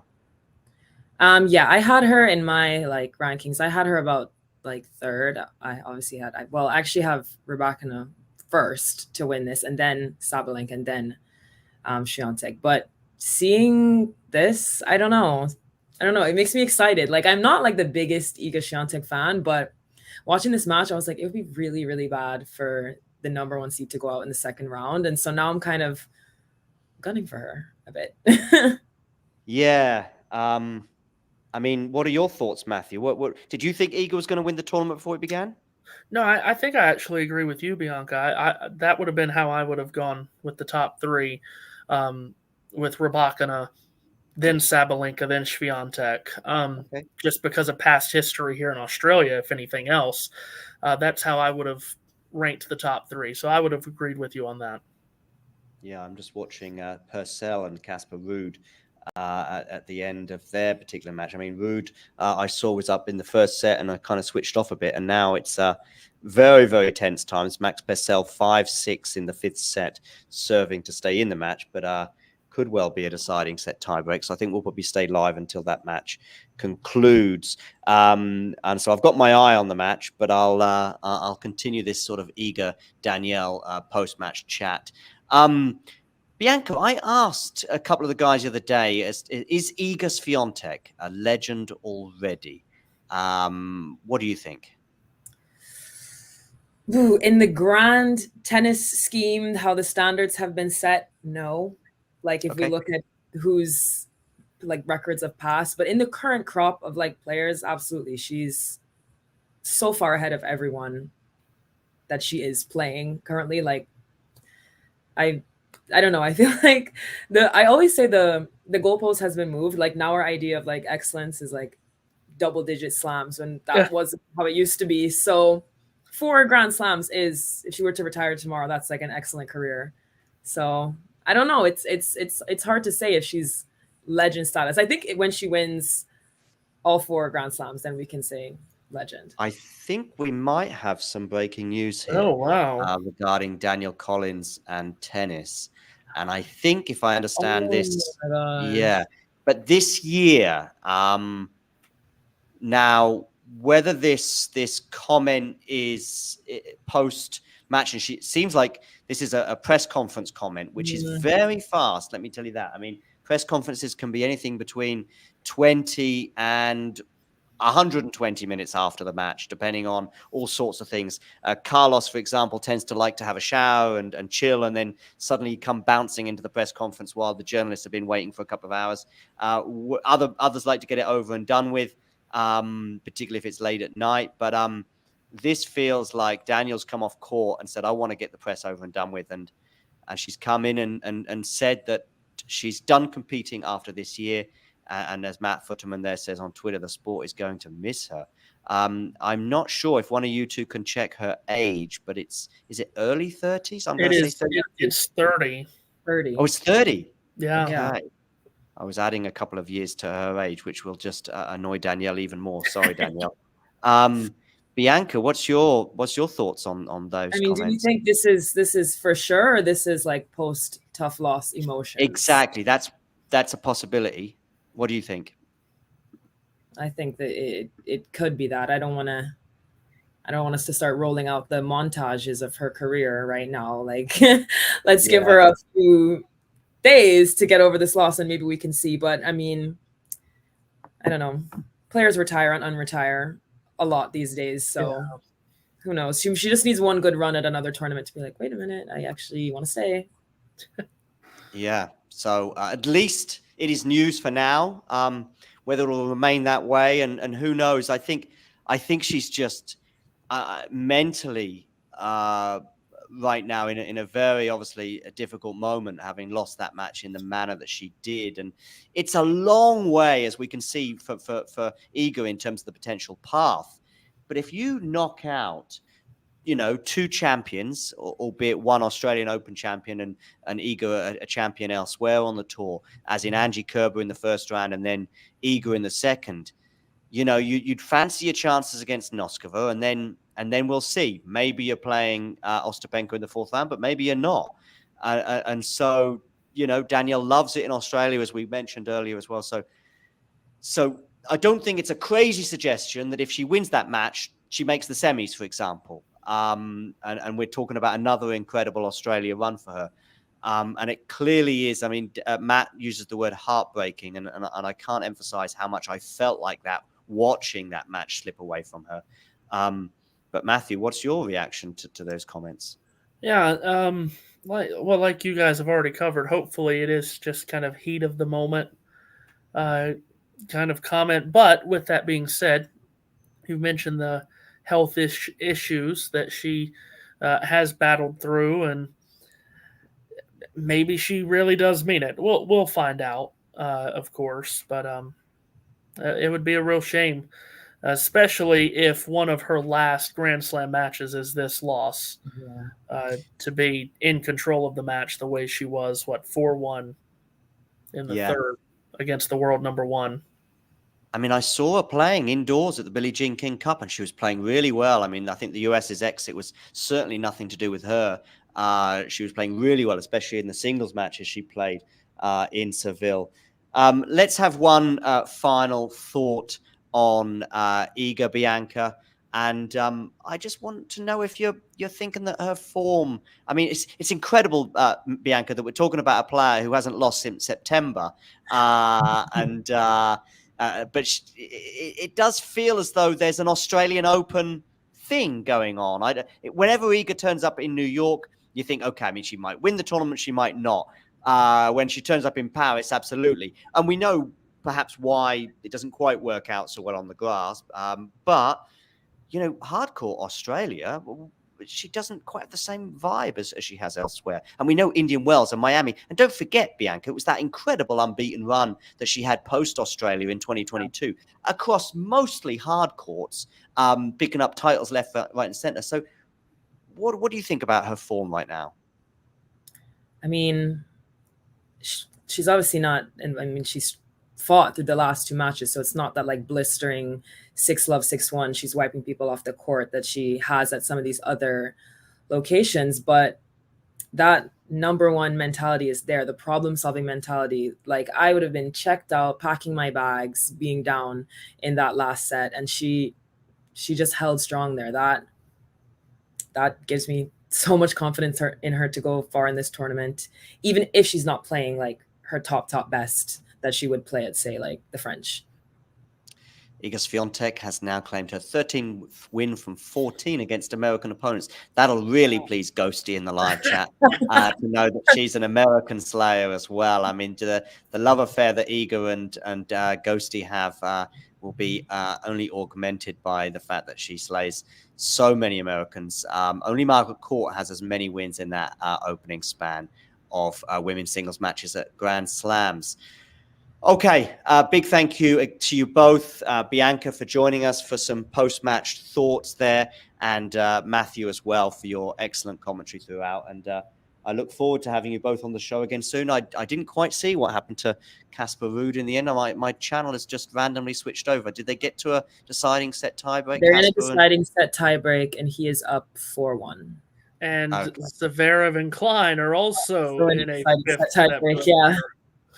Actually, I think there's a tweet. Damien doesn't like me showing his tweets, but I think it's when he's on the show he doesn't like it. But tough luck, Damien. I'm going to share your tweet right now because actually it kind of addresses what we're right in this exact moment talking about. Because it's this, he loves the Grand Slam tournaments for this kind of chaos, because this is where the Slams shine with so many matches in the first week. We've barely managed to get the last few games as Swiatek Collins out of our minds, and now it's Zverev versus Klein and Ruud versus Purcell entering fifth set tie breaks simultaneously. My TV station has decided to switch to Carlos Alcaraz at Sonigo. I saw Sonego at an airport. Where was that? Malaga. And he was getting his ear chewed off by his girlfriend. The conversation was fairly one way, almost as one way as I expect this match to be, actually. Carlos playing the role of Lorenzo's girlfriend in this particular encounter, as he just puts a nice shot down the line. I'm liking Carlos's outfit, by the way. Pretty cool. Anyway, we'll have an outfits discussion another time. Guys, once again, big thank you for joining us today. And yeah, I'm sure we'll be speaking to you both again very soon. Thanks, Bianca. Yeah, it's fun. And thank you to you as well. Big thanks, Matthew. Yes, thank you. You guys enjoy the rest of the night. And to everybody else, when I find the right button, which I have now, you know the drill. If you enjoyed this video, make sure you hit that like button. Don't forget to subscribe and click that notification bell so you don't miss out on all things tennis.